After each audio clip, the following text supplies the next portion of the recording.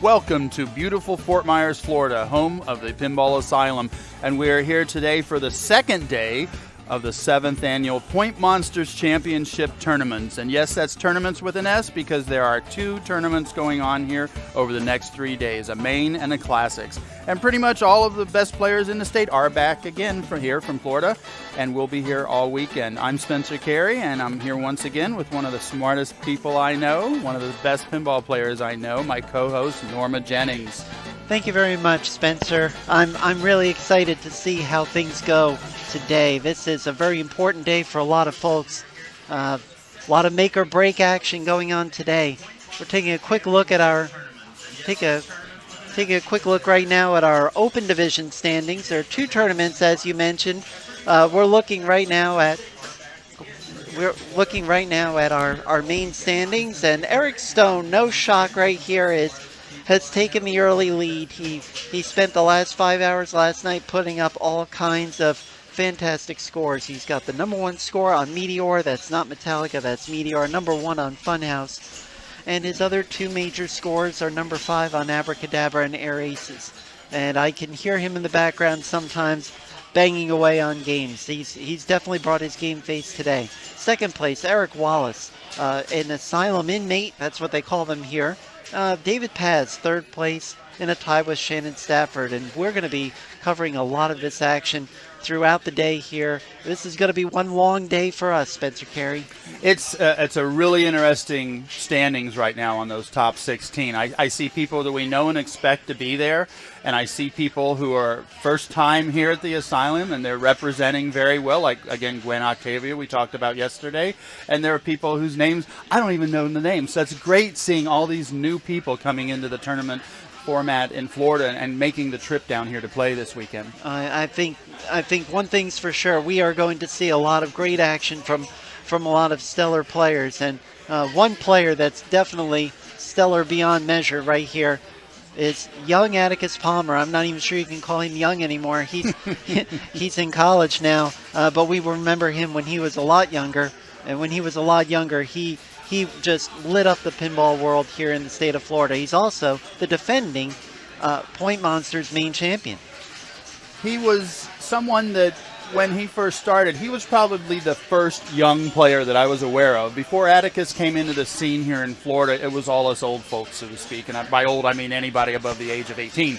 And so now not only is Atticus a grown-up man now, but we've got Alex Marino, we've got Nick Mueller, and we've got all these other young players that are here this weekend or elsewhere in the world playing pinball right now, and it's just great to see these fresh players come in and sadly kicking my butt on most of the tournaments I'm in with them.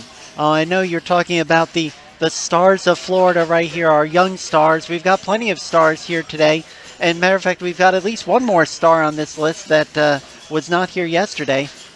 All of the players in yellow are here today, and this was the top 24 effective on June 2nd. And as I said, one more extra one right there. 16th place, Al Newman. Shocking that Eric Stone is so low in the standings, but you've got to give him a break. He only played 1 tournament this year in Florida, and of course he won it. Just tremendous. But I'll tell you what, there's a shining star out there that's going even bigger and badder and further than anyone's ever seen anyone before. Some of you might be bleeding over from the IFPA World Championships. If you were online about an hour ago, you saw one of the most incredible games of pinball I've ever seen, and it was pulled off by this young kid, Nick Mueller. Can you believe it? I'm still in shock. This is a screen capture from JDL Pinball in the 3-way playoff that Nick Mueller won to capture 32nd place and make it into the finals of the World Championship. I'm just getting goosebumps. It's amazing. He's only 18. He's only been playing 5 years. He's our Florida State champion.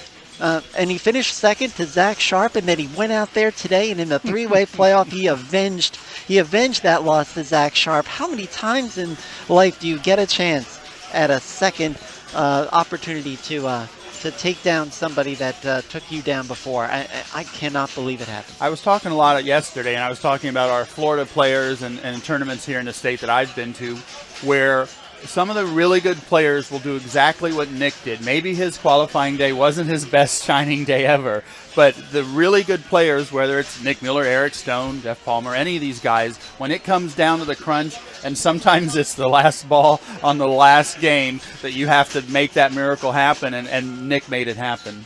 I'm absolutely amazed at him. We've seen Nick here at the Asylum. We've seen him in so many different types of venues here, and I think one thing that you can say about him is that he's cool as a cucumber. I mean, he really should be working. He should be working for the government, honestly. He should be launching missiles or something. He's just so calm under pressure. He has really adapted and quote-unquote matured as a pinball player. Because, I mean, just like Eric Stone, once Eric Stone really started cranking, he got a lot more serious, and Eric Stone really calmed down a lot, and I think that really made him a better player by focusing down and getting the job done. And the same thing with Nick Mueller, because Nick Mueller's from the Orlando area like I am, so I've seen Nick since he started getting into those tournaments up there before his scope started expanding. And Nick was like a young Eric Stone at that point, a little loud, little kicky and punching the machines on occasion, but we all everybody had a talk with Nick and said, you're a great player, you calm down your focus, and you will benefit from that, and that's exactly what he's done. Absolutely. And looks like that Atticus Palmer's finished up here on Funhouse. This Funhouse is definitely playing a little tougher than usual. We're starting here on Funhouse today. It's one of 12 games overall, and I know that some of you might be wondering how exactly do these tournaments work. So let's take a quick look over here at our first set of rules here. The main tournament, which you're seeing that bank along the side there, you saw it in the previous view, is what they call Herb style qualifying. So Herb style, for those not familiar, means that you have to just play your best game. Only the best score counts. All the other scores get thrown out. So you need your best 8 scores on 12 total games here in this bank. We've got about 50 players this weekend, so it's definitely going to be shorter lines, short queues. That's what we like over here at the Asylum.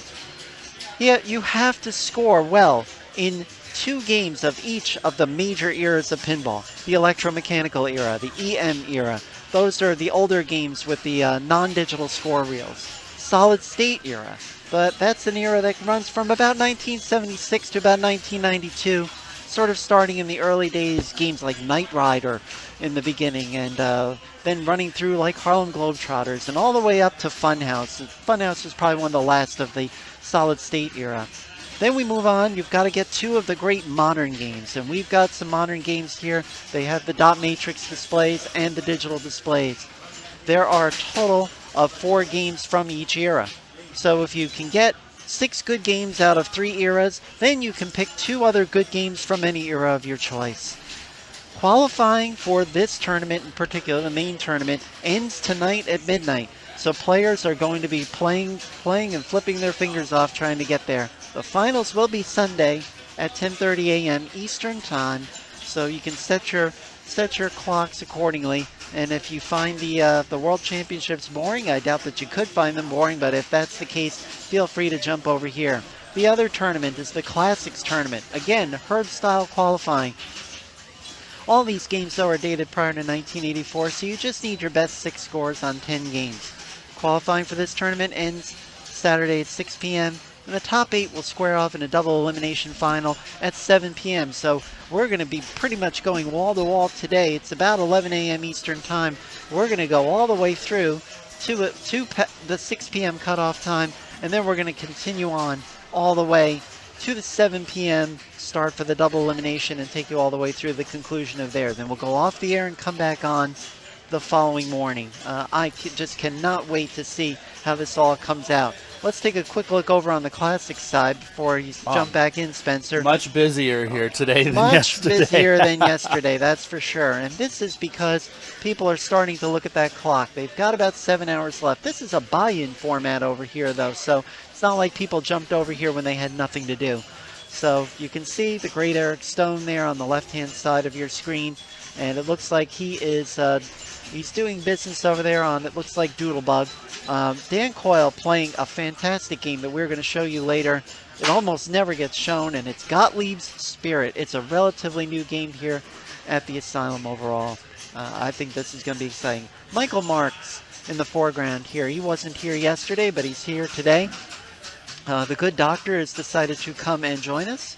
And you can see right there Joe Janot with his arm behind his head right there. We're going to try to get as many interviews as we can. Joe Janot was kind enough to talk with us. There's so much history in Florida, and this is a great day for Florida pinball today. Absolutely. I can't think of a more spectacular day. We've got a North American champion in the house. We've got another player off to the side, off in Italy, who's shocking the world, and then we've got at least two other. Jeff Palmer should be around here somewhere. We've got other state champions here today. It's a fantastic day. Who've been, just to refresh our memory here, because I'm half forgotten, but obviously last year, or this year I should say, Nick Mueller went to nationals for Florida. The year before it was Jeff Palmer. The year before, I believe it was Jeff Palmer. And then before that, it was... I'm glad that you brought that up, because we actually do have that sort of information here. When you think about the state of Florida, Florida is the pinball state, I think. And here are former SCS champions here, and a couple of familiar names. And there he is, 2019 Nick Mueller. The asterisks next to each of those three guys, Atticus, Eric, and Nick, they all made the Final Four in the North American Championship. Atticus finished fourth, Eric won it, and Nick finished second. And it's really interesting that Atticus and Nick won their state titles before reaching their 18th birthday. You want to talk about the kids are all right. They're more than all right. And it's true that, yes, these guys that you saw there on the list in our last 6 years of going to Florida our national championship, our state championship winner going to nationals, even though they are the cream of the crop, these players in Florida are so good that it really could be anybody. A lot of these times in the state finals, it's come down to the final game of the final round to make a Jeff Palmer or Nick Mueller or even an Eric Stone go to nationals. And there's someone else that obviously didn't get first place, and second place doesn't go to nationals, but they could have. They were that close, and the games were that exciting. Well, I'll ask you, Spencer Carey, a quick trivia question. Of course, I'm Norma Jennings, and I'm your co-host along with Spencer. And Spencer, it's trivia time. Here we go. Of course, we're saluting Nick Mueller off to the side here, where he's over there in Italy, and every great journey begins with a first step. And so the first step for Nick really was the Florida State Championships back in January. Everybody has to get through somebody in the first round. Here's your trivia question. Who did Nick Mueller defeat in the first round of the Florida State Championships in 2019 to get to the place where he's going? Who was the first one? Take a wild guess out of the blue that the first person he beat was you. And you're absolutely right. You are absolutely right. He swept me 4 games to none. Wow. And I plan on actually... And what was funny is we had a very rocky start together on Ghostbusters, and he got by me there pretty easily. I misplayed it. Then we played Bram Stoker's Dracula. He got by me there. Then I'll tell you when I knew Nick was a champion. We went up against each other on Haunted House, and I had really a very good game under pressure, and I put up 500, and I believe I put up something like 520,000. About 520,000 on Haunted House. Respectable score. Game, and I was ahead of him, about 522. I think it was about 78,000. Wow. On going into ball 3, and he won 568 to 520, and I just pretty much said, well, that's just about it. It settles that. You know when you've been beat. It was only 3-0, but I lost hard after that, so he got under my skin on that. and Nick just did a wonderful job. And here we are, Jeff Palmer. Let's take a look at Dad here. Both Dad and son are champions. It's almost like they're chasing each other. Atticus may be the defending champion here, but Jeff Palmer's no slouch either. He's got some awards of his own, including a state championship, and also he's got one of those very, very valuable banners.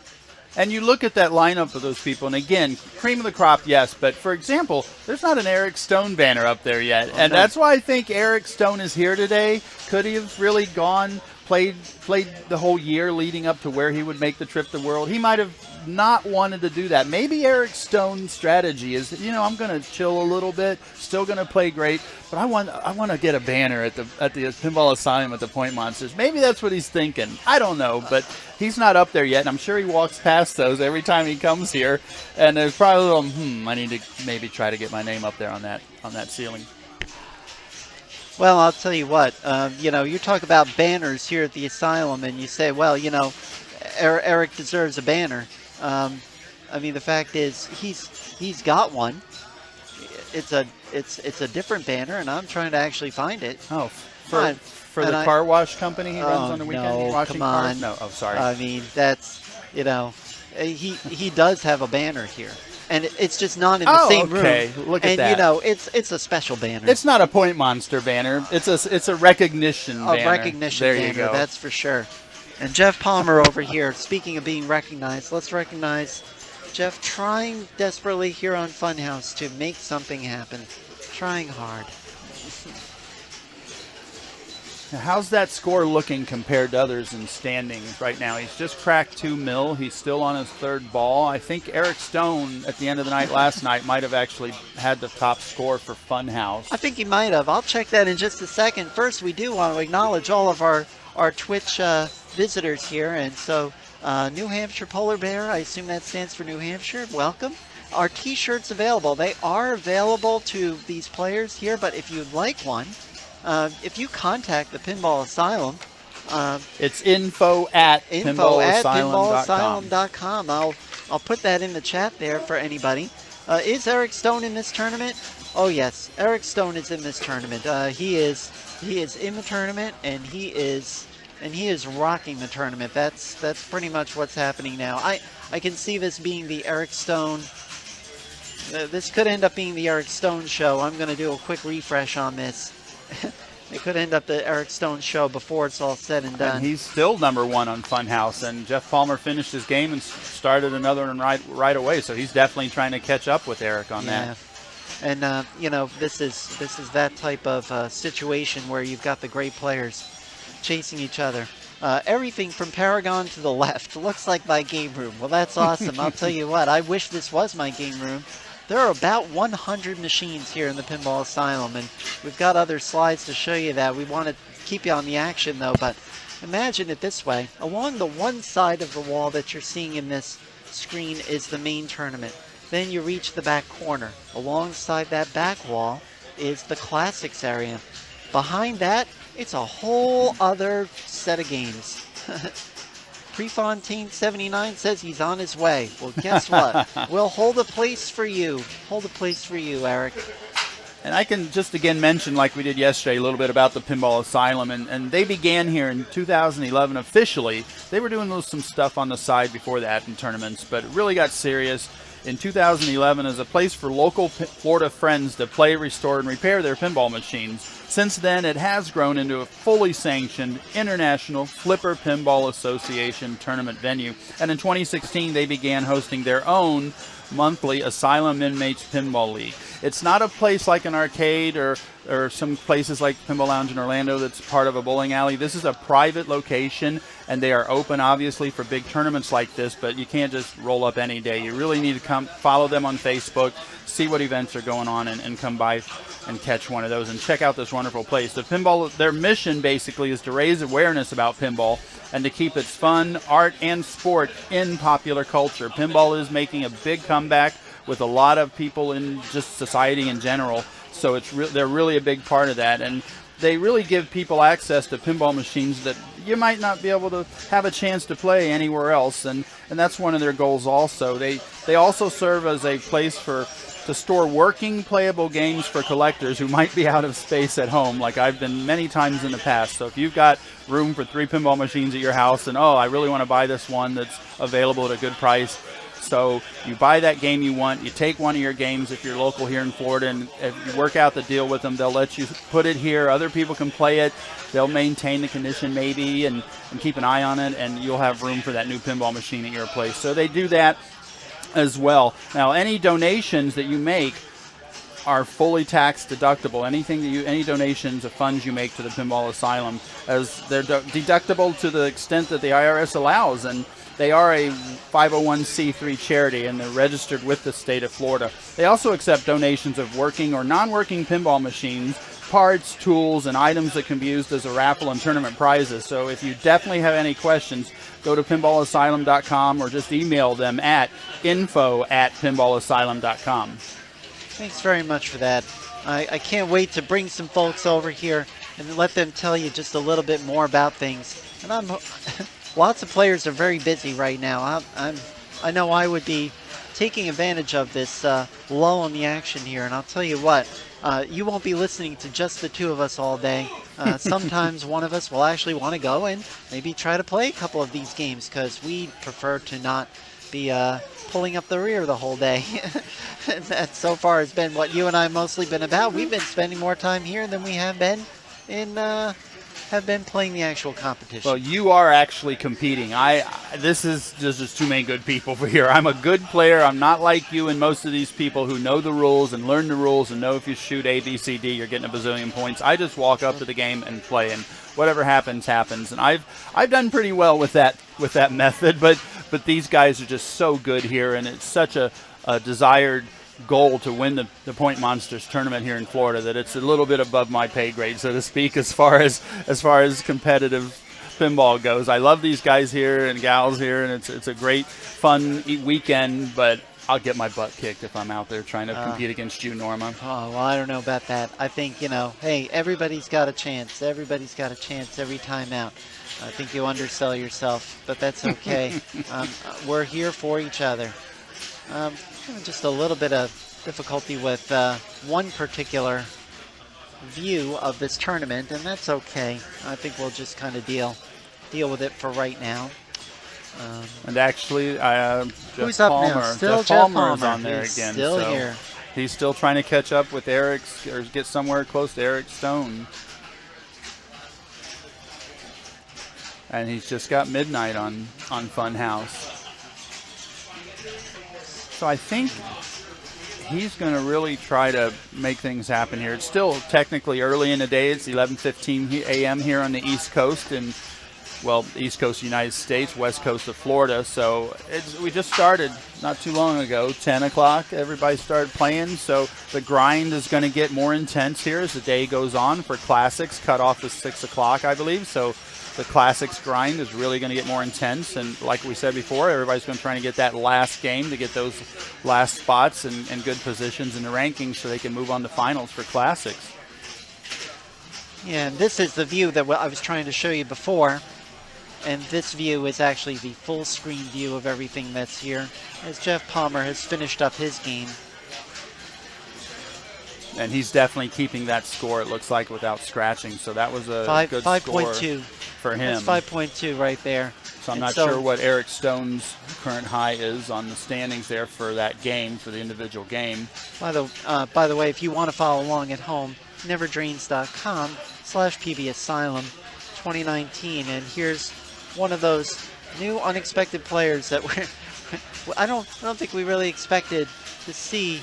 Gwen Octavia hanging around this top 16. Maybe you did, Spencer. You play with Gwen more. Yeah, over at the arcade in Winter Haven, which is a great little place, and that's where I first saw Gwen start playing. Now, again, they have a monthly tournament over there at that place. And Gwen jokes with me all the time that I'm the one that usually bumps her out to get into the top 3 over there when that miracle has happened. And it's just worked out that I've been the one to do that. So I catch some flack for that, but it takes nothing. I've told her, I've said, you are a phenomenally better player than I am. I've just had you've had the bad bounces and I've had the good bounces that's kind of pushed me past there. But I've totally been in awe watching her play over there at the tournaments at Arcade in Winter Haven, and I know she's going to do well today. I really told her she needs to come to this and she needs to compete and do the best she can, because it will really broaden her scope again as a player, and I can easily see her giving everybody here a run for their money today. Well, 1,000,000 points here on ball one, and so let's take a look at this actual action. Some good flipper skills right here. And the lock is lit here. I think this may be actually set a little more difficult than usual. All right, it's midnight. Here we go. Good opportunity to drop in on this. And as what do you want to shoot for on Funhouse when you're in this mode? I don't know. Probably that giant head. let's get the Rudy action going here, and kind of an unusual technique here, but it's working. And down and miss. Oh, she got it back up. And there it is. There we go. 1,000,000 points right there. Very nice. Smooth as silk. And of course, you shoot the trap door for 2,000,000 points overall. I just want to see what the high is currently. Okay. Still on Funhouse, so we know what's going. Oh, wow. Yeah, so a long way to go. Eric Stone stepped the pace here with 21.5 million points. So let's see how close here. Wow. Uh-oh, and that's that. A 3-ball to nothing in half a second. That's just the way the ball bounces. That's pinball. That is pinball, that's for sure. In Rudy voice. 4.6 million going into ball two. It's a good foundation, but the important thing is going. Here we go. It's Super Dog time. You know, people think, hey, this isn't that great a mode, but it's 200,000 plus extra points for getting that Super Dog, and you can never hit it when you want to, unfortunately. I like to use Super Dog to get up to the lock, as you saw Gwen do earlier. Oh, wow. Great save there. A little bit of nudge, getting it off the tips of the flippers, and still in play. Gets it up. Just getting some bad bounces. I want to just say hello, Pinball at the Zoo from Australia. We're absolutely thrilled that you're joining us right here. Oh. Thank you very much for jumping on. I've watched some of your streams personally, and matter of fact, I probably have watched more Twitch than I've watched television in the last month. Constantly watching these games, seeing how people play. Well, very important situation here for Gwen. Very, very important. Don't blow it. Up there and drop down, and it's Rudy time, and yes. Yep. Totally locked in on Rudy. And she's going to try to get it up to feed that upper flipper again here. This is going to be a decent score on this particular game. Oh my gosh. I hate that left out lane, but I'll tell you what, Gwen's going to love this game. Gwen is going to love this game very much. 6.5 million points. That puts her up there in the range. It does. It actually puts her in 12th place on this particular game. And it's a good game, but unfortunately, I hate to burst her bubble, but it isn't gonna amount to much as the day goes on. You're going to be seeing 8-digit scores on here pretty regularly from some of these folks as we go along. But I think it's a wonderful foundation score. Good job for Gwen. Good players up there in the top 5 or 6 on Funhouse at the current scores. But all it takes is one game. All it takes is one ball. Anything can happen. I'll tell you what. This is somebody else that I'm really interested in seeing right here. Who would think that we'd be seeing Anthony Dixon so close to the top here? I mean, this is a guy who I really didn't know much about until about 6 months ago, but another great star here in Florida. He is in the top 24 right now, and I can see him sticking around here for quite a while, the season being almost half over. Trying to get the hits going up there on Funhouse. Looks like he's got quick multi-ball, and he'll be trying to get it up there. The old unlimited million right here with the quick multi-ball. You want to get it up there as soon as possible, feed it to that upper flipper. Not quite there on yet. A little crowded with the 2 balls. There we go. Oh, nope, didn't quite make it around to feed the upper flipper. 1 ball goes out the middle. And he's back to 1 ball play. Oh, that's terrible. Just barely rolled off the tip. But that was ball 1, I believe. So, yes, going into ball 2 here. Still plenty of opportunity to make a statement. Step skate is open. Oh, nope, that was okay. That's down there for the left plunge. Going to make it up. It's a little tight getting it up there and into Rudy. Good to go. Right up. Oh, man, Funhouse is one of the games with a post today, and we talked about that yesterday, and you really have to trust the post. And even if you trust it, it doesn't mean it always works for you. I'll tell you that I saw a couple of players yesterday really make some good, powerful use of that post. And I myself have said to myself, trust the post before I play a game that has the post there. And then I still try to do something with the flippers, and it'll go right out, and I didn't trust the post. I think it's human nature. Human nature, definitely.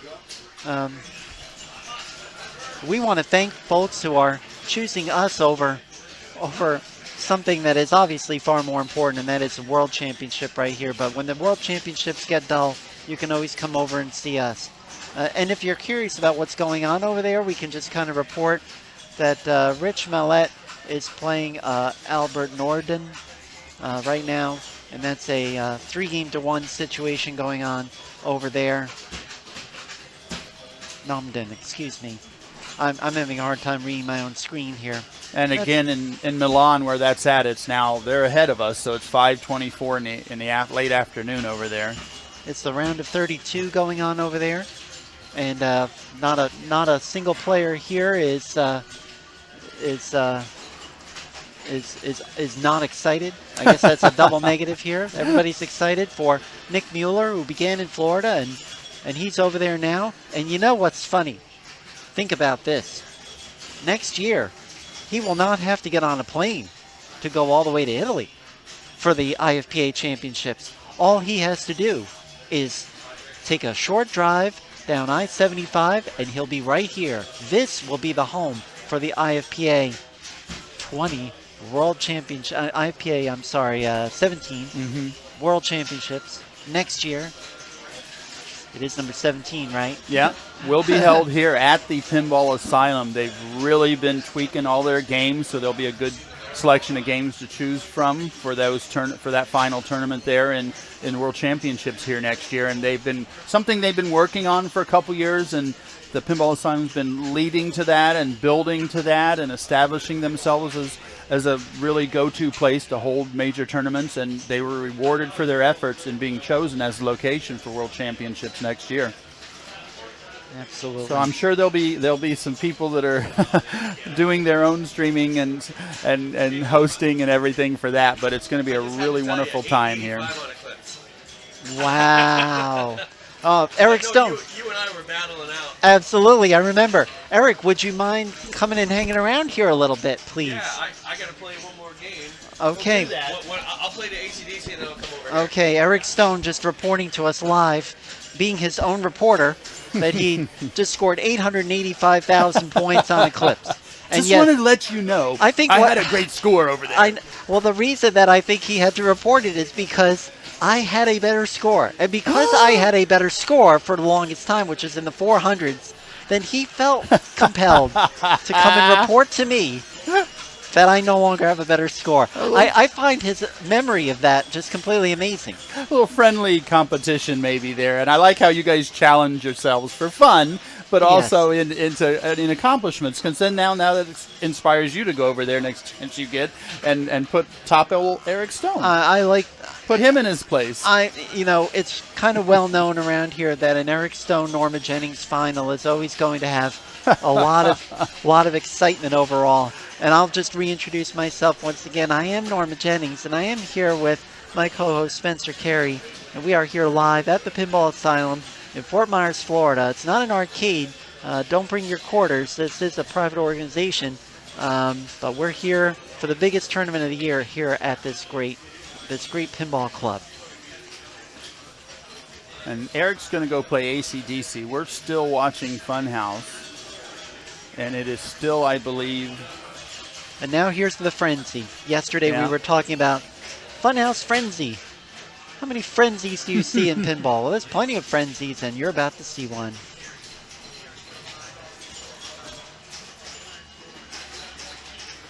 I think he got it in the trap door. Oh.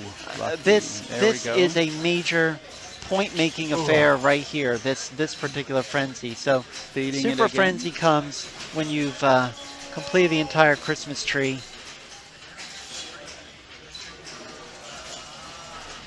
The trapdoor bonuses are just so valuable too. Oh my gosh! Right out lane, one Rudy hit, plus the frenzy, for a grand total of 3.3.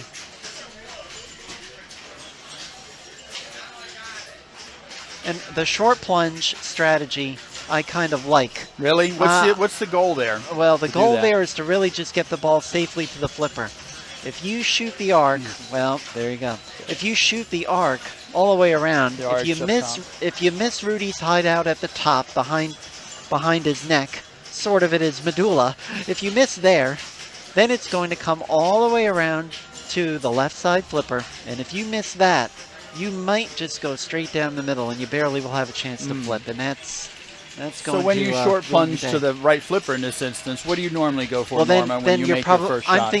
I'm thinking mirror, because the outside lane right there will light the magic mirror, and I would just go for the mirror. Whatever the mirror is going to give me, I'll just take it, because I'll be in a little mode. And it's very possible I might be in the mode where I might get quick multi-ball right away. So I go from literally plunging to multi-ball right away. All right, let's see who's on the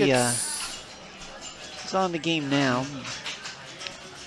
Mr. Steve Marsh. Steve Marsh, formerly of the great state of New York, and he's here now, climbing his way up through the standings. And the great thing about Steve Marsh is he's a very strong player, very humble guy.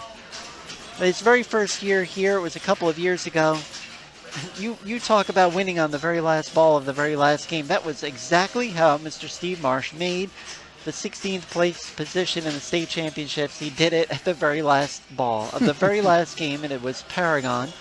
And he did that at Jeff Palmer's house on the very last tournament of the year, December 30th of that year. So you go all the way down to the end, and you win the tournament, and you jump in. Fairy tale story. And I think he won his way through that first round that year, if I remember. See, here we go again. See, that's not as valuable. So you get the gangway option available. Not very valuable. You're probably more thinking about that mirror, and you're definitely wanting to get some switch hits to get you closer to 11:30, 11:45, and then midnight. It's 11:30. The funhouse closes soon, so now it's time for the first lock. Well, now it's time for a drain, and it's time to re-queue. New Hampshire Polar Bear says, that's a great looking t-shirt. And so, yes, that t-shirt was actually made by, are we talking about the t-shirt for the Point Monsters? Yes, that was actually commissioned. Or is it the Pinball is Back shirt that Steve Marsh was wearing? I don't Maybe know. they'll let us know. I think it's the Point Monsters logo is what I'm thinking. So, Polar Bear, if you have any clarity there, I personally think the Point Monsters logo this year is really superior. This t-shirt and poster design. Yeah. So warm is okay. Warm that's water, fine, my friend. Fine, please. Thank you very much. Yes, trying to signal that I'd like a I don't know sign glass language. of water. So if you're okay with I myself like warm the yellow water one. as opposed to the yellow T-shirt. Yes. Oh yeah, that's the Point Monsters poster. T-shirt that's being used by our fine assistants here, and the person that you saw in the background there, Mr. Mike Huff. He's responsible for a lot of the interior work that was done here at the Asylum. It's basically run by volunteers. I find it amazing that things are in the as great well condition. as they are. Oh yeah. I find volunteers just amazing. Oh, okay. Thanks.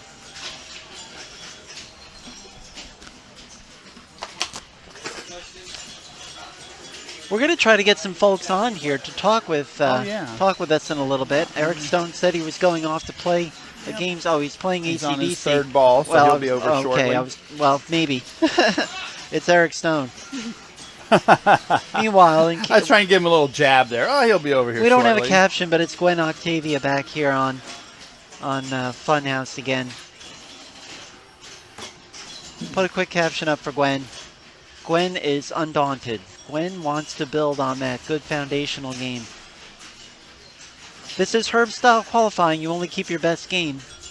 We apologize for Matt So Barlow's a back. little strategy on that, as far as if you Jeff Palmer also in that shot with the beard. you can have one really good game on a game. So let's say Funhouse, and again, it all depends on what everybody else does. In all honesty, so you think, oh, okay, I'm on Funhouse. I'm going to go play AC/DC for a while or in other games, and blah blah blah. And you come back, and if it totally changes. Once somebody moves up, it knocks other people down, and that totally affects the standings. So you're like, oh, I have to go back on Funhouse, and I have to top my previous score that I was happy with. Absolutely. And I mean, the heartbreaking thing about a tournament like this is that when you get a good score, as we switch over to show you this, let's take a look at a game like Abracadabra. Eric Wallace sitting pretty right now with 106,200. John Beagle did nearly as well, but took a 10-point deficit right there just because he didn't get all the way to the top. So it's 100 for first place, 90 for second, 85 for third. So Gwen was within a whisper there of second place, lost 5 points, and then they count down incrementally down from there. So those first 3 positions are probably the critical ones, especially positions 1 and 2. That's why they get the special highlighting in the overall standings. I know you're probably thinking, well, you're talking about about this being the Point Monsters Championships. Let's take a quick look at the classics. Oh, what a shock! Eric Stone's leading over there too, and Eric Stone is actually going to be here on the mic and checking out his own standings right there. Eric Stone, thank you very much. It's an honor to have you here. Welcome. It's always good to be here. Look at that. Is that 600? It's a perfect I can't 600. believe it. That's it. Perfect score. I know it's not going to Perfect last. score for Eric Stone right Wow. there. He's got 600. Let's dive in on that just a little bit. Amazing. Let's take a look at this man's performance here. Algar, 685,740. Not bad. No, it's not bad, but that game's playing on the hard side. Yeah, so well, that's a good score. I think that might hold up, although you might get challenged on that one. Eclipse, I don't think anybody's going to touch you, frankly. 885,000, that's tremendous. Jack in the Box, you rolled it. Oh my gosh, I wish I could have seen over there. That was remarkable. Spear, 556,000. That's a very good score. And that could be beat. Definitely. We'll see though. But you probably wouldn't drop that much. Future Spa, 437. That's not too bad. It's not too bad. It's top right. And Dragon, the way Dragon plays on any given day to even get close to $1 million is quite an accomplishment. And again, you did this only in 12 games. This is a buy-in format over there in Classics. It's not Herb Yes, just straight up. I spent 40 to get 15 plays. Well, that's remarkable. So what are we watching? Funhouse? We're watching Funhouse right now. Eric won it up, and I don't think we're watching Gwen. I'm trying to see who it is. It's actually Randy Parsons, so we'll put him up there.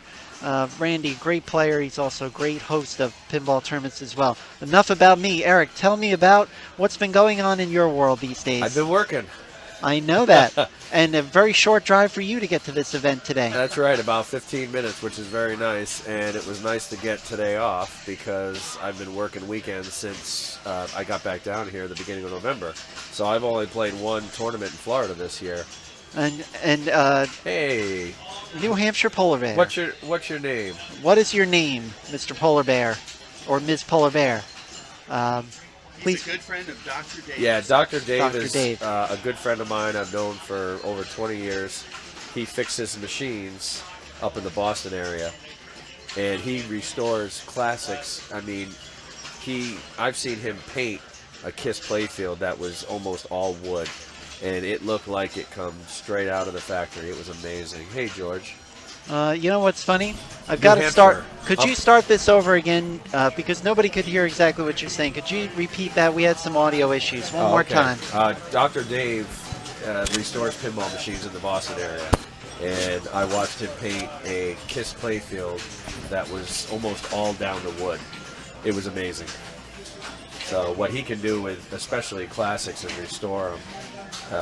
He restored an 8-ball deluxe that's the smoothest game I ever played, a Quicksilver, Stargazer, just a lot of the games from the late 70s and early 80s that you would like too, Norma. Oh, well, thank you very much. And Eric, as we said, I'm sorry, let's wind this back just a little bit. A short drive for you to get here. You said only about 15 minutes. You do work locally, and people see you on the air quite a bit. That's right. Yes. So For those who don't know what you do. Please tell us what you do for a living. I tell people the weather. Well, can you recap for us what the weather will be like this weekend? Yeah, it's going to be kind of cloudy and kind of rainy and hot and humid, but that's Florida. Welcome to Florida. Rainy season, you know. So that's a pretty easy way to do the weather, I guess. Well, yeah, you just have to kind of time where the rain's going to be. And Zabransky. He would knock me down in grades because my handwriting was bad. What? Oh, yeah. Yep, I'll never forget him. He moved to Seattle or somewhere out west, I think. So I know you had some stat slides, did you not, Norma, about Eric? Maybe I did, and I'm going to actually bring those up right now. That I thought were pretty interesting. I know you've got a lot of action going on here. You know, first, before we even start looking at that, let's take a quick look at this little video segment about you. When I was 2 or 3 years old, the doctors had told my parents that I had a problem with my nervous system, right? And they had said, well, he's never going to have good hand-eye coordination, right? Which is pretty funny now. So my mom thought, well, I'll buy a pinball machine when I was 4 years old. And the rest is pretty much history, because with no hand-eye coordination, I wound up being 4th in the world in pinball in 2019. This game right here, the Captain Fantastic, which has got Elton John on the back, that's the first game that they bought me when I was 4 years old back in 1979. I lived in New Jersey, and 7-Elevens had pinball machines way back in the 80s. So my dad, he'd get coffee in the paper, and he'd give me 50 cents. And I would literally play for an hour while he read the paper and drank his coffee in the car. It was pretty cool. Every weekend we did that. In the end of 2015, I got hooked up with the Pinball Asylum. One of the guys had emailed me back in. I'll tell you what, that's remarkable. That's amazing. Let's take a look at this right here. Let's take a look. It's like an earthquake. You know what I love about you, Norma? You would always come to me and tell me all these stats. You were like ESPN of pinball. And it's funny because when I watch the Patriots, being from New England, and they ask Tom Brady, hey, you know you broke a record? And he says, I don't know. I'm thinking, you have to know. But you tell me things I have no idea. I love it, Norma. This graph right here, I painstakingly assembled this because I had to see it for myself. I call this 20 months that rocked the pinball world. Now, April 3rd, 2016 is really when you first got a legitimate IFPA rating. You started pretty high to begin with at 1273. And then there, 20 months later, all the way to number 10. And you're holding on to your major championship right there.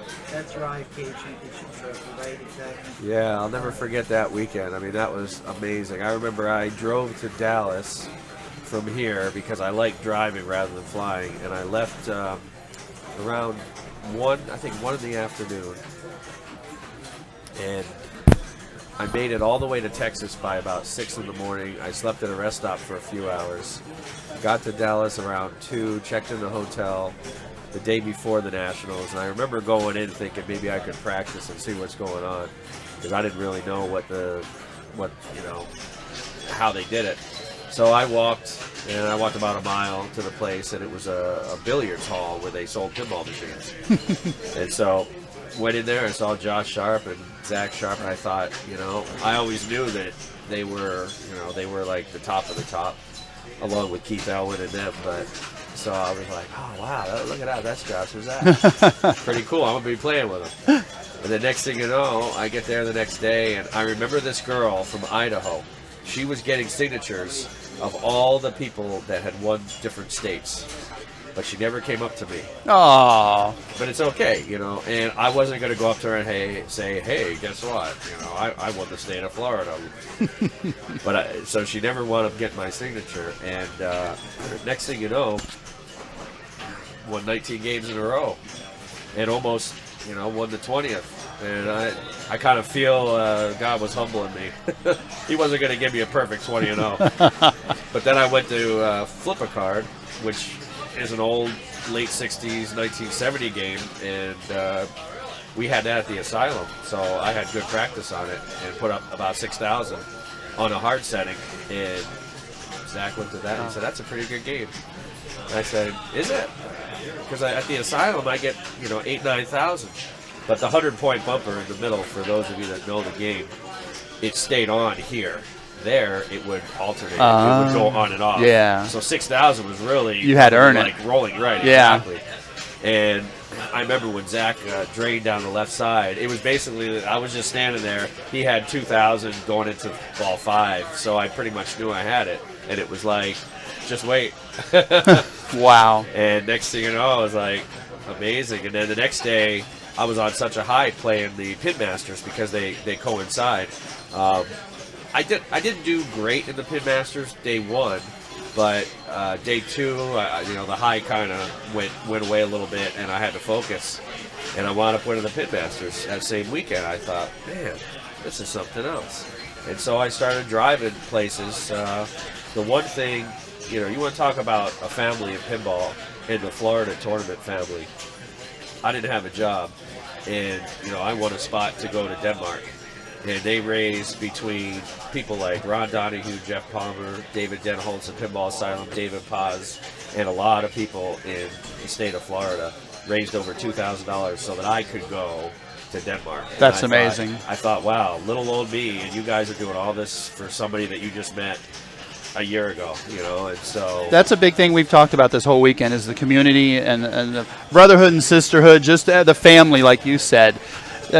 You're okay though, Eric. The family that, like you said, that comes together for people that need just a little push here and then, a little support, explaining the best way to play a game. I see you and Palmer and all these top guys out here talking to each other about what to shoot for. Right. You're supportive of each other. Everybody in the Florida circuit here really wants everybody else to play well. It's not fun if you go into a tournament and you just, wipe the floor with everybody. Yeah, you won, but that's not fun. But if there's a challenge along the way, I know you don't shy away from it, and you look for that challenge because it brings the best out of you as well. Right, exactly. And I'm not going to go to, how do I say it? I'm not going to go to a place where there's newbies. There's people just getting in there and then start playing a tournament against them. That's not right. I'll go there and help them. I'll say, listen, this is how I play this game. If you can do this strategy, make these shots, then you'll do well. Pinball's not just about flipping the ball and whatnot. There's a strategy to it. There's an order of things that especially these games nowadays. So I'm really excited for Nick. I was watching him. I know, watching you at Nationals when you were there, and you just surprised everybody. You came out of the blue, and you did. These are the top players in the United States, and you did do some stomping there. And so you did that, and then this past year when Nick was there, I know that I saw in some of the comments on the Twitch feed that people were calling him Weatherman Jr. Yeah. Because, again, here's another strong Florida player that they didn't know a lot about, and he came in here, and Nick just kicked butt all the way up to the final top 2. Well, I met Nick probably 3 years ago, and he's definitely matured since the 3-year mark. I mean, I have too. When you start playing competitive pinball, you don't really know how good you are. You don't have like a rating. I knew I could play well, but how well, I don't know. So when you lose, it's not like the NFL where if the Patriots are playing, I don't want to say Cleveland because Cleveland's starting to get good. Maybe the Jets. 9 times out of 10, the Patriots are going to win. Right. But if I'm playing a player ranked 1,000, I may only beat them out of 10 3 times, 4 times. There's a lot of you need a lot of luck in pinball. There's a lot of bounces, especially on the classic games. But then there's a lot of skill too. So when I met Nick, he was very erratic, like I was when I first started. He, a lot of shaking and getting upset with himself, like me. And I've calmed that down, although I'm not perfect. I never will be. But, once you start doing that, then it allows you to play better and focus on, what you need to do. Because you're going to have games that you have house balls. You're going to have games where you say, man, I should have beat them. And a good example is after I won the Nationals and Pin Masters, there was a league in Texas. It was a local league of maybe 15 or 20 people. And it was in an arcade where they had played every week for, a year or 2 years, whatever. So they knew the games. And, I'm new to this whole thing. So I go in there thinking, oh, man, I'm not going to have a problem. I think I came in second.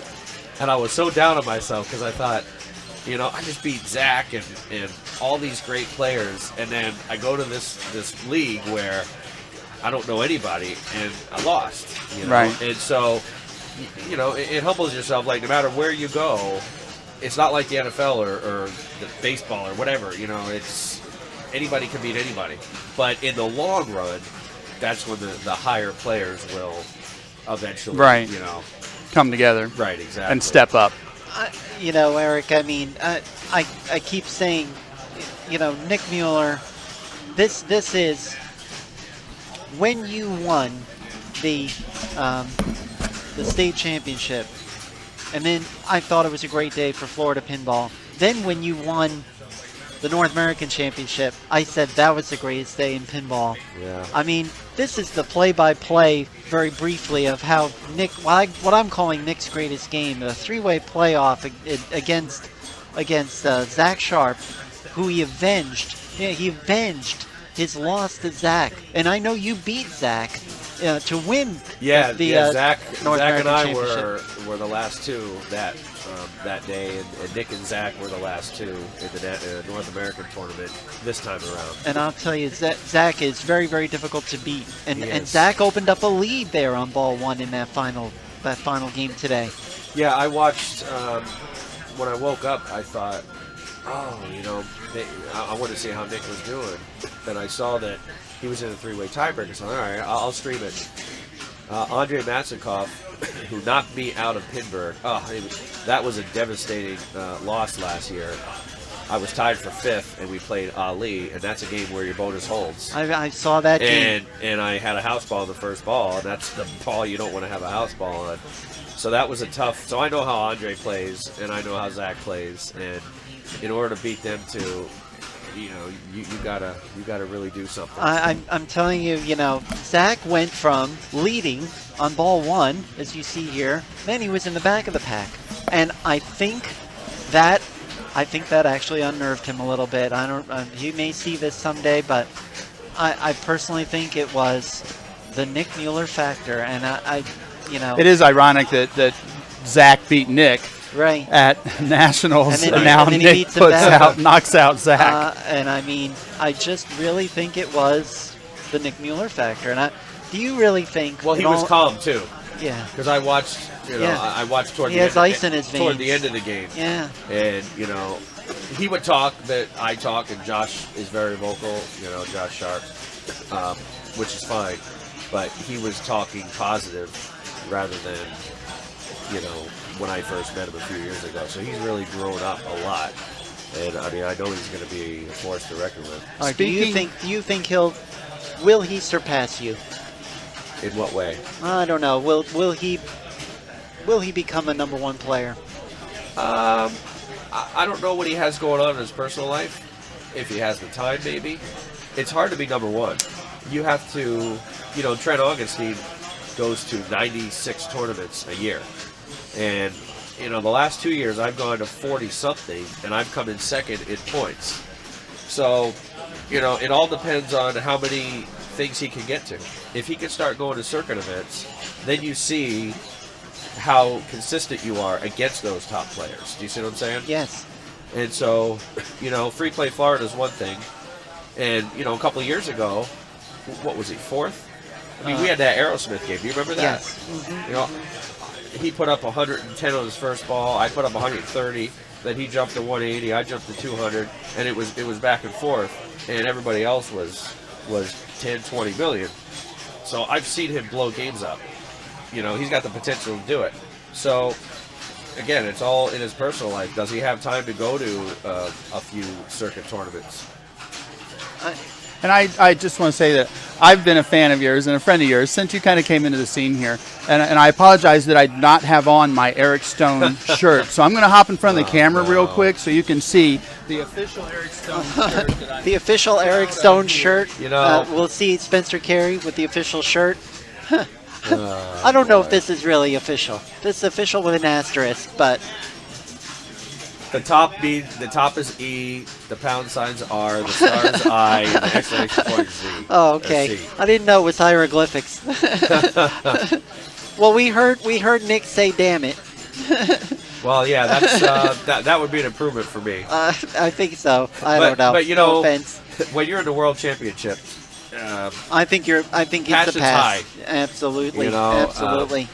and people get yellow cards, and people get DQ'd from games for just rage tilting them. You know, if it's it's somebody else's house, they're inviting you in, and I try not to do things like that. Believe me, I'm as potty mouth as anybody, or you or anybody else, and I've had to do the same thing of trying to restrain. So fudge is a favorite word. But before we let you go, Eric, let's take a look at this guy right here in the middle of the screen playing Gottlieb Spirit. Old Sebastian. Old Sebastian Bobbio. Really good friend of mine, and he's another one that if he traveled more. And it's so hard, though. He's going to be traveling to Denmark. That's very true. soon. Yep. The as EPC. he's been named as a member of Team USA. In fact, he's going to be playing at the same place that the World Championship was 2 years ago, at the Pin Lab in Denmark. And the same one you were at? Yeah. And those guys are so friendly over there in Europe. I never thought I would travel overseas. That wasn't my thing, but I had the opportunity, and people from Florida were so kind to raise a lot of money, and it was an amazing time. And it's funny, the tournaments over there, they don't pay money. It's illegal to actually pay out. Oh, really? To pay out, so you don't have to pay a fee to play? Oh, yes, you still have to pay a fee. Oh, okay, but there's no payout. But there's no payout. Huh, interesting. I know historically Europe has always been more passionate and kept pinball alive over the decades, whereas in America it's gone up and down a couple of times here, and it's coming back now strong. But 70s was the heyday for pinball. Operators could literally make $1 million a year. Even the 80s. Yeah, until video games came in. Right, but in Europe, the popularity of pinball has pretty much always been maintained in European areas over there. And I don't think it's all of Europe where they don't pay, but I went to some pretty nice houses, some nice collections, just like we have here at the Asylum. What separates us is we have a lot of rare games that you don't really see too often, especially the classics. I mean, Eclipse. Does anybody know Eclipse, how to play it? So is the selection over there, for example, at people's houses, do they just have the American imported games over there, or do they have a couple rare American games, like we have rare European games here? Yeah, they've got the Paragons and the Haunted Houses and the, Spider-Mans, stuff like that, as well as the Stern games. They don't really, they have one of them. No, I didn't see any Zacarias over there, but that's another thing we have here. Oh, yeah, plenty. Now, I'm sure in Italy, where they are right now in the world, they have plenty of Zacarias. But I think we have 5 or 6. Oh, yeah, they're back here in the back here. Yeah, and I've never even heard of I never heard of the company. So, they're interesting games, definitely. It's tough to keep some of those going because there's not a lot of... Like here in America, for American games, there's several companies doing repro boards, brand new circuit boards to replace the bad ones in machines. So you don't even have to solder chips and stuff anymore. You can pretty much just go and get a board and replace it. Over there, for those games that came here, it's hard to find people to work on those. I'll tell you what, I would just love it, Eric. I'd be honored if you could call just a couple of minutes right here. We're looking at Alex Marino. Could be the next Nick Mueller. It could be the next you. Yeah. But let's talk about what he's doing in Funhouse, things that are right and wrong. So what he wants to do is he wants to trap one ball just like that, and he wants to shoot the jackpot. There it is. Now what I would do is I would shoot the ramp right now and try to load the second jackpot up, then catch the ball coming out of the scoop. Now let's see how this comes out. Ooh. This scoop has been very, very odd. This is one of the most oddest Funhouses I've played. It has the really sticky rubbers. What do you call those? Silicone ones, maybe? Yes. Yeah. I mean, look how fast that ball is going. And it just grabs and almost stops the ball. Yeah, so, I mean, multi-ball is where you want to be, and, he's got good control. Catch it. Come on. So now I'd pop that one into the scoop, but he got rid of it. But, as Alex continues to play, he'll start seeing the different ways to control the game even better. Now, does he have the jackpot lit? Yeah, he does. So here we go. He got it. Now, I would shoot that right now. I wouldn't wait. But let's see how this kickout's going to be. Ah, that's not bad. All right, shoot the ramp, and then with the other one, shoot the around, and then I'd shoot that too, so I'd have 2 chances. Oh, he shot one into Oh the my other. gosh, it looked like a pool shot right there. Did he Hey, do no, a no, wait billiard a shot minute. right there? He's catching up to my #1 score here. I think so. Good thing we're Great. he can probably hear Just what I want to do. Commentary. exactly. Where I'm going to get beat Right. up. He can hear your advice. Oh, no. He thought it was going that to was hit that ball post. 1, though. Now, there's a center post on this. Yes, he Yes, thought it yeah. was going to hit it. Yep. That's a fantastic ball one. Do you trust the post, Eric? That's the question Oh yeah. of the day. Oh yeah. Well, especially with those silicone Yeah. rubber things on it. But here's the thing: you'll never see a fun house. no. You'll never see a fun house. Don't shake No, it. frustration there. don't. It's Don't not get going to rid of make it your better. bonus. Right. So you'll never see a fun house with a center post, and the right side is open as much as it can be. Look at Oh, that. no. No, he'll get it back. Hey, Will buddy, he? you can have it back. Oh, Oh, wow. I So it wasn't didn't sure hit a if there switch. was a ball Luck. safe right there. There's the luck part. There we are. There we go. Come on. And Spencer, we were talking about this earlier. I'm very much, if you're going to short plunge, mirror, hit it. Don't miss it. Oh, that he either. trusted the post. You And know, I'll he tell didn't you what, shake or give it a that's- nudge. If the ball is just off center, Yep. it's not going to hit the post and come straight back. It's going to hit the post and go to your flipper. So what I try to do is I try to give it a nudge to the opposite side of where so if the ball is a little right of center, I'll try to nudge the game to the right to put the ball more in the middle of the post Yep. and then pop it up.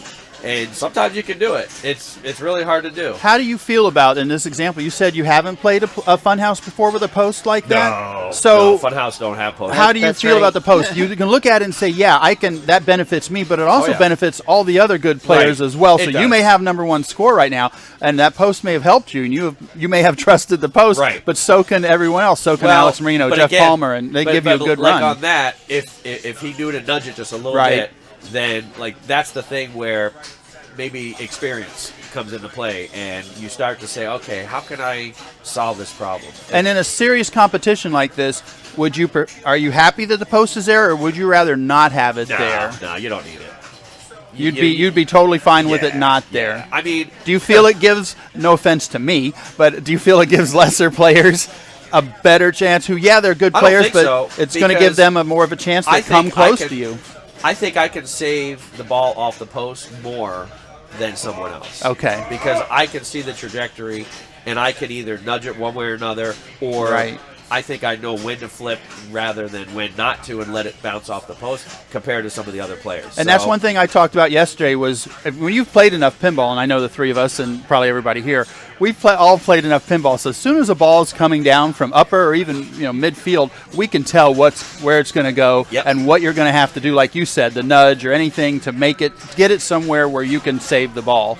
And that's just something that just comes with time. Exactly. And though, I've seen so many great players like you and other people, the ball will be coming from the very top, and that player knows that's going Oh, yeah. straight down the middle, Yep. and there's absolutely nothing you can do about Yep, it. definitely. So you've really got to be thinking about what you might have to do to save the ball at any time. Yeah, That's and got to be constantly ready to go in your head. I still think of that Muhammad Ali game at Pinball. It hit the top left rubber, right. and then it bounced just right And you to knew go it. from the top all the way down. Had I known it was going to do that, I could have nudged. I could have, got my hand up in the back, Did some taps. and nudged it Yeah. off the rubber to go more right. But Correct. how do you know how, unless you've played that several times? How do you know what that individual game's going to do? I could have nudged it and it would have made it go down the middle. But And if that's a rare game, like you said. yes. That like here at the and Asylum. every game plays different. That's the Yeah, thing. and that's what a big factor here at the Asylum. We've talked about consistently how they have a wide range of games and rare games and older games and import games, and that's a really does benefit you honestly, because you can come here and play those odd games. They don't have a Muhammad Ali, of course, but at the moment, but this place has given you the experience to at least try, even if it's not going to be the same game when you go to national Now, or see, world. look at but it that. helps That, you. that was Yes. a perfect example. Yep. If he would have left the I saw flippers that. down, that ball would have Would've gone caught straight it, back. But yeah. instead, he had the left flipper up, so it hit the rubber, hit the tip of the left flipper on the bottom, and went straight down. So I to me, see, and that's I'm- another example. I'm so kicking myself because this I is think that exactly hurts what I people. do. Yeah. I It's think that exactly what hurts I do. people sometimes having Yeah. having that post, because it's like a false sense of security. Right. You know what I'm saying? So you have to trust it, but you also have to know where it's going to go Right. after Right. it comes down. I So hate posts. or where it's going to go once it bounces off. So you do have to do nothing sometimes, like you just said, and Right. let it barely catch the post, barely catch the flipper, and it's saved. I hate posts. I see them as an obstacle. They're because of what you Yeah. guys are saying. It's, well, I trust it, except the times that I don't trust it. Now- There's now- nothing else on the board that you do that with. Disco has this big fat rubber one. I like your finger big, And, huh? and that thing is like 3 times the size of that funhouse post.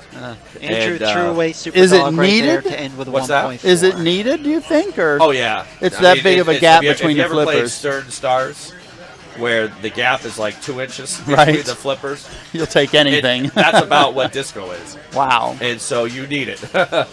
On a classic game, I don't think it's unfair in a tournament to have something like that, because EMs can be luck boxes every now and then. Right. I think the selection that we have are not. I think disco is a very controllable game. Jack in the Box, I love that game. I Oh, always everybody have. does, yeah. Again, you just have to know the bounces. Air Aces is a good game, but I do not like using the top flippers on Air Aces because you get in a lot of trouble. Not giving away any of your secrets, but I myself, if I could play any game, or one game, I guess I should say, it would be EMs. I really like EMs. I do too. And I look at EMs, when I've played with you in tournaments, or for example, Jeff Palmer or any of these players, I know you guys are really good players. And I know what I think you really excel at, too, is the more modern game with rules. I'm not a rules player at all, and I admit that. I walk up, I'm a good player, but I just walk up and play, and it may take me 10 times as long as you to get a score of a certain level, but it's possible that I can do that. But do you prefer one, EMs or solid states or DMDs over the other, or are you just totally happy playing But anything? believe it or not, I'm not really keen on a lot of the rules on the new Sterns either. I don't have access.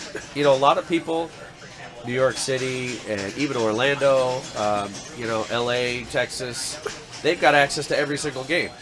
And I don't have access, it usually takes me several months to get access to like a Munsters. It took 3 months, 2-3 months. Everyone else knew the game, but here I am, never played it.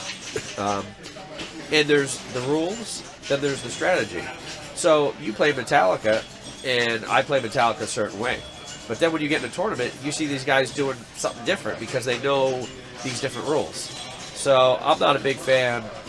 I like the Sterns, but I would say the 80s games, the System 11 games are the games that I love. Solid state. Yes, Solid State, to me, are my favorite. 80s, even 90s, before the Stern, the late Sterns came out. Yeah, and I know you're a great player. Eric, do you try to play private collections that have unique games? Oh, anytime I could get to a private collection, whether it's unique or not, I like to. It's a good tie-in to the question about other parts of the country. I just don't understand where people are getting some of these games, and it's more like, I think to some degree Florida's at a disadvantage. We're in a corner of the country, Yes. and it may cost more to ship here. Yeah, I don't think the shipping is the biggest the problem. It just, everybody in the pinball world that is a collector, they know people, and they say, I want to get this game, I want to get this game. There's several games that I'd like to have here for next year. I don't know, I don't know how to get them. You can get them, but they're not in pristine condition. Eric, here's a question I've never asked you. Do you actually have games at home? I was just going to ask the exact I same think you have question. A couple, right? I've got games here at the Asylum. Oh, Your you've game's got here, them. yeah. I've got a Xenon that I have a new old stock playfield that I have to put in. I have a Twilight Zone that needs a little bit of work, and I have a Doctor Who. And then I still have the Alice Cooper. Oh, really? Yeah, you new, do have. new in box, and I think it's downstairs. It's still in the box still. It is. They gave me the number one.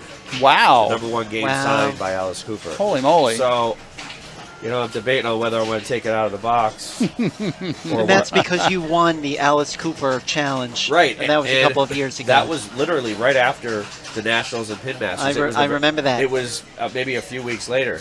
And the thing about that tournament is, out of the 10 games of the tournament, every one was a classic except for one. So you had to be good at the classics in order to Holy moly. And nobody else better than Bob Matthews and I were fighting it out, and it was a best of 3 when we got to the very last round. It was grueling. It was 4-player games, the top 8 in the finals, and I think we played 3 games, but they only eliminated 1 per group. So it went from 8 to 6. Oh, geez. And then 6 to 4. Yeah. And then 4 to 2. And so I won on flip a card. I thought, okay, if I beat Bob on an old EM, I'm good. So then we go to the KISS that had the original old code. And I put up the high score of like 160 million, which is great on the old code KISS. And I don't know what happened. Bob just... we went. I had 20 million in the first ball. He had 50. Then I went up to 80. He went up to 100. I went up to 150 or 160. He went up to 170 or 180. Wow! And I thought, are you kidding me? So the very next game I played was called 300. I think it was 1975. I love that game. And Childhood favorite. I'm a bowler, and so I've been blessed to get several 300 games, and I thought, well, you know what the heck. And I think I won 75,000 to maybe 60 or 61. And Bob looked at me and he said, I would have swore I would have beat you on the 2 EMs and you would have beat me on KISS. And I said, yeah, that's what I thought too. I said once I beat you on Flip a Card, I thought that's it. I got you on KISS, and all of a sudden, Mr. Classic over here comes on KISS and shows me how to play it. Look at this. Oh, my gosh. All this time, and you went from the perfect 600 in Classics down to 590. And I don't know who took you down, so we're going to have to find out. I got beat on a game. We're going to have to find out. And it was Disco. So somebody rolled Disco. Well, actually, Jeff Palmer rolled Disco last night. So let's take a quick and you know look what? at that. I had 940,000 with 2 balls left on Disco. Oh, geez. And I had a house ball and another ball that. Oh no, I got beat on 2. Oh, I got beat on Algar too. On Algar. Oh, really? Yeah, you did. Oh, there boy. you go. And I said, I'm not sure about that. It's a good score, but maybe didn't hold up. Shannon Stafford was just coming up behind you. Yeah, well, I mean, if I can hold, I don't know what time it is. It's we got 6 hours left. Yep.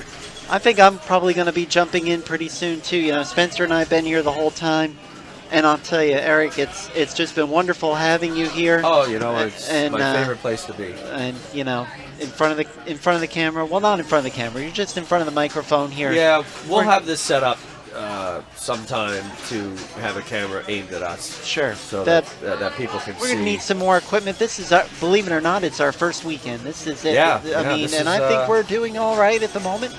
It's not. Oh, look at that! See, and look at that. That Jeff Palmer pointed at it. He nudged it right, but it didn't go. No. When it's bouncing very softly on that post, you want to give it a good nudge to pushing it up a little bit to give it a little bit more. Jeff Palmer, a perennial favorite to win this tournament. Of course, he won it 2 years ago. His son won it last year. Yeah, the only bad thing is the timing. This coincides with the World Championship. Yes. So I'm usually not able to play this, but because of work this year. That's exactly what I guessed earlier. I said, I wonder if in the back of Eric's mind, too, that Eric doesn't have a banner up on the ceiling yet, hanging with the others. And I thought maybe that's something Eric's going for this year. It didn't go to World, but that's okay. I can go for that Point Monsters banner. Yeah, if I get that, that'll be nice. They made a really nice banner for me after the North American Championships. That was really nice of them. I had no idea. So do you look at any certain tournaments like this one or others around the United States? You say, I'd really like to win blank tournament at Texas or this or that, and I want to go there and win Pinball. Right. That's my big goal. I really want to win. I'd love to win the World Championship, but it's so hard to do. Oh, yeah. I mean, Pinburg's hard to do, too, but I think I have a better shot at that. How far do you think, and I'm not dissing us or them, but how do you think when you play international and you went to World, are they pretty much on the same level as our top players in the United States, or are they a little step above, in all honesty? No, there are a few. I mean, Daniele's a great player. In fact, I played on 4-player games against him 4 or 5 times maybe, and I don't think I've ever beat him. Right. And but it is what it is. There are Julio is a guy from Spain. He's really, really good. But him and I him and I were neck and neck. Right. But yeah, there's some good international players. Just like here, it's pretty much the same. If they came here to play in our tournaments in America, Which they they'd be comparable to our top players in America, so to speak. Yeah, well, they have the Epstein Cup, which Right. is the top X amount of players, 8 players versus, in North America versus the top 8 players over there. Mm-hmm. And, Europe beat us this year. But last year, Robert Gagno, who's a guy from Canada, him and I we lit it up. Right. And we demolished Europeans last year. Wow. But the year before in Denmark, I wasn't a part of it because I wasn't ranked high enough at the time. And so we didn't win that one. So it seems like, Johannes, another good player from Germany. There are a lot of good European players. I just think the population out there of pinball players is a lot less than the population in the USA. So there may be more in the U.S. that are better, but the quality is still there in Europe. Sure. Interesting. Good to know. But like I said, this week, next year, we'll be sitting right here. And Absolutely. Hopefully I'll be playing and not sitting right here. But I think it's great. The World Championships coming to the Asylum there.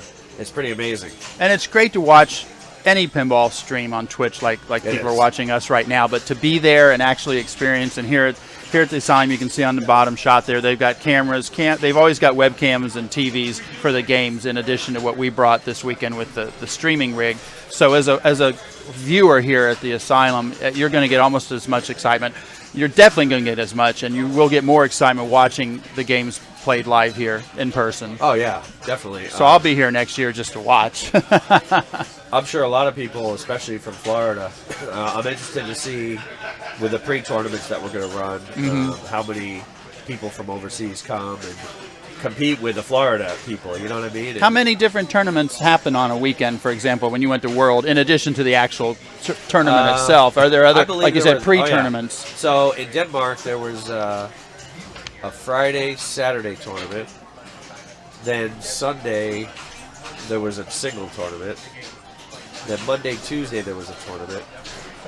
And I'm trying to think if there was a one-day one on Wednesday. And then Toronto, they had the same thing, like a Friday, Saturday, a Sunday, Monday, a Tuesday, and then I think it was Tuesday, Wednesday. So, somewhere there's usually at least 3 tournaments. So stuff to keep all the players busy, even if they may not be doing as well in the main. Yeah. If they want to come like a week early, wow. Yeah. Stuff going on that soon. Yeah. Wow. Basically, it was from the Friday before the actual World Tournament all the way through the following Sunday would be the finals. And do you feel as a player you needed those games maybe in those pre-tournaments to warm up? I mean, you flew, so you had jet lag or whatever. Or no, did you want to save yourself for the main big one? No.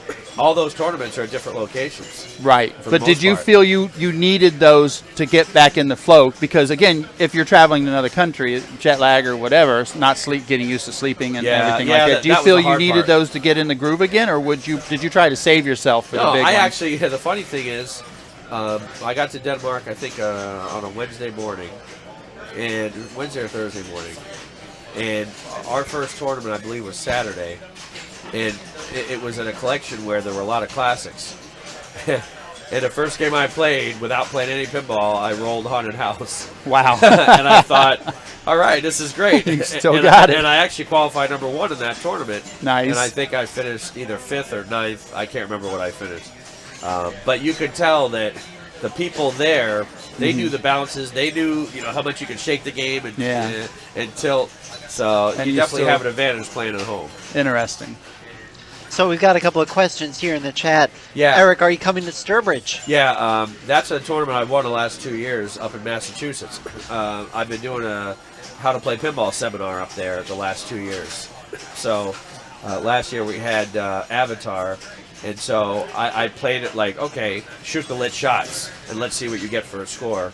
And I think I had 15 or 20 million. And then I said, okay, now we're going to play strategy. And I said, this is what I go for. Then I do this, and it was over 100 million. And wow.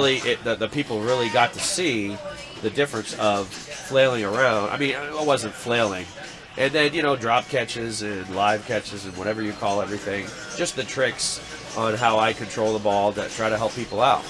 And the year before, they had a Johnny Mnemonic, and I pretty much did the same thing on that until 45 minutes later, the flipper died, and I said that's typical. After a good 45 minutes of stone playing, something usually breaks. So so I'll be there in a couple weeks. So Thursday, Friday, Saturday, Sunday-ish, and hopefully I can win that. But Nick Greenan really, he says he wants to know if you're going to Pinburg. He stepped up his game since the last time he played with you. He came.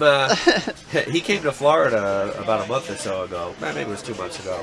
I think it was spring break, and we played over at Nice Guys, and it was nice to meet him. And I keep in touch. So I plan on being in Pinburg. This year I got my ticket. I don't have a wait like I did last year. There you go. That was stressful last year. Wow. There you go. Being 80 something on the wait list. But thankfully I got in. So this time I got in right away. And so those two. I'm still trying to work on this getting a Monday to Friday gig, even though it's work in the middle of the night, doing the morning show for the news. So with that, I would have the rest of Friday off, Saturday and Sunday, so I'd be able to travel maybe to a couple tournaments. But even if I didn't have the time off, I still already plan on going to Pintastic, which is the one in Massachusetts. A lot of my hometown friends come from Massachusetts and New Hampshire, so it's nice to see them every year, and going to Pinburg as well. Well, I'll tell you, Eric, we've really enjoyed having you here. We want you to get back there and keep working on trying to get to the finals here of the Classics, and then of course of the main. We're going to be covering the Classics finals here later today, and we're also going to be covering the main tournament tomorrow. Eric, I've got a pretty solid bet. I think you'll be in both of those. The format of the finals are a little more difficult than usual. You cannot pick the same game twice, and it's a head-to-head double elimination on the Classics. Yeah, this should be exciting to watch. So it's going to be, it really evens things out to where anybody can really win it. Same thing in the main. You can't pick the same game twice. Good thing is if you're in the top 4 in qualifying, you get 2 buys, so you're automatically in the top 8. So as long as there's 6 games that I feel confident on, unless I blow up 2 of them in a row, then and everybody knows how much I like Funhouse. That's that's definitely one of the games. That's one of your core games for sure. Yeah, that's one of the games I love and I do really well on.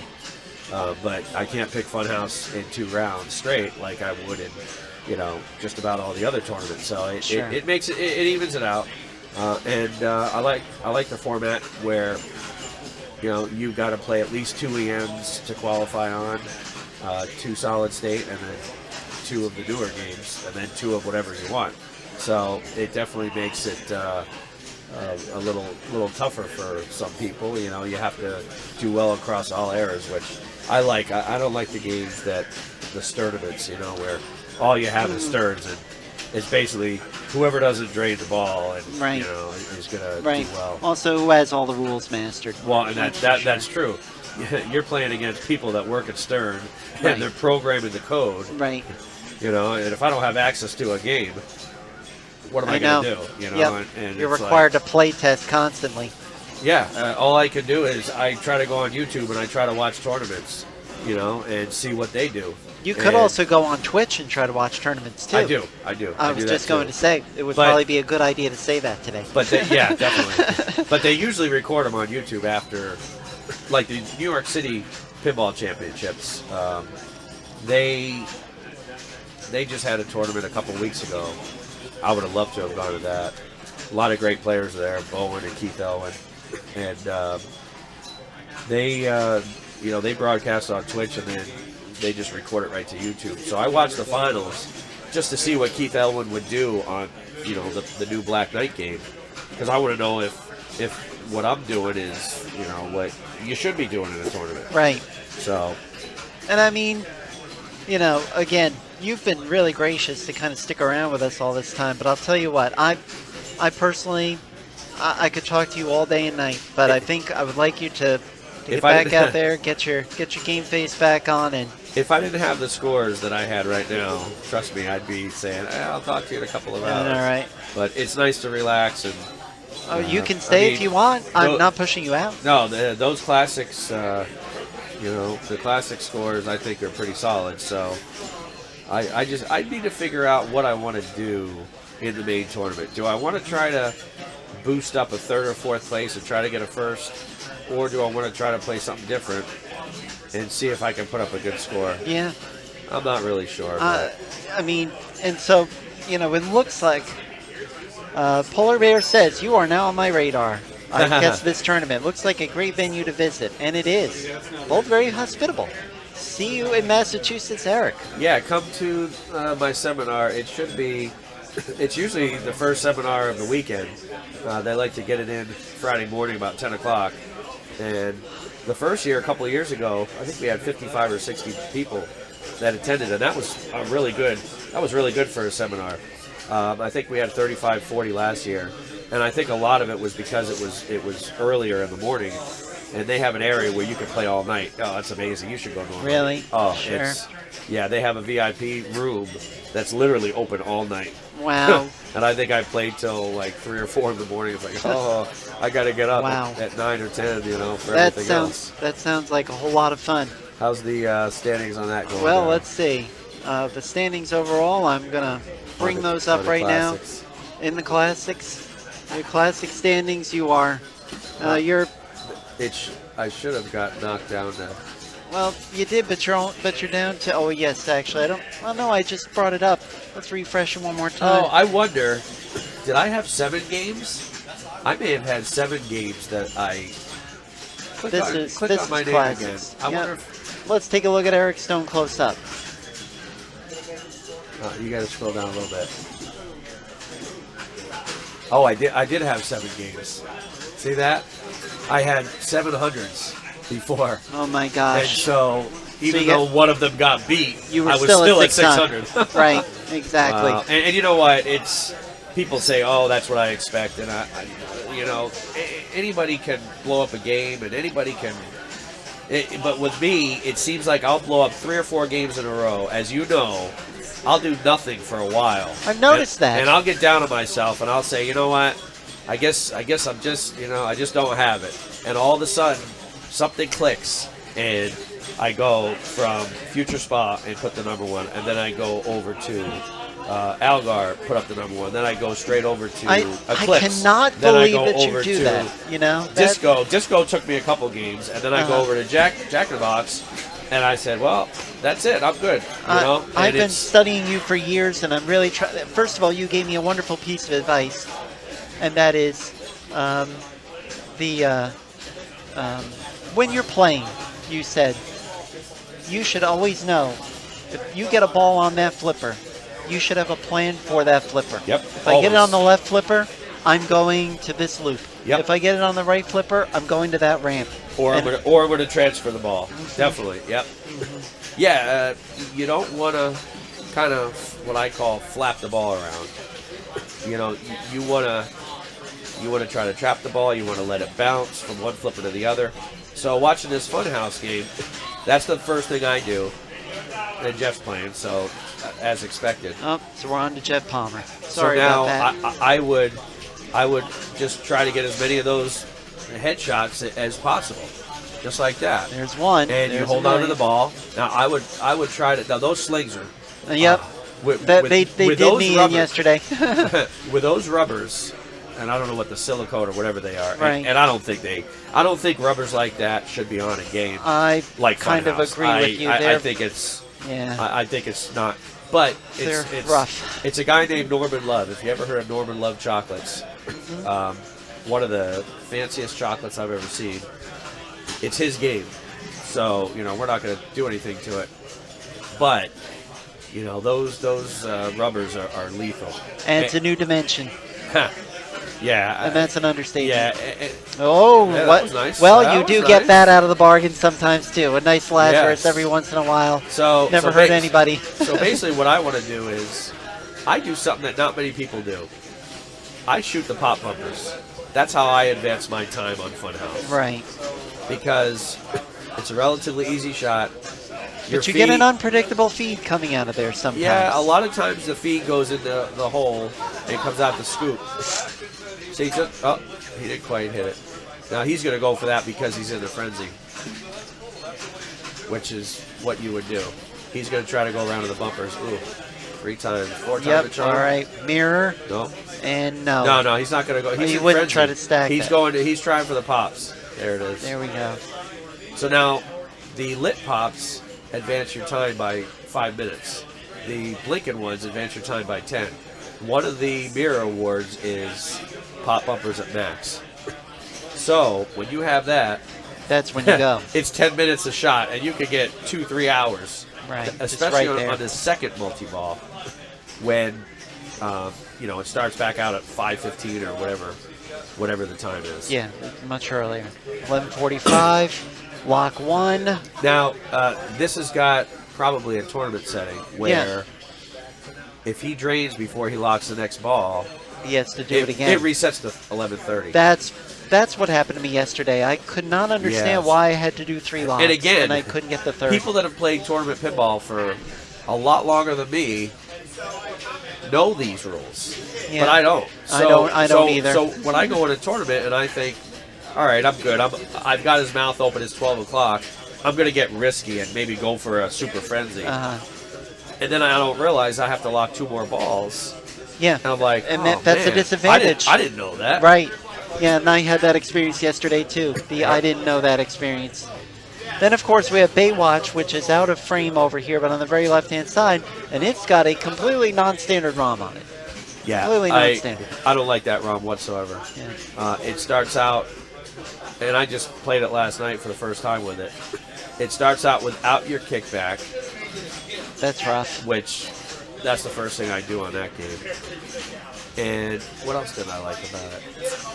Yeah, I haven't even touched Baywatch yet.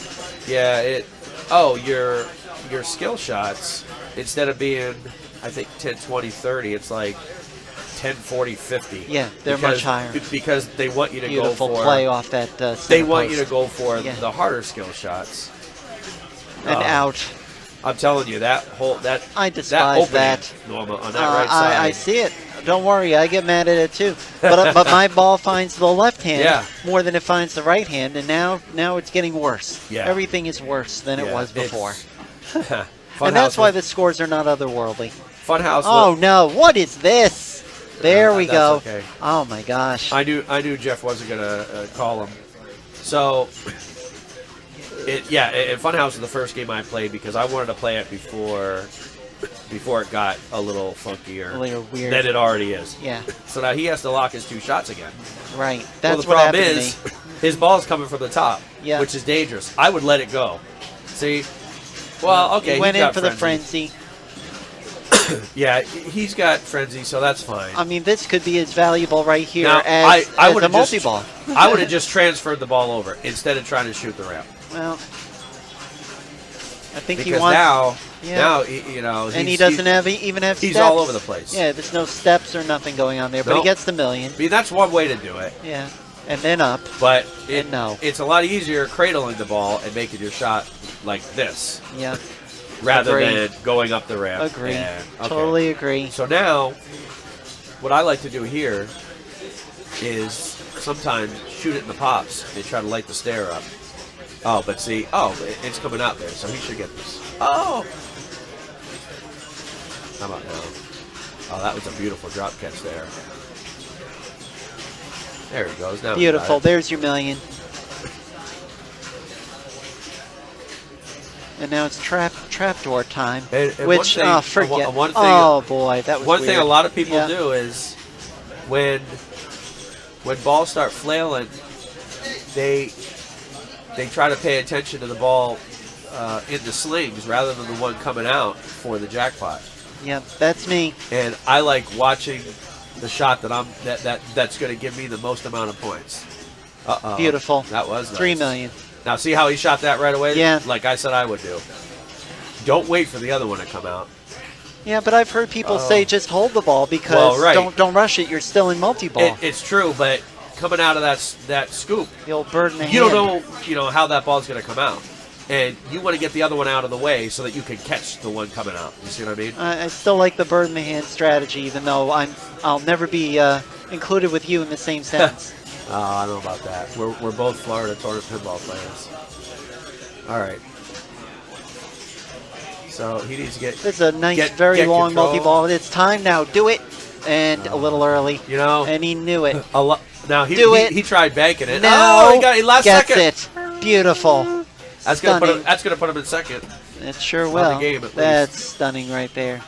Very good. So now what I would do is go for the mirror and try to get. Okay. Well, yeah. Well, you could do that. Oh, that's interesting. Sometimes it'll feed. Yeah. It won't feed the stairs. It'll kind of bounce around and go to the inlane. Oh, trapdoor. Now he had a frenzy, I think. Yeah. He gets $1 million there, and that's going to put him Close. near 20 Oh million. man! I know. This is going to be the race. It got me shaking in my boots. That's the race right there. Let's look at that impact right there.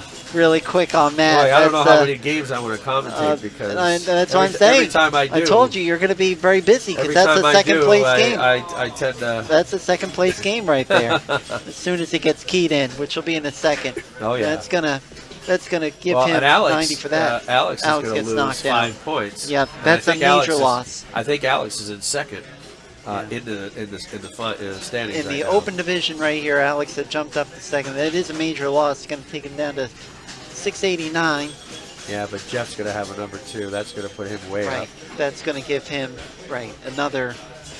We're going to round that out and just say let's just see what he's going to end up with there. It's going to give him refresh. What's he got there? It's already in 649. So hit the 649, and that gets him up. I went up 1 space, went up to 11th. So and Alex slowly climbing the ladder. I got a 20 point Alex lead took his hit. Took his so 5. I think I'm going to go start playing a couple games. All right. And maybe come back later on and we'll see how we do in the classics. Always fun, Norma. You've always been a great person and a great friend to me and a great pinball player. And, I appreciate your being a statistician for me because somebody has to do it. Exactly. Somebody has to write the story when it's over. Thank you very much, Mr. Eric Stone. Let's just make sure nobody else is I'm sorry. asking questions in the. I'm sorry. Yes, no, we don't want to make. He just wants to know Nick Rena do it in March next year, and that's just about it. And, we've had a bunch of viewers kind of come over here. We've got 7 watching right now. We had as many as 12. That's and cool. I'm sure there's people out there that are popping back and forth. I put it on my Facebook, so add me on Facebook. And if you want to follow my meteorologist Eric Stone page, that would be even better. So I could try to build my social media up because they tend to like that over there. All right. And so what are they looking for on Facebook? Eric Stone is... Yep, Facebook what? Eric Stone. Is it one word, Eric Stone? No. What is it? Facebook. Yeah. Just put Eric Stone, just like that, and then follow meteorologist Eric Stone. Okay. And they're all separate. Oh, meteorologist. Yep. Meteorologist Eric Stone. Yeah. I didn't get much sleep last night, so I'm. Yeah, well, I'm used to working in the middle of the night, so I only slept a few hours. Oh my gosh. Because I'm used to sleeping during the day, so. Well, pretty I'll soon tell you I'll what. start. You are an endurance player in every respect of the word. Usually, I do better as if I'm playing late at night, 11, 12, 1, 2 in the morning. I've noticed that you're stronger at night. I seem to do better. You do. The later it gets. So the more the clock ticks. Like I said, I'm thankful for this pretty good classic run so far. So. Okay. Just keep in mind, Pinball Asylum will be hosting the IFPA 17 tournament. You may be reading on here that there was a women's tournament last night, but there wasn't, and we apologize for that. It's not like you missed it. The women's tournament was canceled. And I'll tell you, next time around, there needs to be a women's tournament. Yeah, there will be. And, there are several women's tournaments around. Sebastian Bobbio's at his house. He's hosted at least 1 or 2, right? Oh, yes. And he's hosting his Temple tournament. Coming up the end of June. And Which my I'll mother be able will to play. go. I'm excited. I know, and you'll be playing against my mother. Don't hurt her too bad. Oh no. Okay. I'm not biased. All right. All right. Well, thank you very much, Mr. Eric Stone. Take care, everybody. Tremendous player. Hopefully, I'll be back later with. We'll see you win. soon. That would be nice. With a new weather update. Thank you very much. See you soon, Eric. All right.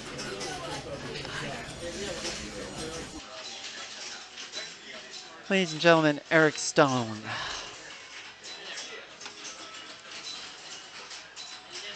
Spencer Carey is departed to go actually play a couple of games here. He was on the mic quite a long time last night. And a lot of people may be wondering what is going on that other channel. What is going on over there in the land of the IFPA Championships? And for those that are curious, just a quick look at the IFPA page. Erno Rutter will be playing Nick Mueller in that first round, and that has not started yet. At least I don't think so. The finals bracket is available here. Note the highly sophisticated Excel spreadsheet. Do you think they in Italy, where Nick Mueller is, do you think they play to a certain time tonight and then just say, look, we're going to stop, it's getting late, because I'm going to check and see again what time it is over there right now? Actually, they are playing right now, so I probably should have looked at that. It's 6:38 over there in Milan, Italy right now, so they've got a good couple hours if they go to midnight, for example, like we do here. Well, we already, and I probably should have looked at this closer. Nick Mueller, he's already, all this time, Nick Mueller's been shocking the world again. He won his way out of the round of 32 in a 4-1 victory over Colin McAlpine. And let's take a quick look at some of those scores. I'm going to see if I'd like to magnify them just a little bit, but I'm scared to death here. I think what I'm going to do is I'm just going to try to copy them, and then I'm going to just try to put them in a notepad document. We'll study them that way. Look how sophisticated we are on this. You're so clever. This is something else. Look at me. This is high class. So Colin let me see if I can magnify this. Magnify the text a little bit here. Well, forget it. I'm just going to read them off to you. Sorry if you can't see them at home. Nick Mueller defeated Colin McAlpine 73 million to 26 million on the Adams family. He kept it going, kept it in the family, and kept rolling. On Elvira, I believe that was probably going to be Elvira, the original Elvira, solid state Elvira, I'm guessing. Yeah, because the next one is scarce. Thank you very much. 5 million. The scoring, too. 5 million to 3 million. Nick Mueller there. On Scared Stiff, I guess Nick just didn't have it there. Colin McAlpine in a wipeout there. 15.5 million to just a $500,000 for Nick. But he didn't let it stop him. He was already up 2-1. Creature from the Black Lagoon erased his mistake right there. 367 to 71. I'm not sure I can do 367 on a good day. And then 10 Up, which a lot of people might know as the bowling game. The name escapes me right now. There were a couple of different versions of it. This is the single-player version, I think. So like 300, was that the American? Not like 300, no? And I'm thinking... Strikes and spares? No, it's EM? I'm sorry, I'm just blanking on it, folks, but 70,000 for Nick and 20,000 there. That was enough for him to take it over Colin McAlpine. Wow. 4-1. And now we are over here in the round of 24. The top 8 received a bye, so Nick has to win his way out of this round in order to get down to 16. So this is our round of 24, and Erno Rutter is already setting the pace early with 1.5 to 1.4 there over Nick in Space Station. That was a tough heartbreaker. And then Creature from the Black Lagoon took it pretty easily there. We would show you a Twitch stream of Nick, except it's not happening. He's not on stream, so when we've been keeping a close eye looking for that, we're going to break in if we do see him. Whoop. And we've got Bowen did not make the cut. I do not believe he did. I'm going to just check it right here, and yeah, I don't think he did. Unless he's got a bye for way down. I'm not sure that he did. The IFPA website does actually have these standings. And so, once again, I'm going really live right here. Totally live, totally unscripted. Well, Bowen's not right there. Again, I didn't know this was turning into a computer class, but let's just see. Bowen, not only did Bowen not make the cut, he didn't make the trip. So for whatever reason. For whatever reason, good question there from Polar Bear, but Bowen did not go, so was not there at the tournament. Of the players that did make the cut, let's cut over to that really quick as long as the question's been asked. Here were the qualifying standings over here. Daniele Celestino Acciari took the #1 spot there, pretty much unstoppable there. Raymond Davidson, the usual Raymond Davidson performance. Kaylee George was leading early on, dropped off a little bit at the end, still easily making the cut in a tie with Jim Delcito. A couple of names that I'm personally am fond of right here as I come down here. I'm going to be coming down here into the 6-way tie for 25th place. A man named Mads Christensen, who I had the fortune to play with here at the Asylum just a couple of months ago at the pin golf event. Mads Christensen made it into the round of 32. And then you say, well, there was a 3-way tie there for 32nd place. Well, all I can say is history was made today. Nick Mueller with that tremendous 3-way playoff right there in the 32nd. he just did it. And of course, Nick Mueller, he's just 18 years old, and he is doing what no one thought anybody could do. And he is just absolutely tearing it up out there. So what do you think about all that there, Yeah, and Spencer again, Carey? We're here at the Point Monsters in Fort Myers, but Nick Mueller is a mainstay top player here in Florida now, so that's why we're kind of keeping track of what he's doing over there, representing us and America there at the World Championship.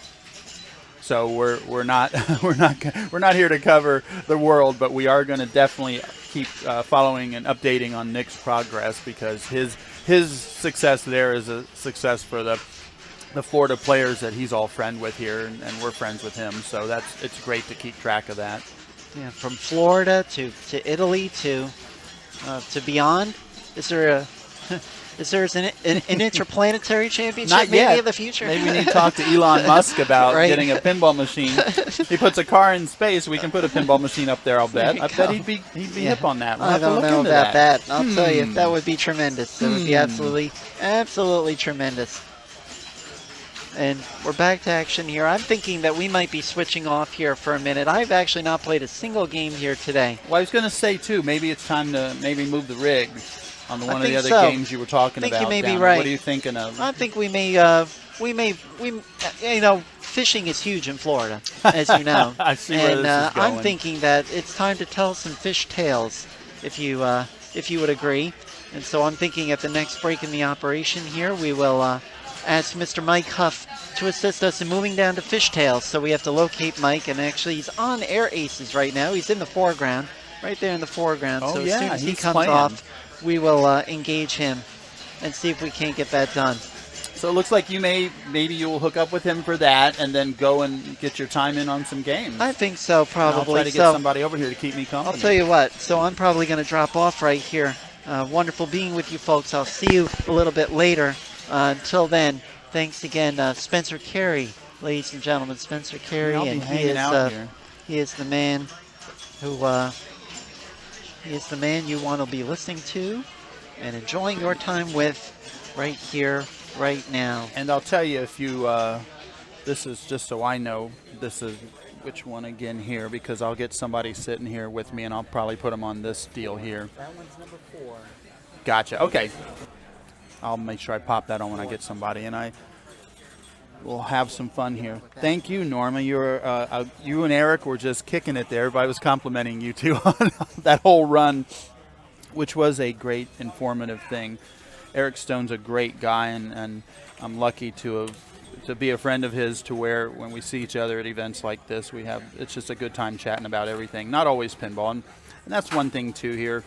Dan Coyle's a great player here, and he's a great guy, and we both are fans of comic books, so we'll talk about the newest issue of Walking Dead or something like that. So it's all about pinball while we're here.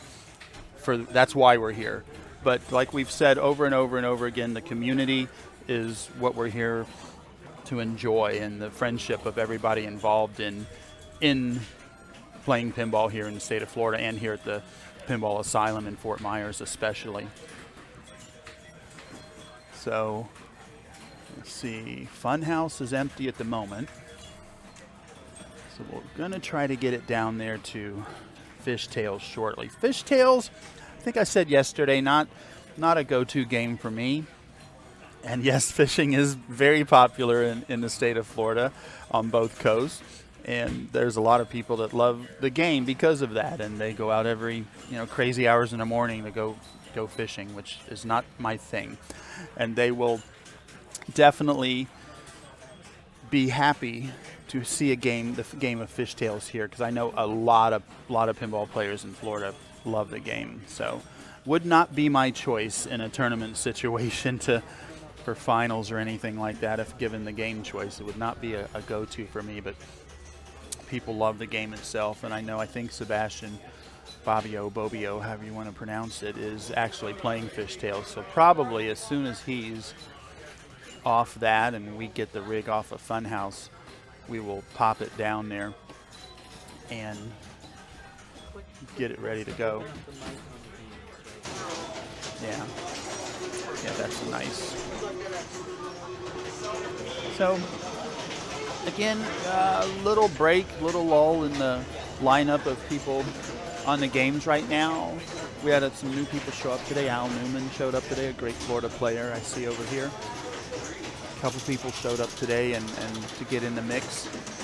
So there was a bit of a rush. That's why we don't normally, for us anyway, on this weekend, we didn't start right up away with the streaming when the place opened, because it's just getting the flow and everybody's just ready to pound on the games right away. So we didn't want to be in the middle of that. I think Norma got a couple games in maybe earlier, and she's getting back into the groove here, hopefully, to get going on that. Lou Marino is out there. He's the father of Alex Marino, a super, super nice guy, a great family. So I've seen in Orlando area Alex Marino come up from, being some little kid I saw at events, and his dad his dad Lou would bring him to these events. Oh, hey, Lou, good to see you. Oh, this is my kid Alex. Oh, hey, Alex. And you don't think nothing of it till he's kicking your butt in a tournament a couple years later like he does now. So Lou's a great guy, and Lou's a great father, and he chaperones and brings his son Alex all around the state to participate in tournaments here. And I'm sure if he got the chance to take him to nationals or the world someday, which is a very good possibility, as Nick Mueller is proving, that Lou will do that and step up and take care of him like that. So that's good. That's that the young players that are hot in Florida, like Nick Mueller, his father Mark is a great guy and takes him around a lot of the events here, so Nick can participate. So still waiting on, looks like we're just about to grab the rig here as soon as that player is done on Funhouse.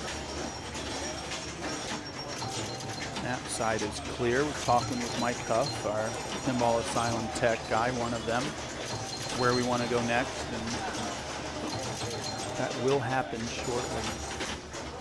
Here in Florida on the East Coast, it is 10 till 1 p.m. in the afternoon. So some people, I think that's why it's thinning out a little bit. Some people are heading out for lunch probably here, almost 1 p.m. I had a massive, I'm not supposed to talk about that stuff, so I can't say that. But my stomach is content, I'll just say that. So I'm good to go here for quite a while. Don't need to pop out for lunch anytime soon. So yeah, over there in Milan where Nick Mueller is, coming up on 7 p.m. They got a couple hours still to go, and so hopefully we're hoping Nick will get some good games in there and stay in the running in the world. Regardless, even what he's done today and yesterday, he's definitely represented Florida in a good light, and America. So that's good.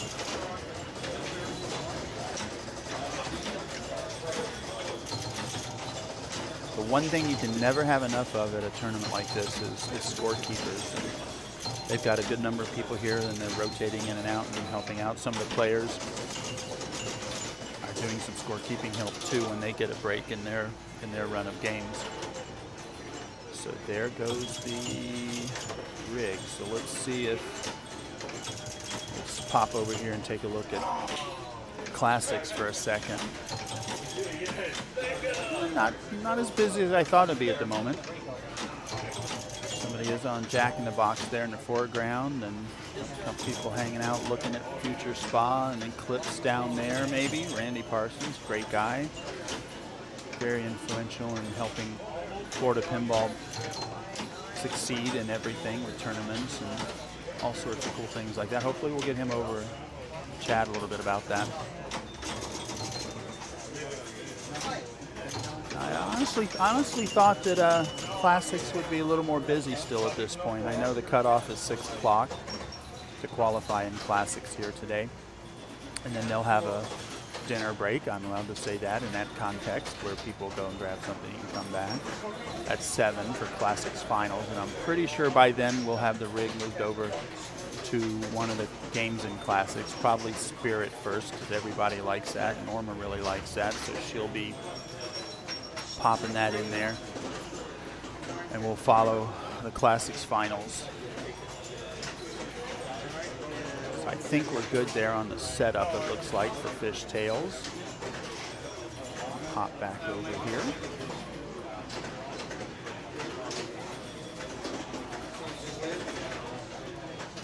Yeah, camera setup.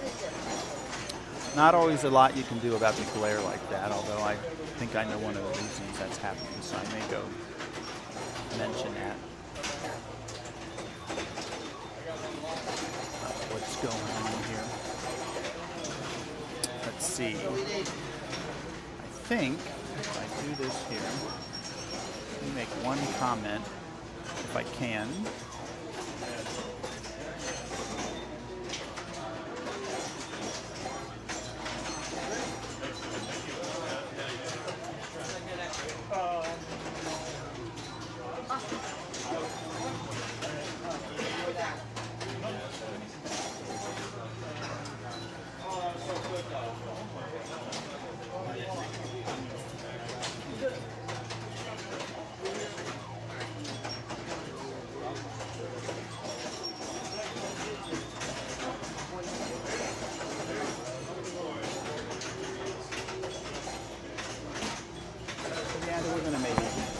See if they can adjust those lights a little bit. That's nothing that affects the game or the playing of the game.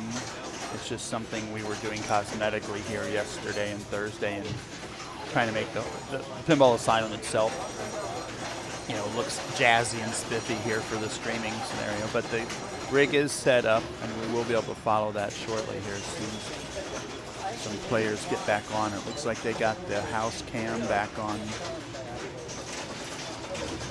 Funhouse, maybe. ACDC, Harlem Globetrotters, looks like they're good to go up there on a lot of those games. So, and our rig is up and running, and shortly somebody will be on Fishtails. Hello, you gonna hang out with me for a while?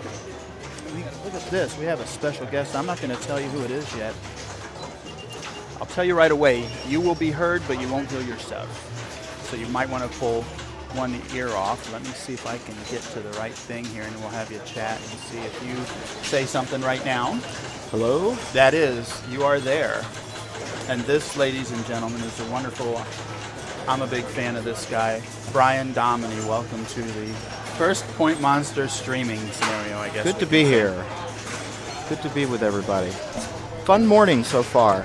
And you are, how are you doing so pretty good? In the main tournament, I'm kind of in the middle of the qualifying pack right now. 7th, 8th place. Actually, I just dropped to 9th.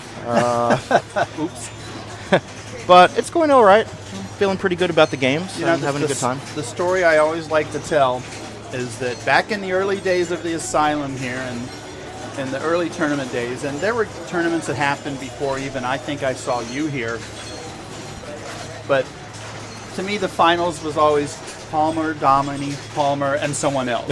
And I was lucky to get into one of those two. I remember mixes. that. It was fun. And Yes. my famous water bottle trophy. That people still come up to me and say, "Oh, I like your trophy." And I still think about that whenever I come in 4th place. So.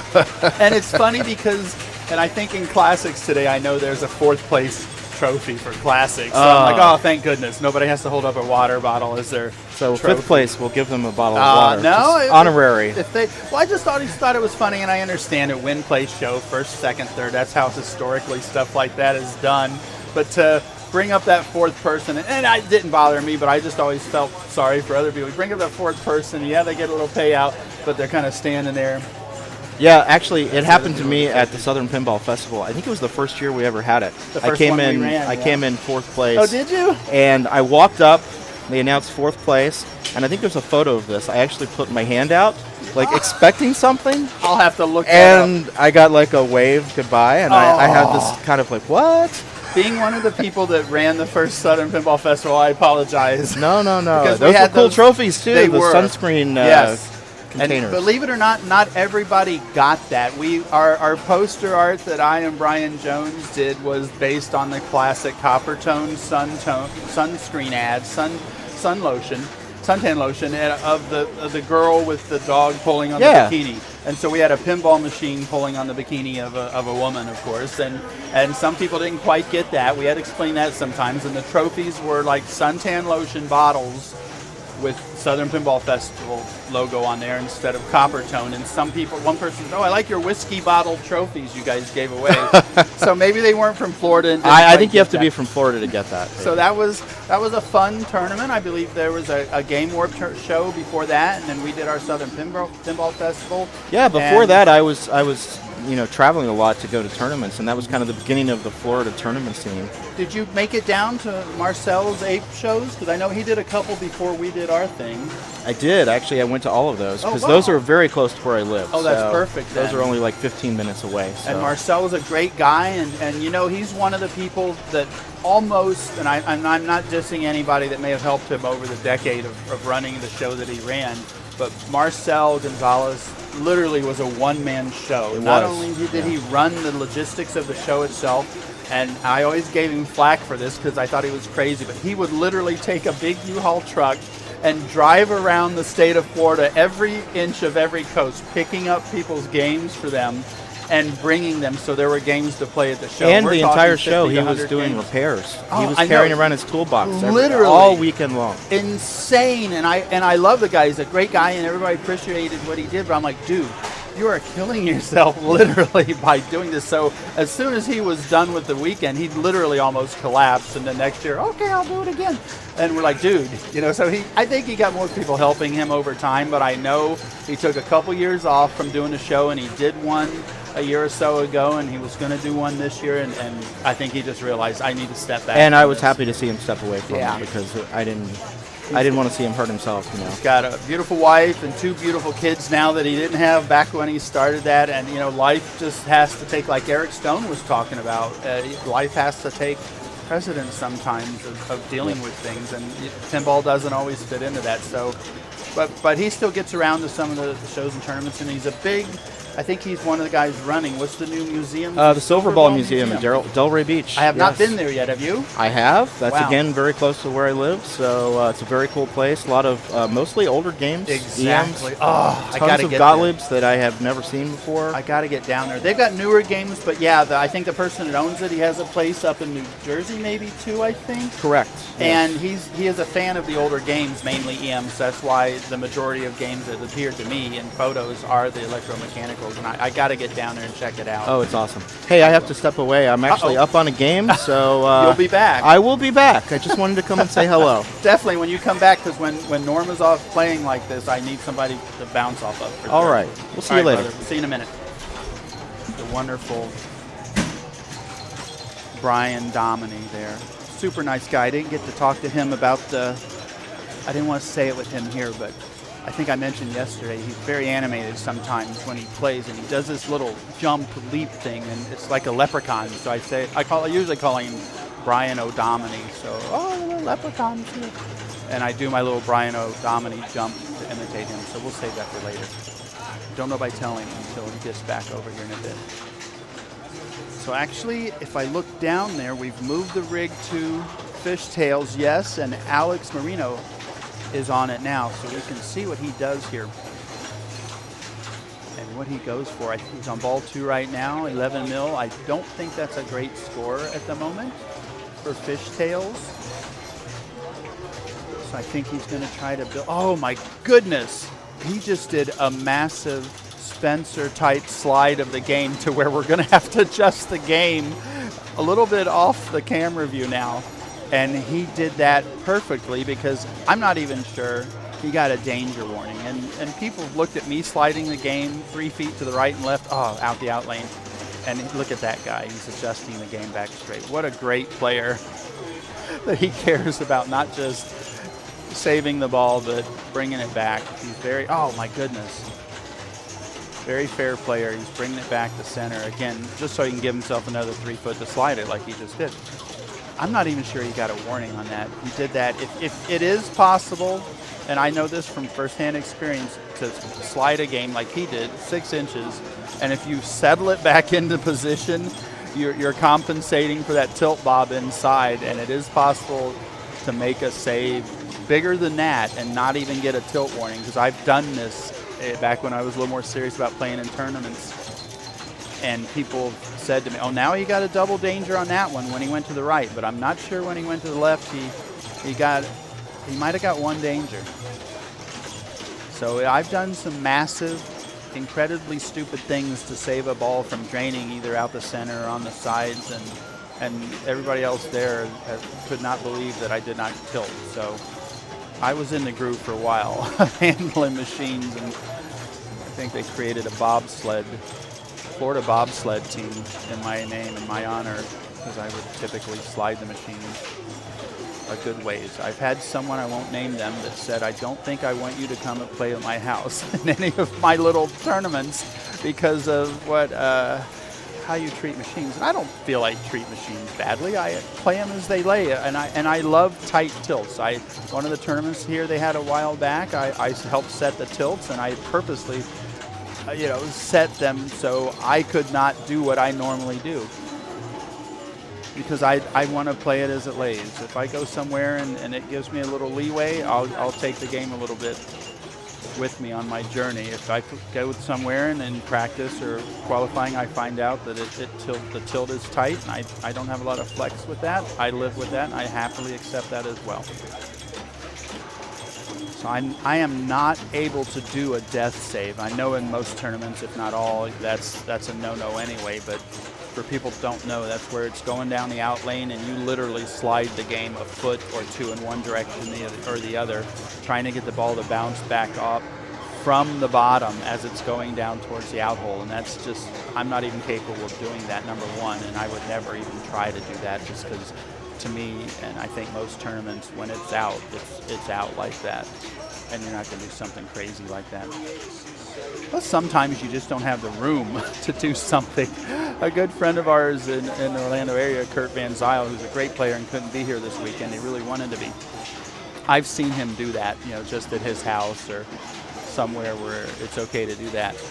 And it's crazy to see him slide that game and the ball bounce right back up like that. So Alex, 60 mil, I think he's still playing again there. Yeah, he's still on fishtails, 60 mil on the first ball. 62, that's definitely better. I don't think he saved the score off his last game previous on here because it just wasn't up there in the range it needed to be.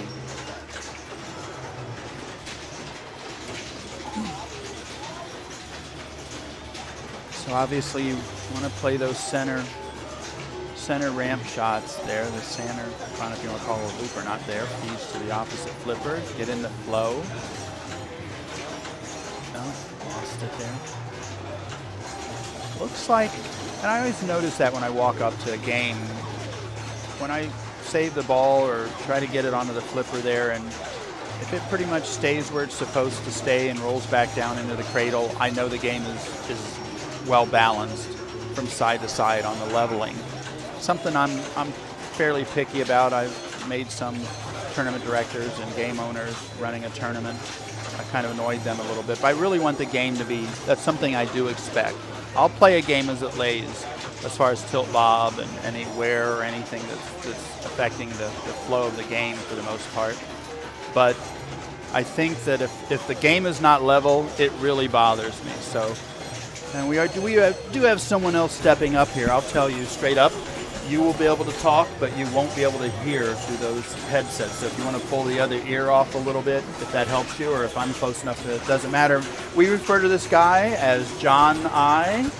I don't know if he doesn't use his full last name because, spies, Russian spies are looking for him or what. But how are you doing today, John? Not too bad, not too bad. I'm trying to make the finals in the Classics tournament, and we're kind of on the bubble right now, so I need to go get in a couple more good games. John is one of the, again, we're not trying to bore you when we brag about the cool people in the Florida pinball scene, but John I is one of those people. He's someone that has when I first met him, I saw right away, had a great love for electromechanical, so we hit it off then, and his collection, which has rotated greatly over the years, he's always got a good number of EMs there in his place, so I try to get over there as often as possible to play those, and he's usually I'll get a text on my phone and it's a picture of some EM that he's set up a deal with somewhere that he's going to have transported down to Florida, and I'm like, let me know when it's there, and I head over there to check it out. He's a big fan of nice looking EMs and nice looking games, so he's restored a bunch of games. He may send the playfield out to get clear coated, but I've personally been there and seen him stencil games, and he's helped me stencil a couple of my games as well to restore the cabinet artwork. So just all around great pinball guy, and I'm glad that he's here for me to bounce some stuff off. Well, I'm just having fun watching Norma playing, but it looks like she's finished up on her game. Yeah, she's over in Classics. Right now we have our rig set up above Fishtails, and I know Alex Marino was on that a second ago. I think he still is, and he's doing pretty good. Yeah, it looks like he's giving it some love. I saw the game moving around there a little bit. I commented, he did a Spencer slide, 6 inches, saved it, and I think he might have got one danger warning, if not none. Someone just backed into our camera there with the Point Monsters t-shirt on. Anyway, speaking of EMs, I am picking up a Spanish Eyes while I'm down here. And Spanish Eyes means a lot to me. Yep, Spanish in a happy Eyes and sad way, because it's a great single-player EM. I think the 2 or 4 was a 2-player, was called Granada, I believe, if my senile memory refreshes. I did not know that, but this game looks like it's in pretty good shape. The back panel is all made out of particle board, so I'll have to be blasting that off with a hammer when I get it home and cutting a piece of plywood to put on there. But other than that, it's just going to need to be cleaned up and tuned up a little bit, and it should be a lot of fun to play. It's funny because it's a game that was for sale at some guy just put an ad in newspaper or Craigslist, something like that, and it's a game, but he was asking way too much, so I followed it. Kurt Van Zyl kept an eye on it for me, and we finally got it, and it was in really good shape, except, and we don't know if this owner did this, and I know you're laughing already, because every pinball collector and buyer has come along and found something like this on a game, even though right underneath the right front coin door end or corner of the game there's a power switch off and on, and pinball people will know this. Somebody put a light switch on the side of this game and ran the wires to it, so I guess they had to bypass that switch on the bottom. They didn't feel like looking underneath. Maybe they got tired of people asking, how do you turn the game on? But they put a literal wall switch with a flickable light switch. They cut a square hole on the side of this game and put a light switch on the side of it. I don't think I saw the photo that's not anymore. the best part, though. What was the surround on that light switch? Oh, they used a children's clown face light switch. So you're flicking the clown's tongue, I guess, to turn on the game. Yeah, the tongue here. or the nose, but it literally had a clown head on the side of the machine. Oh, my God. It was so funny that you couldn't cry about it too much. I know before I let the game go and had to sell it to get something else, I had removed that and wired it correctly and put a put a wood block in there, and I was going to touch it up, but I ended up selling it. But Spanish Eyes, I said to Kurt at the time and you, I said, this is a really fun game. So we took it to a tournament up in Orlando at the Pinball Lounge. And everybody, Joe Gano, Sebastian Bobbio said, that's a really fun game to play. The way the flippers are set up with that crazy pop bumper down below there, it's really set up. It's really set up well for nudging. It has, and that's what makes the EM so much fun. The flippers are about 4 or 5 inches apart, and there's a pop bumper between the flippers. So the ball, you can still definitely lose it down there, but there's a pop bumper between the flippers on Spanish Eyes that brings a whole nother realm of consideration and playing to it. Okay, who's playing down there now on Fishtails? Is that Scott? No, I honestly do not know that gentleman's name. Okay. But I remember him because he's got a lot of cool tattoos on his arms. So I know. I'm like, who is that guy? So Norma might know if she pops in later. I can check his name. But he is he's on Fishtails now. But yeah, Spanish Eyes is going to be coming to you, a different game, and I'm hoping that will get back into the tournament scene because it's a great, fun game to watch players play. So like here at the Asylum, where we've got webcams and monitors up here for viewers to watch the game being played, Spanish Eyes would be a great game to watch somebody play. So I'm hoping when you get that game and give it the John I treatment and clean it up and tweak it out and replace everything or anything that could be replaced, that we'll maybe loan that to some of the local tournaments and we can hopefully see that in play. I'm sure it'll end up in a tournament if it's in my collection. And that is James Ranieri that's on Fishtails right now. Okay. One of the new, again, we've talked about the new faces that me and myself and Norma have seen and are happy to see here today that we don't know. And again, that's a good sign for pinball in Florida. When we see people at big tournaments like this, and this is a big tournament in Florida, and we don't know them, that's somebody that's new to the scene as far as we're concerned. Now, maybe they played in New York like some of the people have, and now they live down here and they're playing in Florida tournaments. But me, myself, I'm always excited to see new players in the tournaments here. And I'm even more excited to watch and they didn't have one this weekend, unfortunately, but a women's tournament, because I have no idea what's going to happen there and who's going to do what. So that, to me, is a really exciting tournament to watch now, because there's more women's tournaments here in Florida and women's league. And even if I'm just going and I'm hanging out and having food and drinks at the bar or wherever it's at, I'm watching those games, and it's really exciting to watch and see those players. Not just Norma, not just Seal Beagle, but like now, Gwen Octavia, who I've seen and played against in tournaments in Winter Haven. She's here today, and she's doing very well. So I'm excited to see the new blood, so to speak, new faces in the pinball. Have any of the games have really kicked your butt today? Are you just playing classics so far? I've played a couple of the main games. I had a decent game on Air Aces, and I think I'm going to try that Baywatch. Normally not a game that's kind of big on, but man, with that big color display that's on Isn't there. It? Everybody's talked about that. That thing is beautiful, and the way they've got the LEDs in there is really tasteful, and the game's just beautiful. It's an interesting lineup with a lot of EMs, even in the main tournament. A lot of classic games in there, and with having to do 8 out of the 12, you can kind of pick and choose, the games that you're good at. Now, if you get to the finals, you may get rolled in by Jeff Palmer or Eric Stone, choosing some games that you're not very good at. But against those guys, it really doesn't matter sometimes.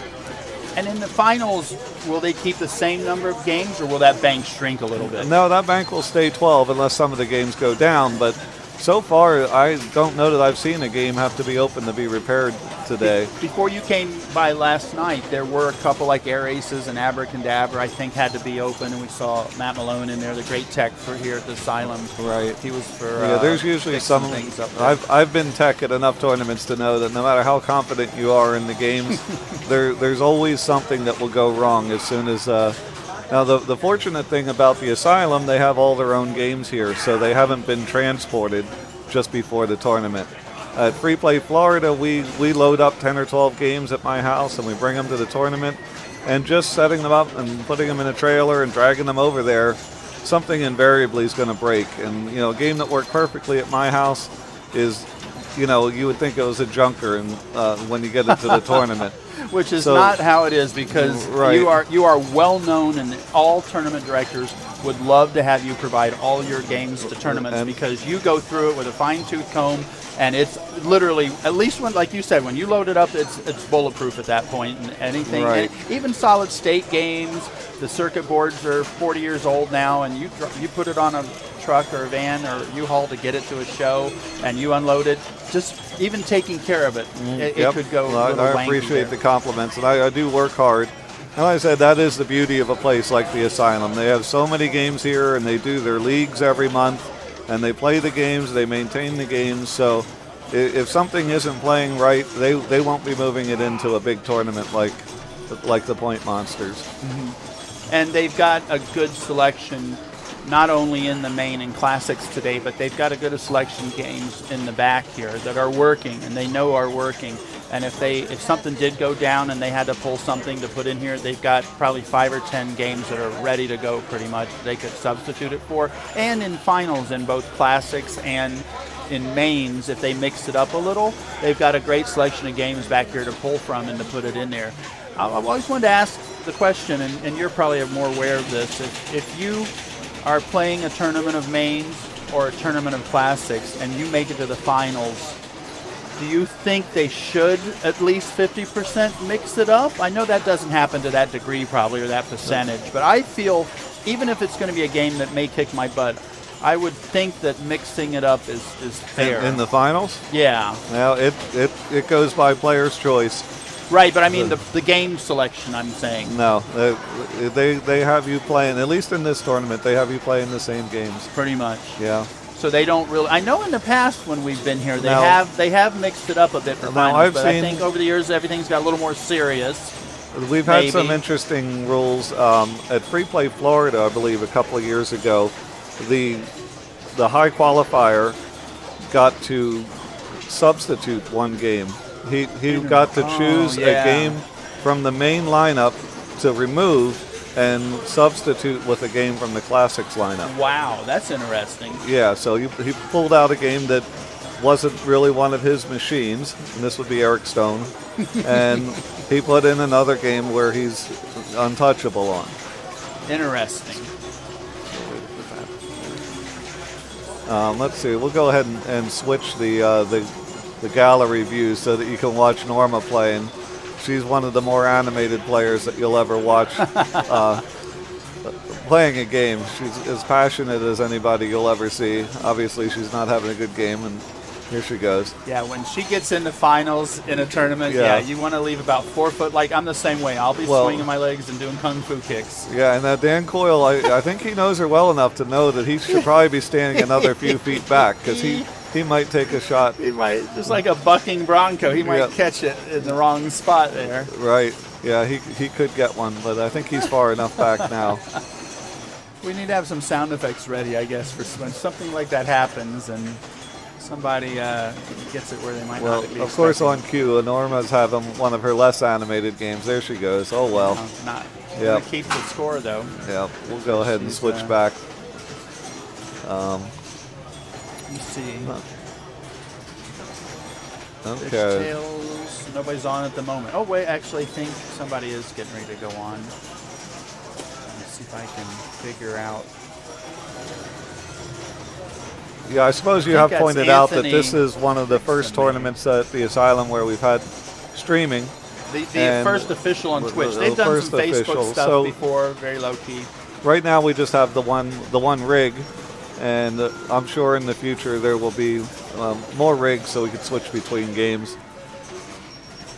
And that's another bonus of having tournaments at a set clubhouse location like this, because you don't have to move all this stuff around or break it down and transport it. So if they set up 2 or 3 rigs, and then maybe the next time there might be 5 or 6. Who knows? I don't want to speak for David and speak for the non-for-profit that buys all the stuff.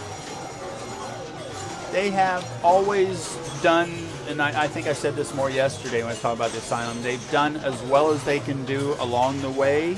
and things may not be 100%, but they are always, once they reach a goal and a level of what they want to achieve, then they go to the next step. Right. And that's all been leading to, like we've talked about next year, the World Championships being held here at the Yeah, it wasn't that long that this place was less than 1,000 square feet. Now it's, I believe, 5,700.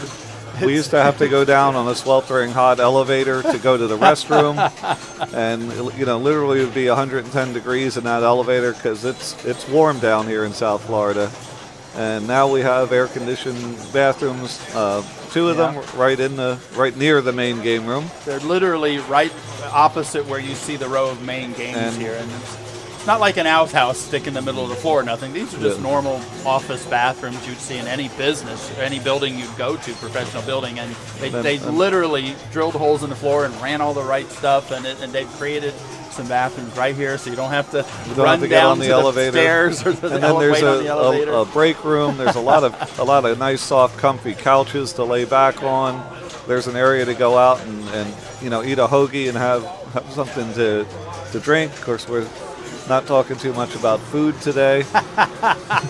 I'm going to put a strike by your name now. That was a no-no. But you are correct. There are hotels right next door here, literally. I did purposely bring up the subject of food just so Norma can get on me. You're getting me in trouble. Yep. But anyway, the Asylum is a very comfortable place. You can bring your whatever you need and basically spend a whole day here without leaving and go back to your hotel room after midnight. All right, Brian Dominy is up right now on Fishtails, and he is one of the long-standing best players in Florida. I remember meeting him at the Ape Show, the very first pinball show in Florida in 2004, and I met Brian Dominy and Jeff Palmer for the first time, and those 2 guys were moving from machine to machine, just playing pinball with a passion that I had never seen before. And they could literally be playing an EM where one flipper didn't work. And because they were in competition, they would play their hearts out and make that machine work even though it only had one flipper. And, literally it was just all about the competition and all about fun. And that was a non-tournament situation. It was a non-tournament situation. They were just, they would go from machine to machine, just playing. 2 good friends just playing pinball, locking horns as we call it here in Florida. When Spencer comes over or Joe Janot comes over to my house, we like to lock horns in a one-on-one situation. Usually on an older game that doesn't take so long because you don't want to play against Joe on something like AC/DC or Metallica. You're better off on something like Sinbad or Paragon where the game's not going to last a half an hour. I've always referred to EMs and tournaments as a playfield leveler in the sense that I think they're great players, and I'm not knocking their talent, but with the more modern games where you learn the rules and strategy, as Eric Stone was talking about earlier, you know how to hit this shot, and you're getting 2 billion points. Whereas the EM, I think because of the simplicity of the game, it really brings everybody up or down to the same level. And it's still a fair game on an EM to play, but I think everybody's got a chance against everybody else, even if it's the best player in the world on EMs. And yeah, Eric Stone's going to be maybe a little more experienced and win that game, but I think I still go at it thinking, I've got a chance to beat Eric on an EM, where I probably don't think that much on a whitewater, which I've seen Eric Stone just annihilate a whitewater for hours practically. Yeah, I'm pretty darn good at whitewater, having owned one for many years, but I would not challenge him on that. After Free Play Florida, I was fortunate enough to have some folks, including Jim Belsito, come over to my house to play some pinball, and I knew better than to challenge him. Anybody that's actually won Pinburg A Division before, you don't want to challenge them on something like Metallica. So I had just set up a Shipmates, which is an old EM from 1964. And fortunately, Jim was not familiar with that. So we played one game, and I think I beat him about 850 to 845. But I still, will remember that. And then, of course, he went and played by Metallica, and on the second game, he was the grand champion. The good thing about that was Stern put out a software revision about a week later, So I got to put that in and erase his high score. So now I'm working on beating that one again. That's funny. Let's see. Actually, Brian is no longer on. And you told me who the gentleman with the tattoos was before. When he was on Fishtails. He's back on Fishtails. We can take a look actually over here on Classics. And I know we've got a good guy, Kirby Rinks, right now. He's playing Spirit, which is one of the games we're going to be moving our rig to here in the near future, actually. And it's just because it's a unique game, and it's a game that, like we've said before about a lot of the games here at the Pinball Asylum, it's a game you don't see that often. So Kirby's giving it a little love there. Yeah, James is his name on. Okay. James Ranieri. Yeah, Kirby. Right. Kirby is one of the best guys you'll ever meet, playing over there in the classics. I can see Joe Janot over there, and Dan Coyle. It looks like those guys are working hard to knock me out. So let me see where I am right now in this whole thing. I'm probably nowhere near qualifying by this point. James Ranieri, now he's done with Fishtails now, actually. So yeah, I'm actually in 11th place. You need to be in 8th or better. So I might need to go over there and start playing a little bit. Yeah, you are you're like me. You're a good player, but you do know the rules a good bit more than me. So you can. But I think Classics and EMs are in a competition scenario. Not dissing your play on newer games, because you've kicked my butt on plenty of newer DMD and LCD based games. But I think solid states and EMs would probably be something you do a little better at in a tournament format. Yeah, I think so. And I really love the older games too. I love nudging. And I love playing some of those older games. That's a good point, because we were talking about tilts earlier, and newer games are really not intended, in all honesty, to be nudged and tilt and shaken as much as older games. That was kind of half the point of it, wasn't it? Yeah. You're intended to slide that game on the floor a couple inches. Yeah, I mean, you do see some spots in some of the newer games. I've always loved Indiana Jones on the right-hand drain there, where you can. There's a post there that's actually adjustable on Indiana Jones for saving the ball as it's going out. And, I mean, there are a few spots there, but yeah, the older games in general, especially some of the older 2-inch flipper games, they were meant to be nudged. Mm-hmm. Meant to give them some love. Give them some love, yeah, and you can't. You have to give a little bit of a break on the way you set the plumb bob on the tilt. Whereas on some of these newer games, you get a good player like Eric Stone, and if you let him move that machine, and Spencer here, nobody can move a machine like Spencer to save that ball. And if you don't set that plumb bob to where it's at least fair on the tilt, they're going to just get outrageous scores. And I fully accept that. I've said that earlier when I was talking about tilt. If I come to your house or anywhere, even a home setting, and the tilt is really tight, and I can hit the flipper buttons and that's it, and I can't even breathe on it otherwise than that, I accept that. I fully accept that, and I play it how it lays. So Brian Domini's back on Fishtails. Are you going to go play some more classics? I think I am going to, and I just saw Brian, speaking of giving it some love, he just moved that Fishtails. Oh, did he? Yeah. In fact, it doesn't look like it's centered quite so well anymore, because he gave it a good move, and he got away with it, which is good. You know, Alex Marino was playing it earlier as well, and I hate to say this, and somebody not figure it out on their own, but Alex Marino literally did a Spencer save and moved it off frame and saved the ball. And he moved left, and I'm not sure he even got a danger warning. And after he's done with that ball, he's a great guy. He moved it back center, for himself. And I don't know if he's thinking about the camera as well. But the next ball, he took it the other way, and he got 2 dangers. So he got away with it going to the left. He didn't quite get away with it as much going to the right and nudging it and shaking it or moving it that way. And these games are pretty well set in this carpet with their leg levelers. I've tried to move some yesterday when we were play testing, and I couldn't move the game. I couldn't slide it. So for the fact that Alex is, 16 years old or something, and he just moved Fishtail 6 inches where I probably couldn't, he was definitely carrying it there. Wow, that was a great bounce there for Brian on that right outline to come back in. Monster fish.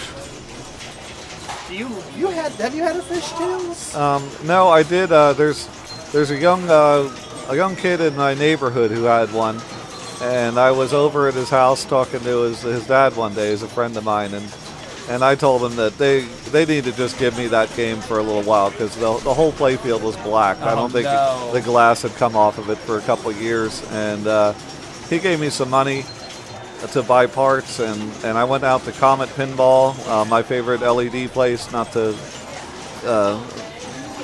give them any free advertising, but they do have really great LEDs, and I completely cleaned this game, put all new rubbers from Titan Pinball in, Right. and all new LEDs in it, and the color or the LED OCD board that I really love. You did it all. And that when I brought it back to them, it literally looked like a different game, and it played like a different game. And Like it just came out of the box. Yeah, that young kid, he loves the machine. He's about 12 years old, and he knows every rule in it, and he kicks his dad's butt on it regularly. So he'll probably be here kicking everybody's so butt. I did have the machine at my house while I was tweaking it for about a month, and I had a lot of fun playing it. Not one you would keep for yourself, though. Well, it's a beautiful game, though. I do really like it. I kind of look at it as, for some reason, as a sister game to Whitewater. And I've always been kind of a Whitewater fan, but they are totally different machines. I don't know why I think of them that way. Probably because of the plastic topper up top. I think it's because I'm more particular to 80s, which is when I was a kid and getting into pinball. So I think like an open playfield to an extent. And to me, the top half of this, there's just too much stuff visually there. And I like playing Twilight Zone, but again, I look at Twilight Zone and there's a lot of stuff on there. And even Pat Lawler has said in interviews that they went too far with Twilight Zone, and there was just too much there. Yeah, on I'm that glad. game. I'm glad they did go too far with that. 'Cause that was the first game that I ever bought. That was your first dive into it. I got tired of working on cars outside in Florida and getting bitten up by mosquitoes, and decided that if I bought a pinball machine, I could work on that in air conditioning in front of a television. Were you aware of the hobby and collectors before that, or no? Not really, but I had seen a few shows on TV where everyone in their cribs had, a pool table and maybe a video game and a pinball machine. And, I loved pinball when I was in college back in the early 80s. Wow. But really hadn't played that much ever since, Black Knight and Black Hole were my favorite two games. So you did just like me when I bought my first pinball machine, a dead non-working Stern Stingray at a garage sale for $50, and then had to go on that interwebs thing and figure out how to fix it. You did the same thing with Twilight Zone. Except I bought that Twilight Zone off of eBay, and it was a re-import, and I paid I think $2,000 for it. And when I got it, I had no clue what the game was supposed to play like, so I didn't realize that 90% of the features were broken. And I didn't realize for a while that it was supposed to have a white ball that was made out of ceramic in there. And I didn't realize that the ramp diverter was broken, so the ball was always going to the upper playfield every time you hit that ramp, whether the magnets were energized or not. It took me 5 or 6 months to get the game 100% working. Wow. And it was a really good learning experience, and then I moved on to mostly WPC games for a long while. It's really neat how everybody, and that's why I like asking that question, everybody's got a unique story of how they got into pinball, how they became a player, how they got into the hobby, and everybody's is unique. And like I said at the beginning, you do such a, not stroking your boat here, but you do such a great job of fixing games up, and because you like to see a game as close to new in the box looking as possible, whether it's a game from the 90s or the 2000s, or more so in your case when I first hooked up with you, electromechanical games. A lot of those games look like they just came out of the box. Yeah, and that's I like where you work to them play like they came out of the box too. But yeah, that very first show in Florida that I mentioned before was in 2004. And I heard about it on old Rec Games Pinball, RGP. Yep. And Marcel and his friend Charlie started the show, and it was where a lot of us first got together. And I rented a van, and this shows you I'd only been into pinball for 3 years at the time. I rented a van, a cargo van, and my friend Pete and I drove down, and I brought Indiana Jones, Attack from Mars, Funhouse, and I believe one other game. I brought 4 games with me. Was it Twilight still? I can't No, remember something what else. it was, Huh. but I brought 4 games with me, and they were all, really in nice shape. And that Curly from Little Shop of Games was there, Right. and it was just a good time. And it was kind of funny because it was in the student union building at a college, so it was a free venue. And I believe it was free to get in to play, if I remember correctly. And the students would walk through. It was a really bright area because there were skylights up above Atrium everywhere. kind of scenario. Yeah, it was really brutal trying to play during the day because of the light in there and the reflection off the games. But once the sun started going down, it was a lot easier to play. That was that, to your recollection, the first pinball show in Florida? Yeah. Really, in the hobby? 2004. Nobody done something, at least maybe back in the 70s or something, but at least in the 2000s. Yeah, here. in this modern era, that was the first show. Wow. So yeah, we were talking about Marcel earlier with some other people, and it's a great, super nice guy, and I refer to some people here as icons in the Florida scene, and again, this is just facts. People who have really given a lot of effort to bring Florida pinball tournaments and shows, and just again, like the Asylum here likes to do, keeping pinball out in the public eye. And there's so many people here that are here today that have contributed to that. It's a feel-good kind of place. Anytime there's a pinball show or arcade show, pinball arcade show, or tournaments, it's just a good group of people you're going to find there. So it's really, if you're down here, if you can come down on vacation and you're going to Universal or Disney or something like that, and you can look ahead and try and maybe schedule that visit. So maybe there's a pinball tournament or something coming going up on. I believe in August is a Papa tournament. Where's that at? That's here. Oh, they're doing that here. Okay. Here at the Asylum. Great. And, up at Papa, they don't actually use the Papa rules anymore, from what I understand.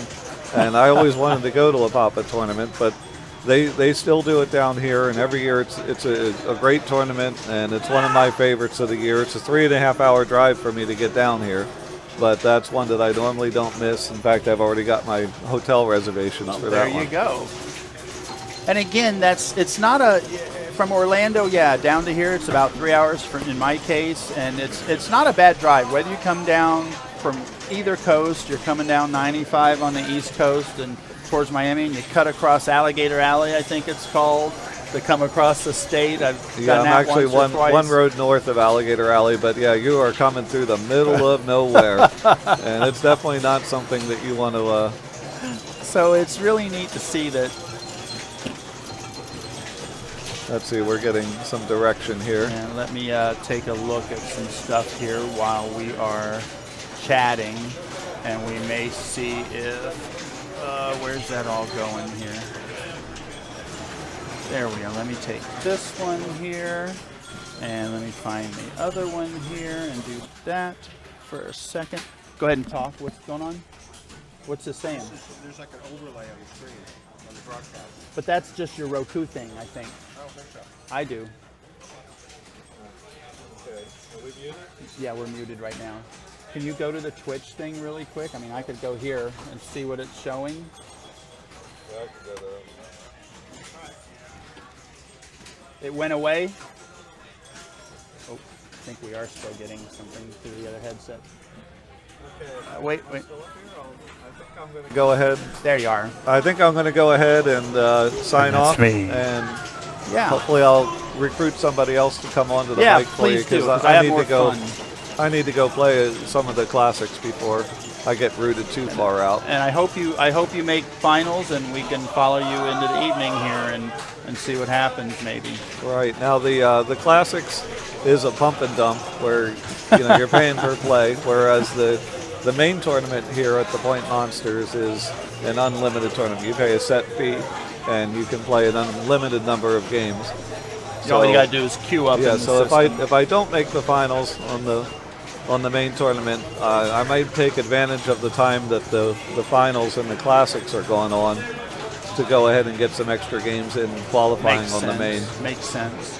Cool. Well, So- thank you for stopping by here, John. It's always a pleasure to talk to the great people in Florida Pinball, and you are one of them, my friend. All right, there. Thank you, and it's been fun. All righty. We will hopefully catch up with you later to see what you're doing on Classics. Good luck. And there he goes. Super cool John I. So he's going to head over there. Let's see. James Ranieri is still, looks like he's working fishtails, trying to get a good score going on that. I think our co-host Norma is over in Classics area. She might be popping back over here now and seeing what's going on with her. So we'll let that little movement here. Actually, I just got to do the chair thing. Yep. I'm going to bring this over. Are you coming back or not yet? That's fine. We just had a great talk with John I. It was really good. And Brian Dominy stopped by for a minute, then he had to go play games, so he's going to come back too. Keep at it, Norma. We're watching you there. Norma is a great player. I've always been interested in following her tournament play and just to watch. A great player, a fun player to watch play games, even if you don't have a camera above the game to see what's going on. Like we were saying earlier, she's quite animated, especially in the finals when she plays. So hopefully, I don't know everybody here, but I know a lot of the people. The people I know are good people, like we keep saying. And I hope everybody does well. And I always hope not everybody can fit in those 16 or 8 spots for finals. But we wish everybody the best. And even the people that don't make it are okay with that. You do as good as you can, and how everything unfolds is how it unfolds. And you just accept it, and we cheer on the finalist in the finals. So I know John, I don't think he's going to go on Baywatch at the moment. He's going to go over to Classics there, like he said, because he's a good Classics player. He makes it into finals fairly often. He doesn't always get a chance to play in the tournaments, but he does do well when he does get a chance to get in there. James Ranieri, I believe, still on Fishtails, so I'm surprised not more people are getting in on that. I think a lot of the players, they get a really good score in a game like Fishtails or something else, and they're happy and content with that. They're up there in the top couple spots, even 5 or 10, and they're getting a good number of points for that. And it is the best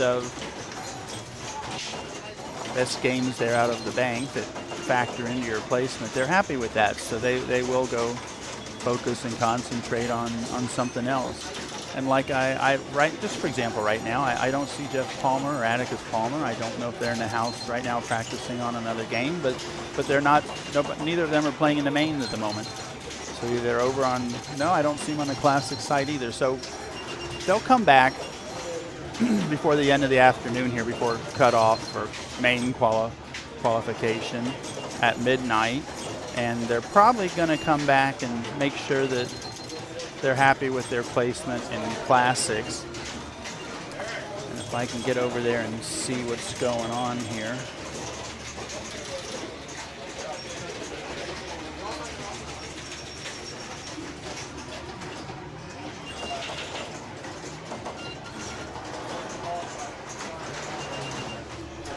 Try to check up on things here.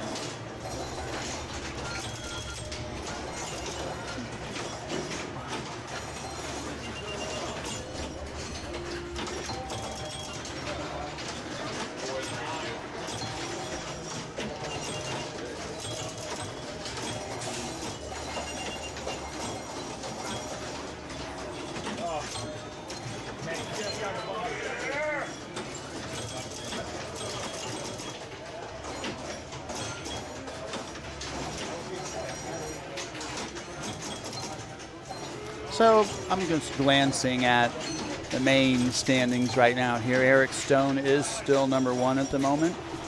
Combined points 757. Shannon Stafford, a really good Florida player here. Again, someone I enjoy watching when he's in competitions to see how he plays games and handles himself on those games. And here's something that I hope kind of stays here. Alex Marino is 3rd currently, and #1 on Harlem at the moment. And so it's like we said, when you've got your best of games out of a bank like this, you don't have to have the #1 position on every game out there. So he's, for example, I believe 6th on Atlantis.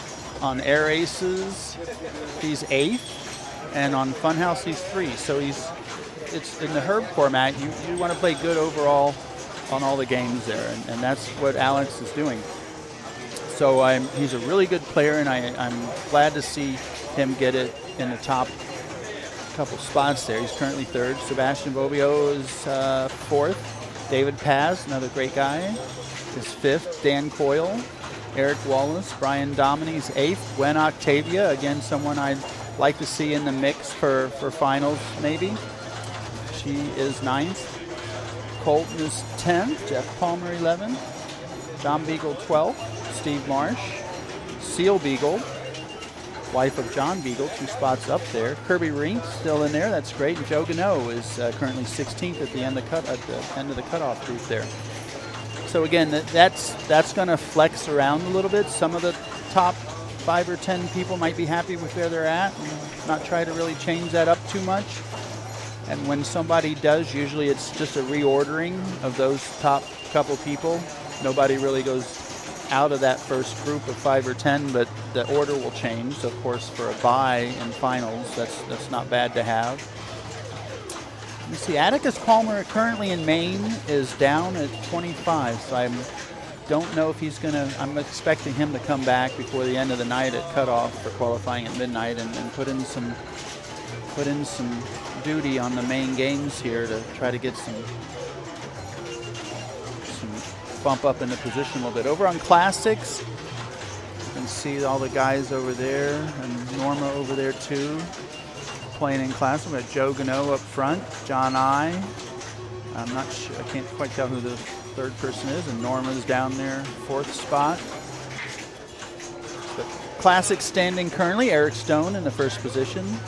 Looks like he's still #1 on a lot of those games over there. Sebastian Boio, #2.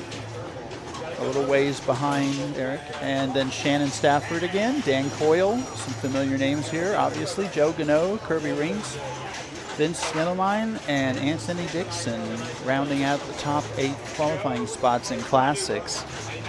And looks like that's the top 8. 9, 10, 11th is John I, who was over here a little bit ago chatting with us.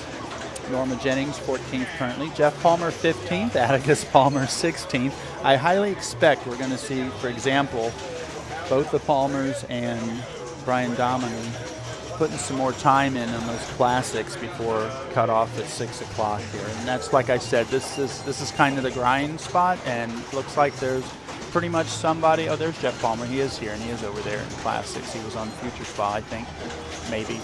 But there's going to be a lot of people putting the grind here and on Classics. And those games that were maybe empty most of the day yesterday and maybe a little bit this morning, there's going to be somebody on those games, I think, for the next couple hours. There will unlikely to be an empty spot there. So hopefully, actually, let me take a look there again on the front game there, which that is Dragon. There's a Jack in the Box closer that we can't see, but that is Dragon, and that is Al Newman. And hopefully we'll get a chance to chat with him here a little bit. Again, someone who's really been, bad game there for him, but still bad ball. Someone that's really been supportive of pinball and really participates and supports a lot of the tournaments. He has an annual tournament at his house towards the end of the year that we all like to make it to. Has a massive turnout for that. And then he's also been one of the locations of the Ancient City Rumble, that if Joe Gano gets a chance to talk with us about a new tournament that's been going on. I think a couple times a year they have a couple of those, and usually up near Jacksonville, I believe, is where Joe Gano is from. But they had one at Al's house with all the games that Al has as well, and he's in DeLand. So people will travel from the top of the state to the bottom of the state to play in pinball tournaments if it's a fun time, a good time, and a good group of people to play with and hang out with. So it's really not been the effort of just one person to make pinball in Florida what it is today. It's been an effort by almost everybody involved in the hobby here. And again, I'm sure this is very similar to other states in the United States and countries around the world, where if you've got a good group of people that care and put a lot of effort towards it, you're going to have a good result. So it's always, I always enjoy, even if I come to a tournament like this and I have no intention of playing for whatever reason, I still enjoy the trip down and hanging with all the great people here and watching the competition narrow down to who's gonna carry it for that day. And I think, yeah, still the same there on some of the rankings. I think that we're going to see a little more fluctuation in the classics before 6 o'clock. And if I go look at the mains again here,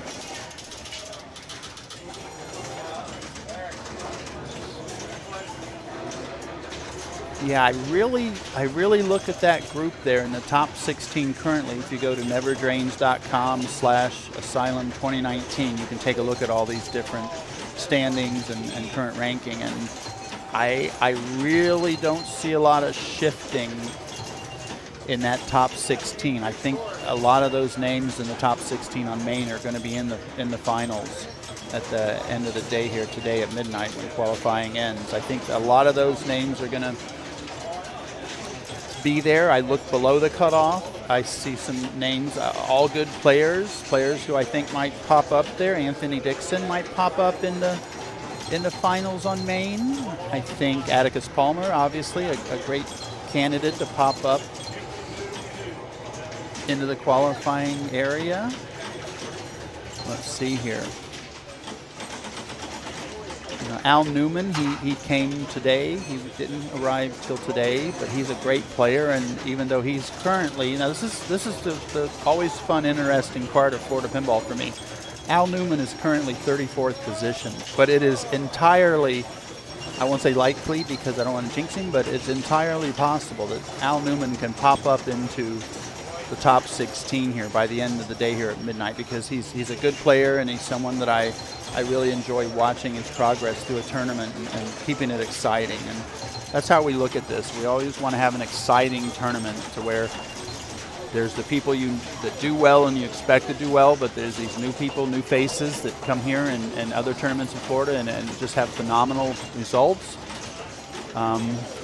I won't name the name, but there was a couple years ago a tournament at Al's house in DeLand, for example, and somebody who was a fun person, and they always show up at the events and they're always having a fun time and having some drinks and stuff. And this person, I would never bet $1 million on, if I had it to give away, that this person would have given. And it was Nick Mueller, actually, and in the finals it came down to Nick Mueller, best in the state, who just went to World Championships, and this other person who you would never expect to do the best as well as they did in a pinball tournament, let alone almost beat Nick Mueller.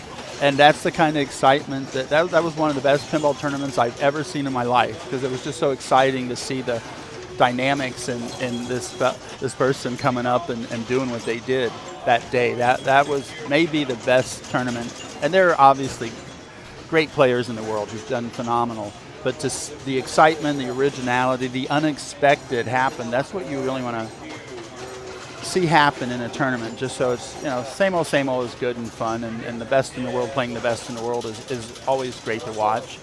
But I also want to see something different. I like to see some dynamics come to play in a pinball tournament. So I'm hoping we'll see. I'm telling you, there's going to be drama in both these tournaments by the end of the day. And again, it's always the grind coming on. So the last hour in classics is going to be, I think, pretty exciting and dynamic. And there's going to be a lot of some dramatic movement going on in classics by the end of the day. And in the mains, close to the midnight, like I said, the drama will come from people currently outside of the qualifying cutoff of 16. They're going to pop up into that main top 16 to qualify. And yes, that will knock down probably several of the people who are now in the, I'll say three to four maybe people that are in the top 16 or might not be there. in the top 16 at midnight tonight in Maine. So I'm hoping the excitement continues here. And I really, maybe we'll have to start thinking when Norma's done getting her games in here, maybe we'll move the rig, depending on who's where. Maybe we'll get a jump on classics and get the rig over there and try to move that around on some of the games over there so you guys can see what games we got over there. It's a great selection in classics, and great selection of games in the main here today. I saw them post a couple days before the tournament the list of games that would be here on their Facebook page for the Pinball Asylum, and I was really, even if I'm not playing, I looked at that lineup and I said, this is going to be a good tournament, and it has been. I don't think anybody here can count on, bar Eric Stone, I don't think anybody here can really count on 100% that they're going to come here and do well on everything that's here. They're going to look at this lineup and say, yeah, I like this game, I like that game, but they're going to look at some of these games and say, oh man, I don't know how I'm going to do on that. And they can step up, like we've said, they can step up and have a really good game. It's entirely possible, but it's challenging. Both banks, I think, are challenging for players who are in those two tournaments there. So I'm actually going to step away for a minute here. I got to fix some stuff off mic, and I will be back shortly. Well, let's take a look at some of the stuff here. Actually, Norma's actually coming back here, so that's almost perfect timing. You're okay. Look at you. You got some munchies and stuff. Oh, you want to take over here for a second?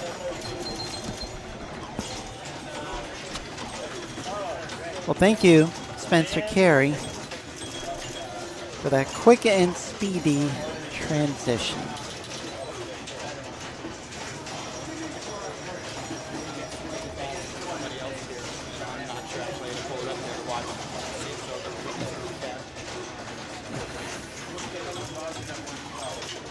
Right.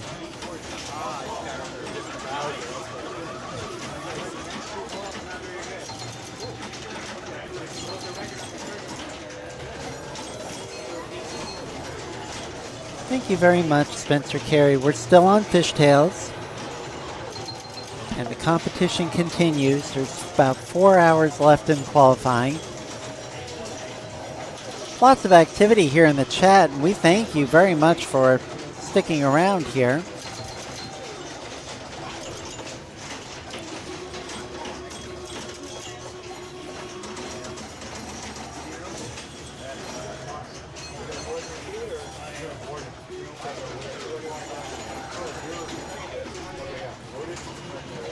I don't know when some of these chats were recorded, but let's see if we can answer them.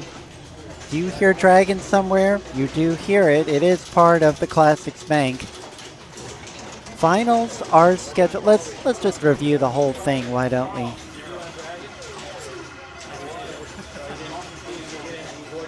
And in fact, he just did.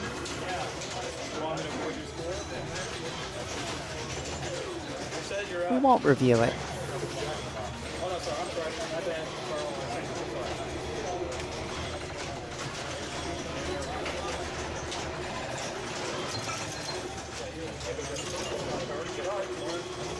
Thanks for noting. Yeah, I've been running the tournaments at the Pinball Dudes over in Jupiter, Florida. I'm working with a guy over there named Eric Francis on those tournaments. Thrilled to do it. The next one coming up is going to be an inaugural league event.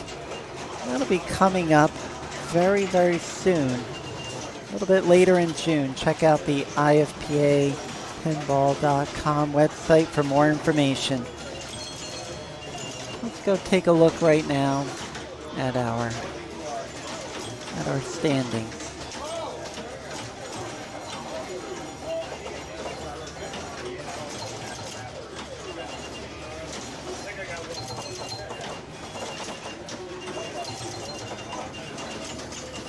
Eric Stone continues to set the pace in the main division and classics as well, but He's just doing what Eric Stone does. Number 1 on Abracadabra. Number 3 on Aztec. Number 1 on Meteor. That is Meteor, not Metallica. Number 1 on Funhouse. Let's dig a little deeper into Eric's performance here. 208 million on AC/DC. 21 million Funhouse. Baywatch, tremendous score, 1.9 billion. I think it's far and away in first place. Abracadabra, he rolled it. Munsters, obviously Munster Madness plus. Aztec nearly rolled it. Fishtails, big score over there. We take a look at our classic standings. Just a refresh here. Eric Stone with a nearly perfect score. Number 1 on Jack in the Box. Number 1 on Gottlieb Spirit. Stick around, folks. We're going to be going to Spirit soon. After we do a little more fishtails, maybe later this hour or at the top of the next hour. Number 1 on Future Spa. Number 1 on Eclipse. And it goes beyond that. He also has number 1 on Dragon. And Algar, a very respectable score there, but I believe someone's gone beyond on that. He's gone, I think, and rolled that. Is that possible? Yep, that's it. Well, Anthony Dixon, it's not a roll, but I consider anything in a 1,000,000-point range to be like a rollover. There are new digit counters on that particular Algar, 7-digit counters. And Anthony Dixon, the only one to make it to the 1,000,000 points. Final look once again at the Open Division. Just quickly talk through some of the players here. Eric Stone, of course, in first. Shannon Stafford, a perennial participant in the State Championship Series. Alex Marino, young Alex, is trying to win the biggest prize of all. He's got 2 wins already this year. Looking for a banner here at the Asylum in one of those prize Point Monsters trophies. Sebastian Bobbio, David Paz, Dan Coyle, Eric Wallace, Brian Dominy, Gwen Octavia still hanging around. That's a shock right there that she's doing this well. A very happy surprise for her. She's really been working on her game, and this would be an amazing qualifying right there. Colton Varnador, John Beagle, Jeff Palmer, always in the mix. Steve Marsh, Seal Beagle, another great surprise there. Seal is the defending Classics champion. She's decided to go main tournament focus this time, doing really well. Kirby Reentz and Joe Janot. And we take a look here, just below the line, below the cut line here. Jeffrey Cleary, just below the cut line, and Carl Reedy, who is number 1 in the state right now, struggling. I did talk to him earlier. He says not doing so good today. He was doing much better yesterday. Let's get back to the action.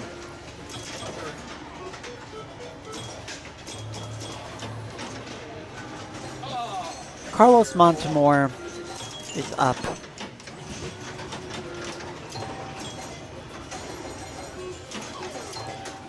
Carlos, very respectable, 9,999 in the world. 102nd in Florida. Another one of the new faces and names here in the state of Florida. And again, if you haven't heard from before, state of Florida having an absolutely fantastic day out there in Italy.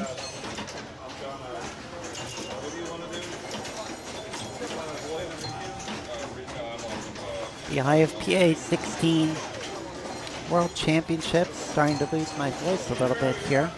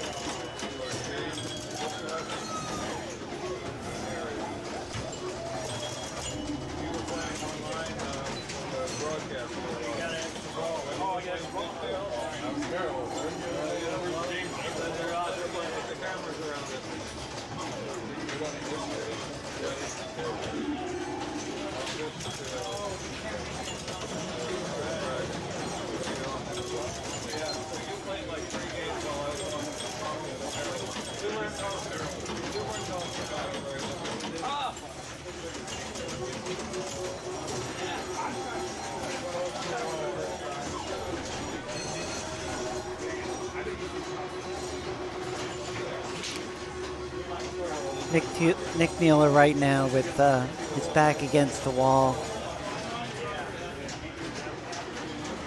in round 2. It's a 4-4 tie. Game of Thrones, the tiebreaker. This is a game that Nick has a lot of strength in. And we'll keep you up to date on that score.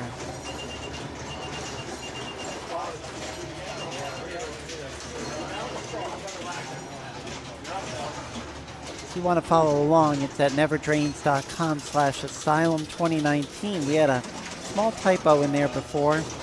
Sorry about that. Enjoy.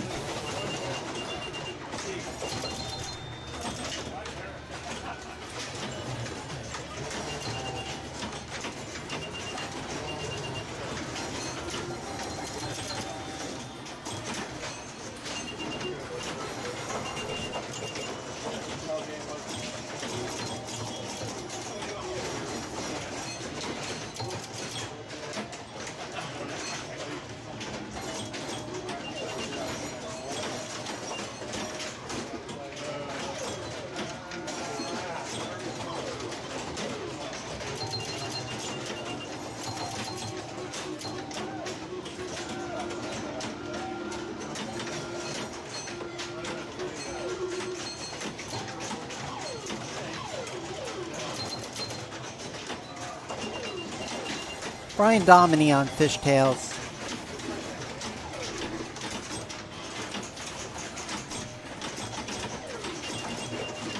Of course, the main object of Fishtails, get to that very prized multi-ball. Along the way, maybe catch some monster fish. Really, multi-ball is where it's at, and it's a very unusual angle. One of the more difficult shots in pinball. You see it in the upper right-hand corner. Well, unfortunately, Brian will not be seeing it this game. He did not capitalize. And a substandard score for him, but he'll come back and try again.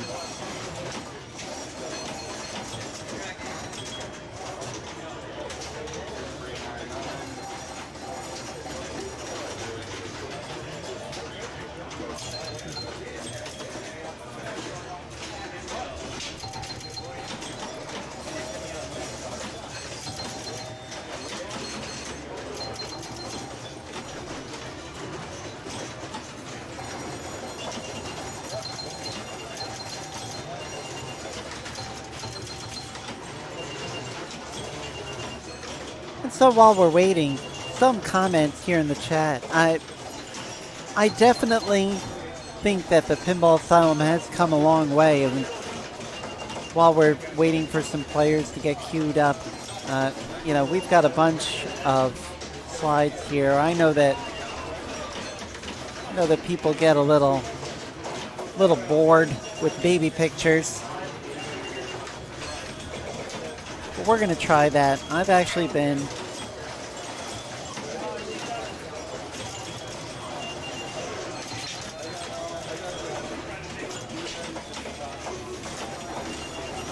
needing to put this up here. So while we're waiting for someone to come around here, let's just take a look at the inside of the Pinball Asylum.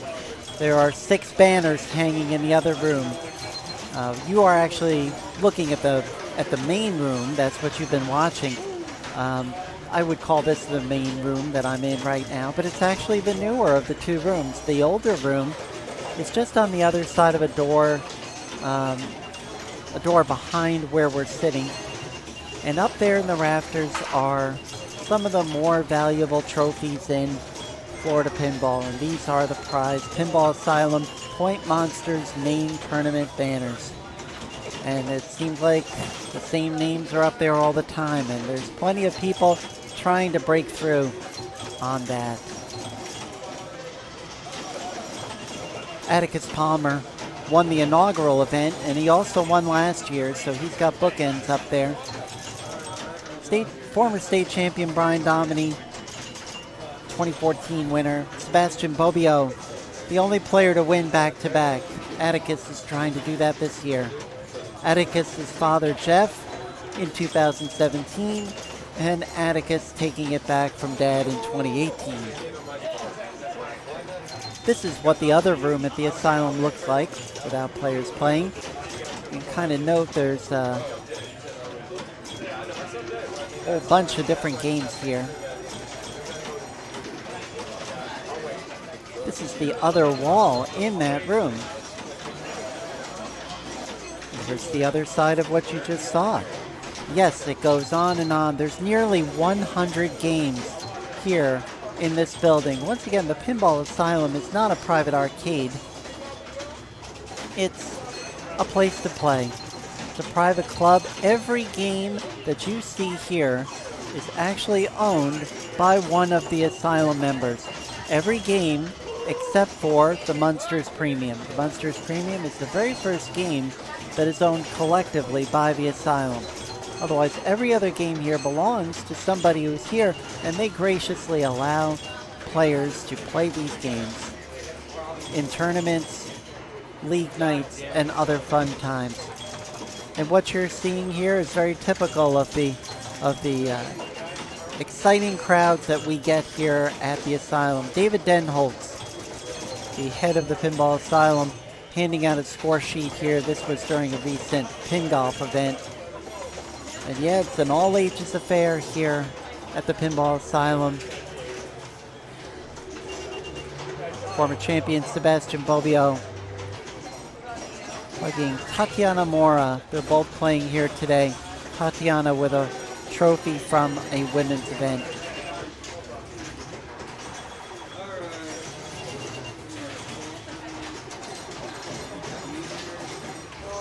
We have Steel Beagle and Dave Paz's wife, Carolyn.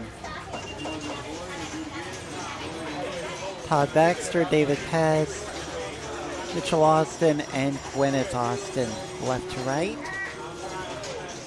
And another great shot during an exciting and fun league night. Many of the faces here are in this room. This is the #1 event of the year here in Southwest Florida.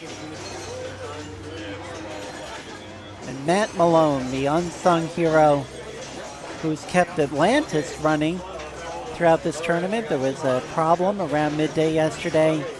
He stepped in quick order and took care of it. He's awesome.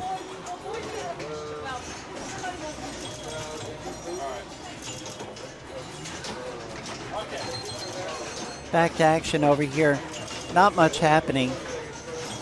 I can tell you this much, that if you're ever feeling upset at your scores or angry at your games, just remember that you might have patrons at your arcade like this.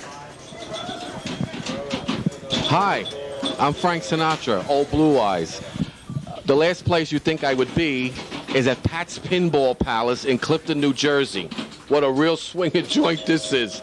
I mean, I could have been eating at Patsy's having a nice steak, but this place has got a lot of nice high-class people, as you can see by this lowlife right here.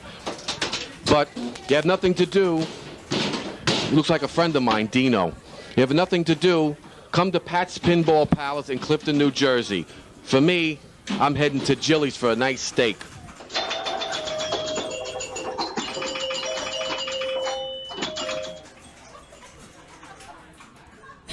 And a big shout out to Mr. Spencer Carey for digging up that old commercial from Clifton, New Jersey back in the looks like the 1970s.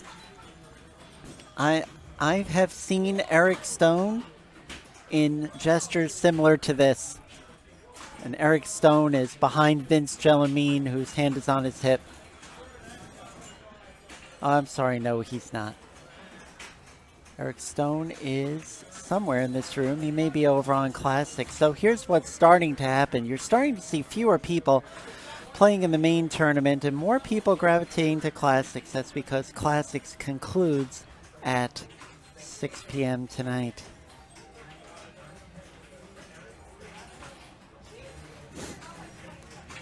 Yeah, fantastic advertisement. There are a couple of other more serious ones, but if you're going to fill the time with something, pick your best and go with that.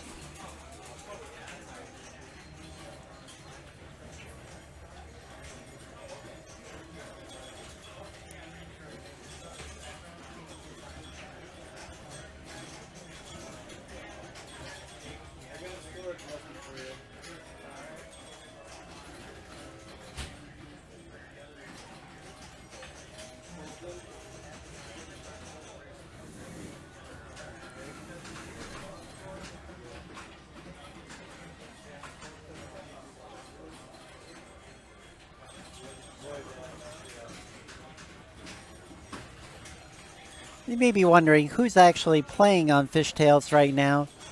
It's Rhonda Johnson, the wife of David Denholtz. Rhonda, a late addition here. We don't have a graphic for her, but she's not doing too bad.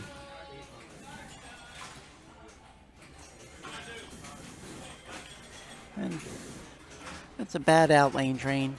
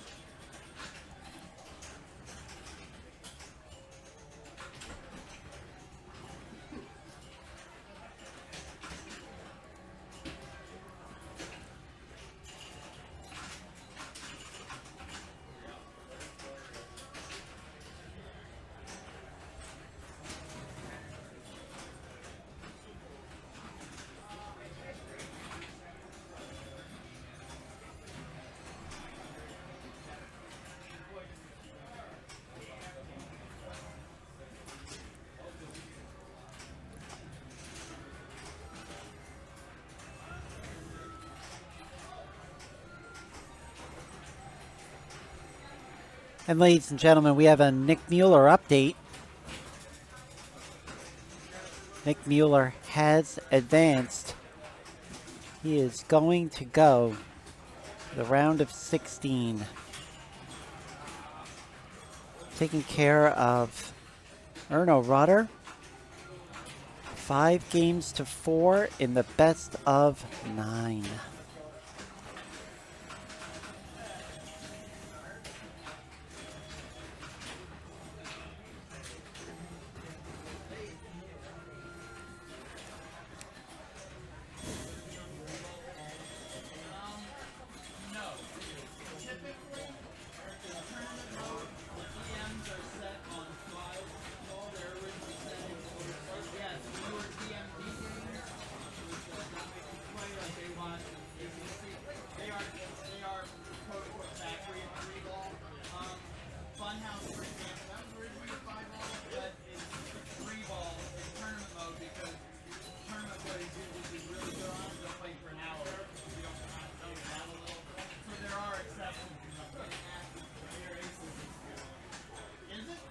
Boy, and you know,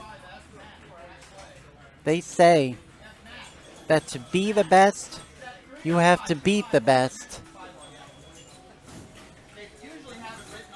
And when you need to be the best, that's when you play your best. And all I can say is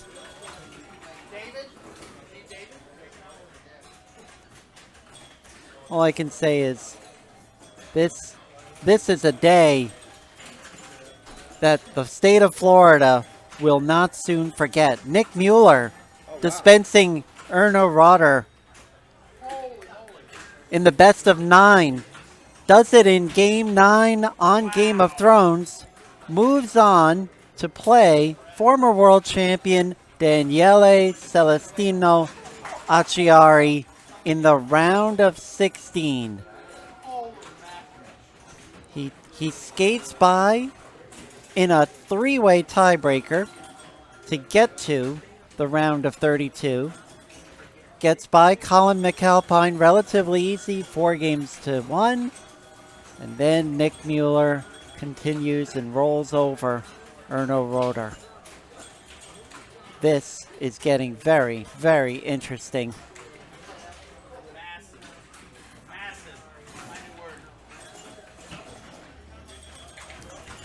This is a red letter day for the state of Florida.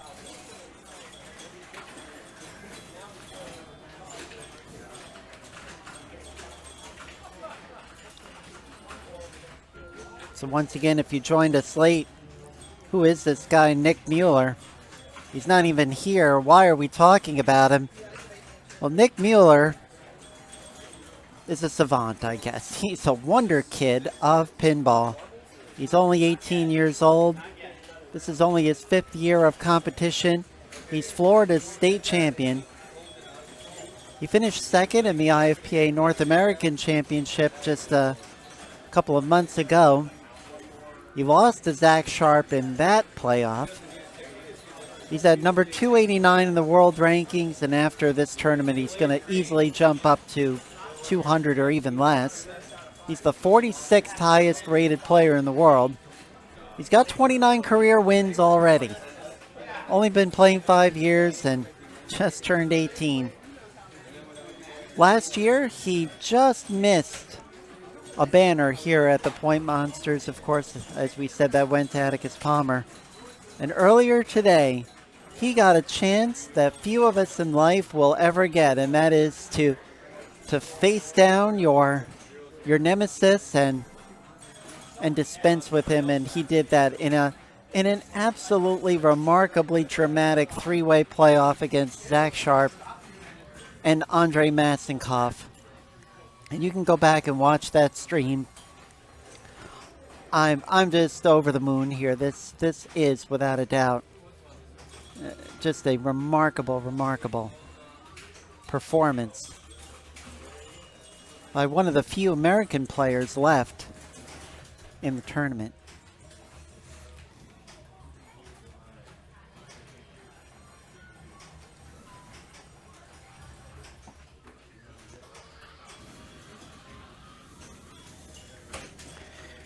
I understand we're having a little bit of difficulty right now in performance.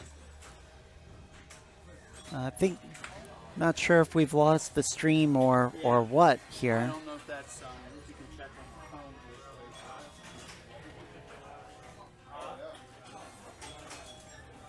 Could just be the row key. Yep.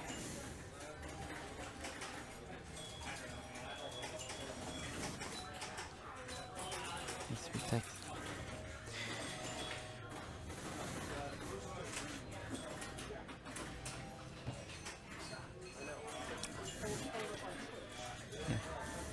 He knows it.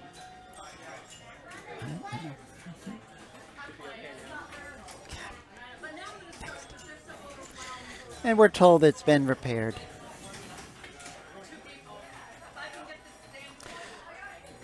Glad you're still with us.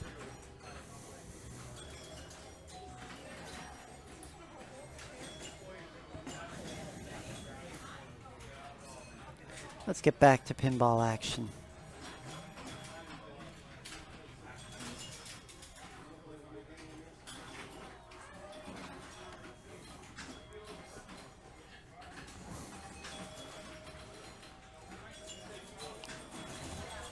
Well, Eric Wallace was on the game. He's just finished up, so we'll clear him out and get prepared for the next person, and that's Mr. Dave Sordus.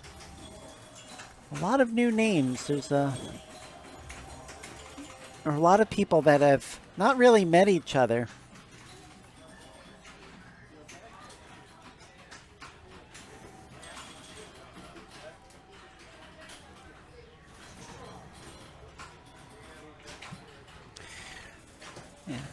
So Dash 8 Nate, I agree with you. We've seen so much of Fishtails, and I would like us to move over pretty soon. There are no other cameras on any other games. This is a mobile rig. But these players are playing very hard, and they make it difficult for us to get in between sometimes.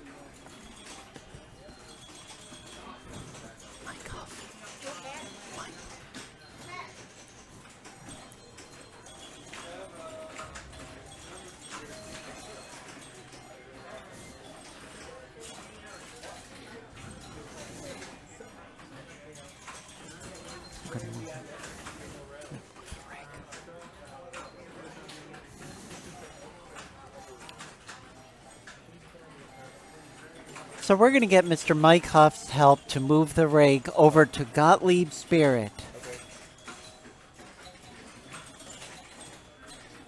So thanks for asking that question, Dash 8 Mate.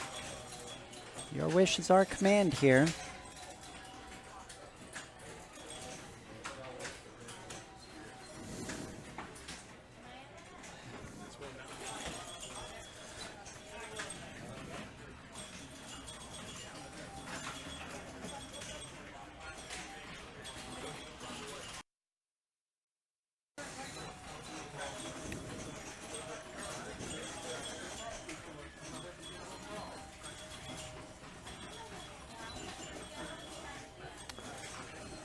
Yeah, so DK Sean, by the way, thank you folks for coming by. Thank you, Dash 8 Nate. Thank you, DK Sean, for tuning in.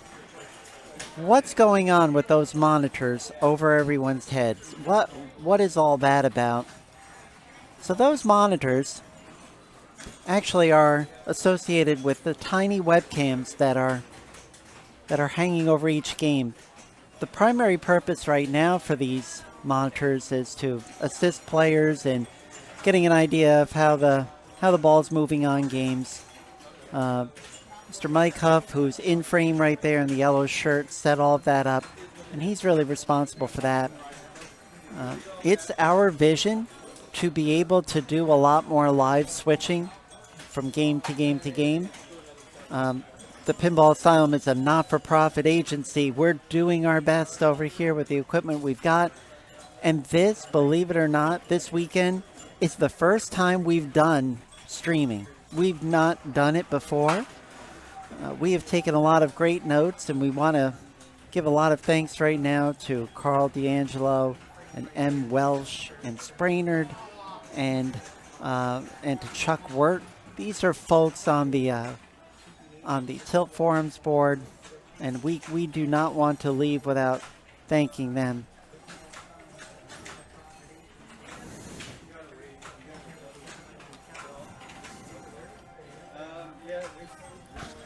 Needs to be player one.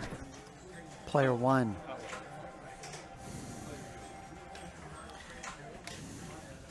Go. Who did that, Mike? Go out. So we're getting ready to take a look at Gottlieb Spirit.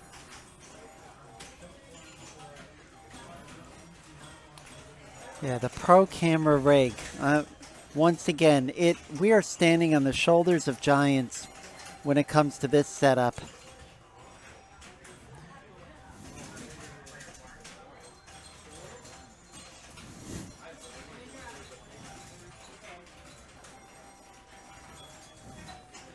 I'll be right back, folks.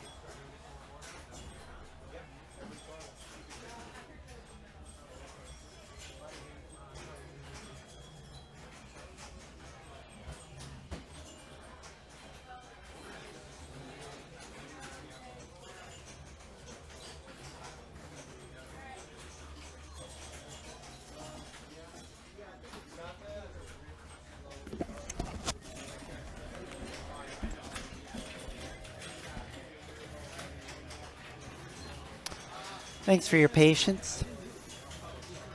So we're moving over now to a very, very interesting game.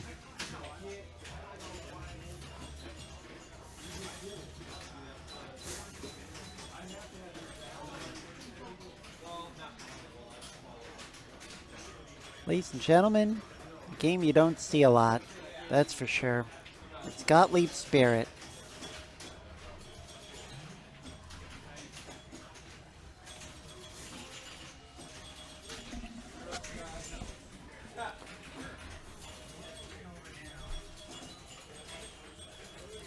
So, Gottlieb Spirit is a really complicated game. It's so complicated that I felt compelled to actually make a card that contains the rules of the game. I've watched videos and honestly it's very, very difficult. So somebody will come over at some point and play. Basically, you want to try to light the Stargate by getting the 1, 2, 3, and 4 stand-ups. Those stand-ups you can see right there. They're located just above the digital display in the middle of the playfield. 1, 2, 3. Where's 4? It's over on the right-hand side. Switch hits will actually move around the 3 locked saucers. The first one is just slightly out of frame in the top left corner of the screen. The second one is sort of about middle left, right underneath the big pop bumper. And the third one is right over on the far right middle side, and they are recognized by orange circles with little lightning bolts. You get multi-ball by either locking the Stargate. The Stargate is actually a 4th saucer that's located underneath that top metal ramp. You can get a multi-ball either that way, or if you lock all 3 balls. During your multi-ball, depending upon how many balls you've locked, you may have locked 2 and gotten via the Stargate, or you may have locked all 3.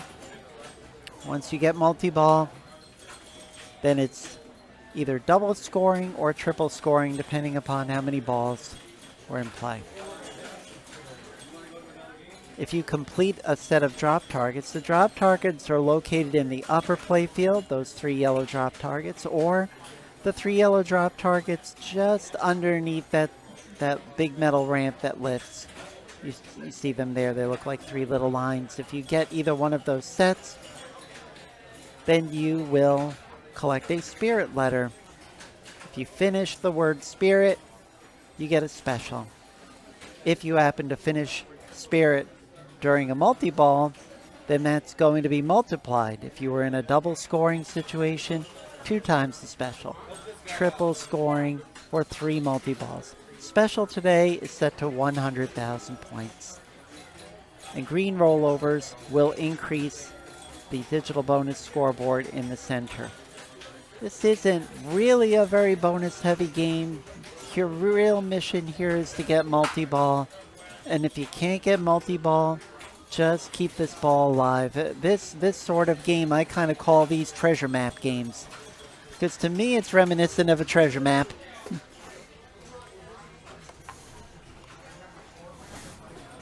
There's lots of holes and traps and all sorts of bad things that you can fall in. While we're waiting for someone to step up, let's just take a look at the classics in general. It's going to get pretty busy here pretty soon. Spencer Carey rejoins me.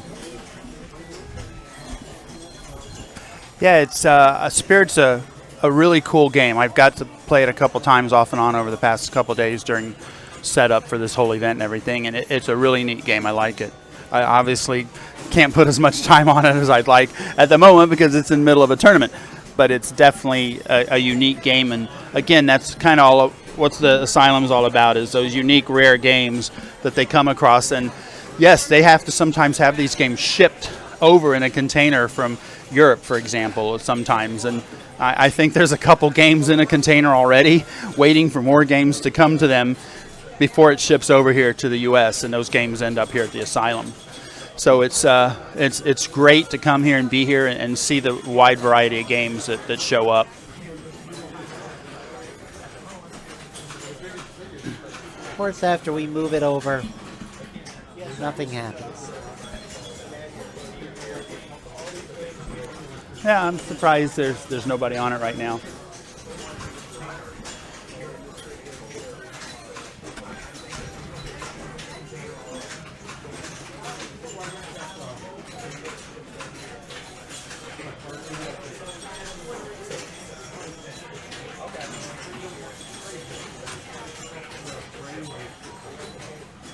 I'm going to go back to the main tournament view, I guess. Mr. John Beagle in the foreground on Abracadabra.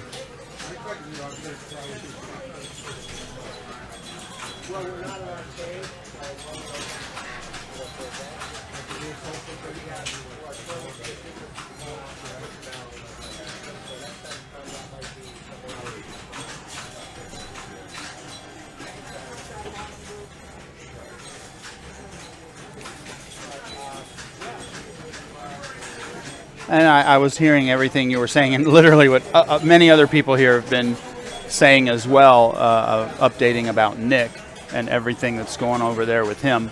So they are now down to the final 16 in the next round. Wow, that's amazing. That's amazing.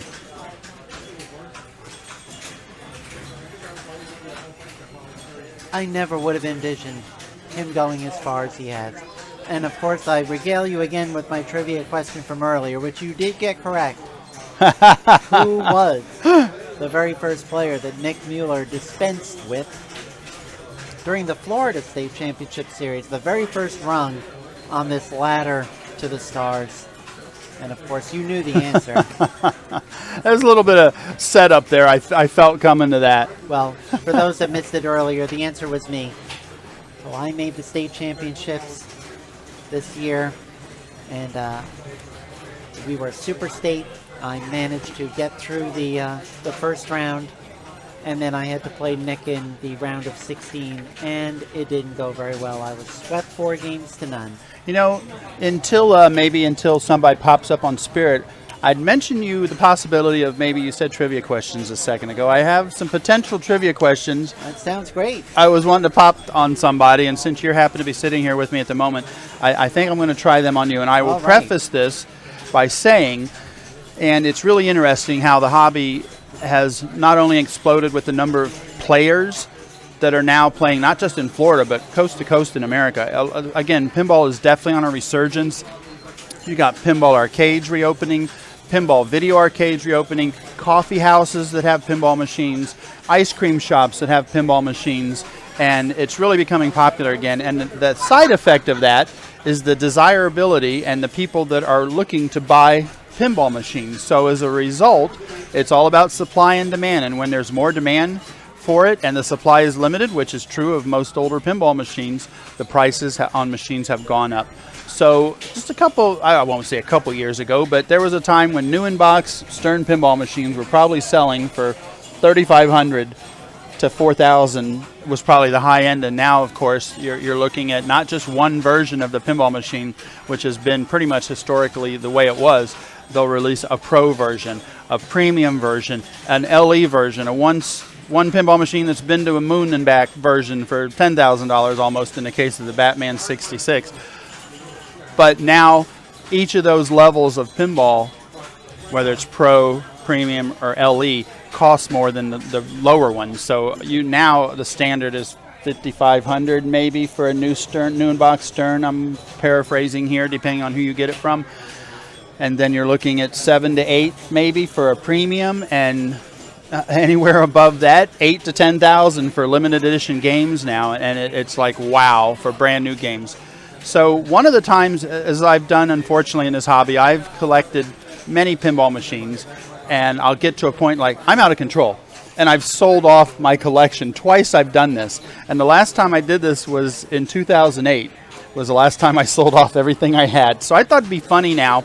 I will read to you my descriptions and price requests that I sold these games for from 2008, Norma. Oh my gosh. And what I want you to guess, I'm going to say the name of the game, and I'll give a brief description, and you tell me what you think I sold the game for. And if you are within $100 over or under what it sold for, I'm going to give you $1. So there are 1, 2, 3, 4, 5, 6, 7, 8, 9, 10, 11 games here. So you have the potential to win $11. $11. How about that? I could pay for dinner. You could play probably 1 or 2 games on a new modern game with the price they charge now for those. So here we go. Sure. This is funny.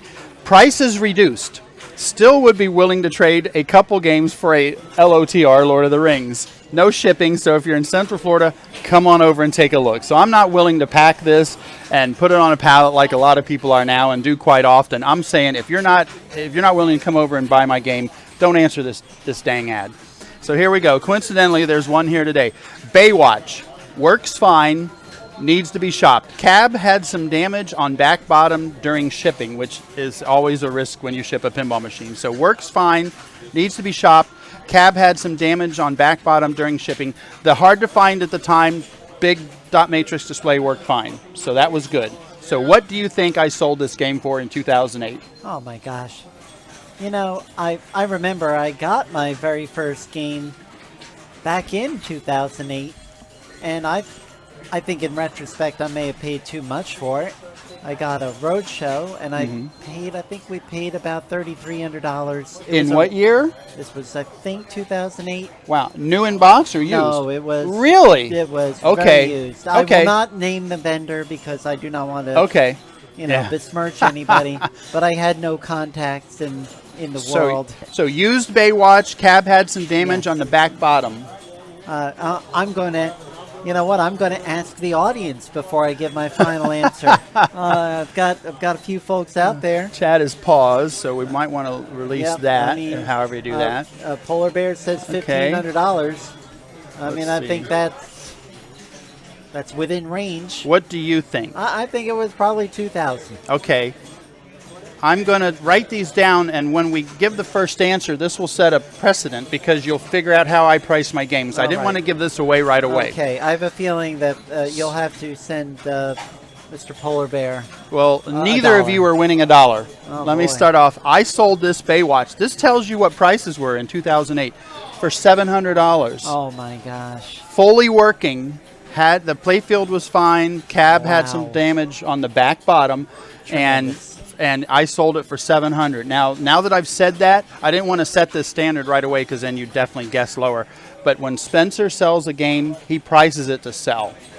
So I noticed that. I didn't really lose money in 2008, but I maybe was not selling it for top dollar because for whatever reason, in this case, I was stupid and I liquidated 20 games because I was a ding dong idiot right before the market started going absolutely bat poo crazy. And I probably could have got these prices that you guys are guessing. Unbelievable. Literally 6 to 8 months later. I sold off. The second time I liquidated my collection was right before prices went poo-poo crazy. Yeah. So there you go. So you now know that Spencer sells games at a price to sell. Well, I don't like to associate with that word. Fair. Very fair. How about that? So here we go. Fairly cheap. Next game, Starship Troopers. Needs shopped. I think 2 plastics, upper left playfield need replaced. Cab had some wear around flipper buttons and scuffs elsewhere. Starship Troopers is notorious for having cab button wear. Had problem when I bought it of playfield coils and controlled lamps fading out after a while of gameplay. Now game still boosts fine, but playfield coils and controlled lamps do not work at all.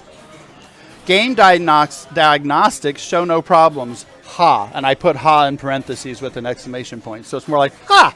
So there you go. Game diagnostics show no problems. Something on driver board has probably gone bad, but I have no clue what. So what do you think I sold Starship Troopers for in 2008?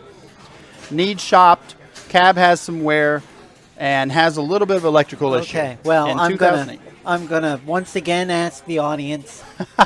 Seems like NH Polar Bear really wants to jump in on these. I don't blame him because I already think I know the answer, and I'm just going to be stunned when I say it because I bought a big Indian machine, non-working for this price, and we're talking about something that's definitely a few levels up from there. Yeah, I just don't understand the pricing. It's wires, it's bumpers, it's a mechanical device, but there is a lot of technology in it. And no answers out there. I'm going to stall, and I'm just going to say what I'm thinking, and it's $400. Okay, and 400 here. I'm going to say $400. And if no one pops in here, it's paused again, I guess. Crazy chat. Not sure. All right, we're going to keep moving here. $700 again, coincidentally. Really? That I sold those, which is probably about what I paid for it. I'm thinking I might have actually paid $8 for this. I can't remember exactly. So you lost money. Maybe. Yeah, but you gave up a game that, for all intents and purposes, was a doorstop. You know, and again, my tastes have always been odd, and I usually liked games that wasn't, let's say, popular. Now, this is 2008, so it's literally 11 years ago, and games were out of flavor then, so to speak, or flavor, are popular now. Like, everybody nobody's complained about Baywatch today. They like playing it, as far as I've seen. So, Baywatch, again, at that time, though, this is a time where, yeah, there were some repro boards and displays out. There were no, color DMDs or anything like that. So if the display on a Baywatch went bad, you were pretty much screwed at that point, that you weren't going to have a display. There was nobody. I think there might have been rumors about, somebody might have done something crazy, like put an LCD screen back there or a computer monitor back there and done some sort of crazy wiring rigging and kind of got it working. But at the time, there was no you buy solution. All of your machines from old ladies is what you're trying to tell me. These were close to the prices I bought them for. No, and I'm the just next kidding. one especially. Your affectation. Oh, my voice. Yes. I didn't want to interrupt your train of thought. You were doing so well. So moving on, Bonsai Run. Oh, $1,000. 2008. You can stop at $1,000. You blew it right away, which is fine. We'll move quicker. GameWorks 100% $1,000 was shopped this year. Playfield is day one Mylar. That was a hot phrase back then. It's really? Not now, but the hot phrase back then in 2008 to describe a sale of a game and hopefully sell you a game, day one Mylar. So please explain that to me. Why was it considered more important to have the original Mylar? Because games from, let's say, the 80s going into the 90s were clear-coated from the factory, but games were still not really expected, and still to a point, not expected to last past their time in a business earning money for an operator. Once those games, this is still the days when operators would put a game somewhere and leave it till it fell apart. Literally, mechanical things, the wood, whatever. And when they were done with that game, there was not a lot of resale value at that point. They didn't want to bother with it. They'd literally throw it in a dumpster. A friend of mine used to run a Malibu Grand Prix out here in Orlando on International Drive, which is the #1 tourist place in Orlando. And I wasn't in the pinball hobby. I used to go out there. He'd give me the keys. I'd go to Malibu Grand Prix and play all these different video arcade games and pinball machines. So after I got in the hobby, 8 or 10 years later, I'm like, hey, what'd you do with those games when you were done with them there? He said, we threw them in a dumpster. Threw them in the dumpster. Threw working or not, pinball machines, video arcade games in a dumpster, because they made $1 bazillion off a bazillion tourists playing these games, so they didn't care. They would literally play it till it broke. Probably video arcades they never fixed. Once a board went bad, they probably chucked it into the dumpster. So same thing with pinball machines. But Bonsai Run, GameWorks 100%, day one Mylar, getting back to your original question, were the cabinet graphics good? Were the cabinet graphics good? Yes, I'll get the display. So, but day one Mylar was a hot term because that meant that playfield was still in probably pretty good shape where the Mylar was covering. So below the flippers, there could be wear. Out lanes could be wear. Where the Mylar wasn't there, there still could be wear, but day one Mylar was a hot phrase back then, which is funny to even say out loud now.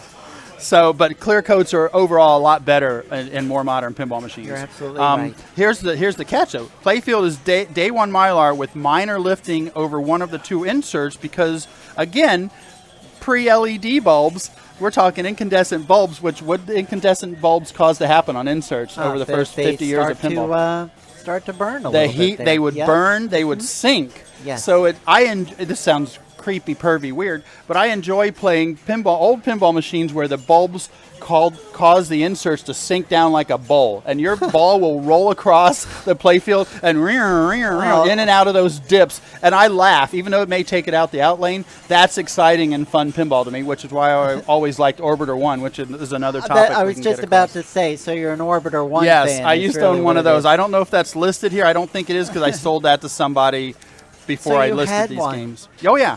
So Bonsai Run. Some off Mylar wear was touched up in Mylar. Cab had some nicks and scrapes, some which were touched up, but overall it did have good graphics, one of the best graphics. Here's something funny.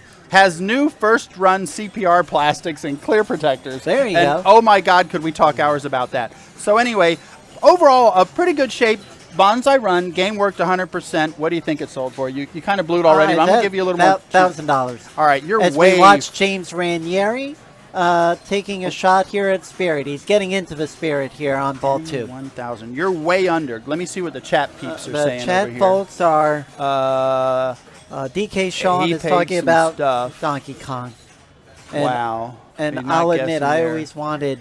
Well, I wanted one of everything when I was a teenager. $2,200, and I think I paid either $22 or $23 when I bought it. Tremendous. From somebody in town.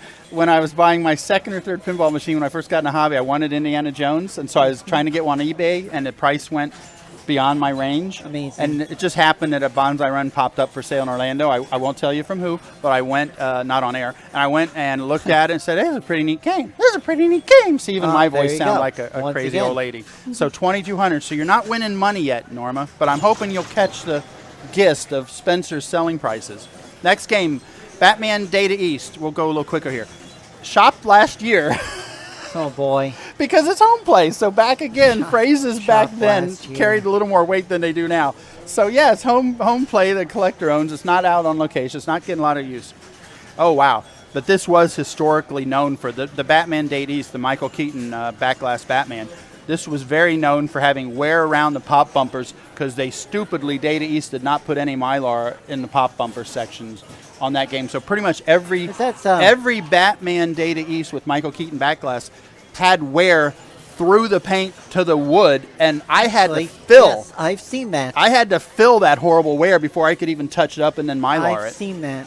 I did not know why, but thank you for that. Here's a fun side effect that only you and I and immediate Florida peeps would get, but I first met Ron Donahue through RGP because I did a sticker for something here, the Guggenheim little thing. I made a repro to sticker because nobody was doing repros in 2008. Okay. And he contacted me to get a repro sticker, which I sent him for free because he seemed like a nice guy. And, of course, now we know Ron Donahue is an absolute wonderful human being. Yeah, I'm sorry he's not here this weekend. That's how I met Ron Donahue. Side note there, I digress. Batman Data East, shop last year, wear around pop bumpers, touched up in Mylar. Cab in good shape.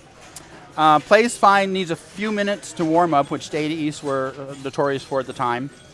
I suspect cold solder joints, but have not messed with it. What do you think I sold Batman Data East for? You should be getting a gift of Spencer's pricing levels by now. A gift of Spencer's. I'll take a Spencer's gift any day. About $1,600. I don't know what reality you were living in back then. I don't think I was that different of a reality. $600. Yes, that's the correct sound effect for your guest. $600. $600? And I could tell you a very funny story that I think I sold Baywatch and Batman Data East to the same guy, someone you might know here in Florida, Paul Murphy. I'll just say his name. Okay. Nice guy. As a package, and I cut him a deal on top of that. How about that? How dumb was I? I don't know. But Polar Bear got it, so mail him $1. Oh, he did not guess it. He did. He said $600. Before I said the answer? I really have no idea. Oh, this is man. Twitch. All right. It's asynchronous. When I get up to New Hampshire, I guess, or if he's down here, See, he says you owe me $1. I'm going to circle that and put NH. In some arcades, that won't even Polar get Bear. you one game, Polar Bear. Sorry about that. So, okay, moving on. Comet, boy. Speaking of moving on, it looks like James Ranieri's getting his lunch eaten. We'll get back to that really quick. I want to knock this out and Spirit. finish off here. Sorry. Comet was a game that, early in my collecting hobby career here, somebody called me, a good friend I'd known for a good decade or more. Said, hey, he's actually from Thailand, but I'm not going to do any racial accents or anything because that's wrong. He said, hey, I've got a friend has a pinball machine at their house. They want to get rid of it. They said they'll take 200 for it, let's say. Oh my gosh. I was like, wow. Even back then in 2008, that was a good price for a Comet. I'll do it. I'll put it in the garage. And so I said, he was standing there on the phone with me. I said, is it in good shape?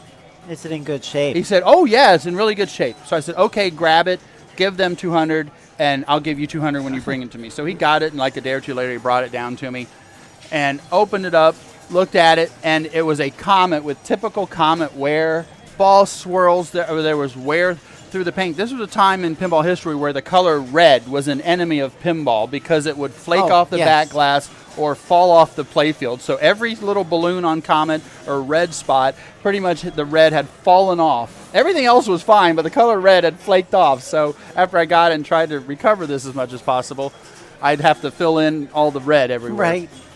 So I described this as a player's game. Playfield has major ball swirls, some touch-ups, and playfield has been Mylar'd. I Mylar'd the whole dang playfield in one big square. Okay. Cab has had touch-ups too because this game I found out had been on somebody's back patio, screened-in patio, and exposed to Florida heat and moisture for probably 10 years. I'm surprised it wasn't eaten The alive. game didn't even work. The guy told me, oh yeah, it works fine because the lights came on when he turned it on. Well, it works. The game lights work. Did not work. It would not boot. Back glass is in really good shape, which was true, with one very small scrape in the T of Comet. So that back glass alone was worth more than anything else that came in this deal. Carl Plays Reedy 100. up on Spirit. Actually, I must have replaced the board or fixed it because I say plays 100%, but I know it did not boot when I got it. So what's Spencer pricing for a player's game Comet back in 2008? About $800. No cheating, and let's see what $800. Polar Bear We'll look guessed at there. was there mold and were there bugs? That's what I'm saying. It's tough. It's tough to buy a game in Florida. That's why I don't go out in the open market.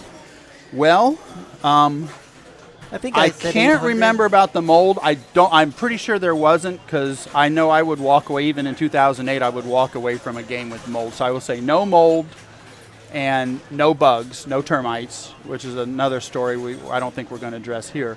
But 500. I'm going to owe New Hampshire Polar Bear another $1 because I sold it for 400. Stunning. So that's amazing. Somebody's getting the gift of Spencer's. They are getting some Spencer's gifts. They are. So next year when they're getting them at the mall when too, they come down here, they're going to get in at least between $2. Abercrombie and Fitch and Forever 21. Whoops. Spencer's Gifts. That's right. I should have opened up a pinball sales company and called it Spencer's Gifts because I'm selling it at great prices. Here we go. Xenon. Average shape. Playfield has day one Mylar. There's that hot phrase. That again.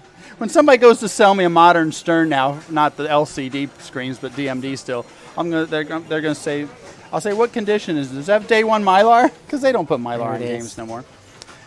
Day one Mylar, somewhere past Mylar has been touched up and Mylar'd, and I know I did a really excellent job of touch up. So a Xenon 2008, average shape, good playfield overall, good cab overall.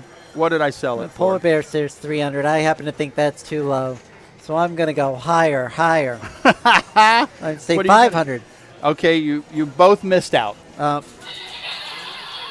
Well. I sold it for 700 because even then, Xenon was a popular game and a desirable game. So let's move on because we want to get this stuff the hell done. Say, Carl Reedy he had the spirit and he lost the spirit. We're going to get on that really quick here. I want to move on. 8-Ball Deluxe. New Fabulous Fantasies Playfield Overlay. This is like the only company making a repro anything was making a really nice overlay for 8-Ball Deluxe because that was the most popular game at the time, and those games had the most wear in 2008. Right. So I stripped it, sanded it down, and applied a total new Fabulous Fantasy Playfield Overlay over the entire playfield and put the whole dang game back together. Well, you were busy back then, weren't you? I shopped it last year. I love that phrase, too. I put an All-Tech MPU, which was the only repro board available at the time for anything, was for Bally Games, the All-Tech MPU board. Needs some lamp sockets replaced and or lamp board work.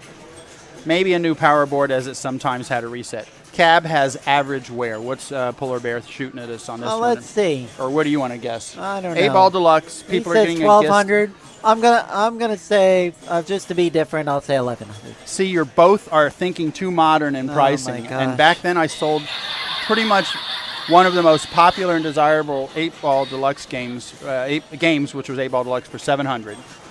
And I believe I sold that to Ron Donahue again. Isn't that another odd connection there? All I can say is you could have thrown anything on these games, any price at all, and I would. Yeah, okay, that's fine. This was that's good. The pre-crazy games. I look at the pricing now on these same games, and it's $3,500 for an 8-ball deluxe in this condition. Yeah, I was gonna say, and maybe it works. I just and think it'll it's burst again, too and much. things will happen, and they'll come down. But I'm not. I love pinball. I will drive 3 hours to play pinball here. I will drive an hour and a half to Winter Haven to play pinball. But I'm not ready to buy games at these prices. But the new people in the hobby, they're like, oh, $3,500, I'll take it. Yeah, okay, it was that same old lady. With that she same must have voice, been, the same must old have been lady voice, senile. or- She forgot. I think I'm trying to do a kitty voice, you know? Oh, a kitty voice? Because Okay. sometimes these new people that get in the hobby and, I bought a game, and I'm like, what'd you pay for it? $3,500. And I'm like, you're Yeah, crazy. I know, but that's the going rate. I'm the crazy one now. So next one, moving on, Stern Stingray. This was my first game that I bought dead non-working at a garage sale for $50. Oh shoot! Well, that doesn't spoil anything because I'm not going to sell it for that. Right. I had to put a lot of work in it. This is the game I learned how to fix pinball machines on. really, And it was the digital Stern game with chimes, digital displays, and circuit boards, but with chime sound. Playfield had some wear touched up. Backglass had some touch-up done. Looks okay. Alltech MPU. That alone, I'm going to tell you, they sold for $200. The Alltech board sold for $200. they're still very valuable. Could use a shop job. I have a new ring set and a new lovely ring bunch set. of coconuts, but that's I was another just gonna that's say, another topic. Stand back. Got a new ring set. All right, what's Stingray selling for? I don't know. I'm going with Polar Bear here. I have no idea. Okay, I'll wait another 5 seconds for a guess from Polar Bear on the Stern Another tough Stingray. game to find, he says, and it is tough. You know what? Oddly enough, they have a Stern Stingray here, and Right. it's a prototype, but because Stern Stingray was released as a game with LED, digital displays, but chime sounds, but they did a rare prototype. It's a 2-player game with really small, weird digital display and no 3 or 4 player slots in the glass. It was a 2-player game. They've got that here. They got one of the prototypes here at the Pinball Yeah, Asylum. I'm looking to see if it's in one of these shots that we have here. It's back somewhere back in the back I think corner. it is now, in the back. Polar Bear's guessing 5. Polar Bear is a winner again. I sold it my for gosh, $400. $3. I think the wonderful Ron Donahue bought that too. $3. This is how I first met in person Ron Donahue. He came and bought 8-ball deluxe, and he came and the Stingray as a package.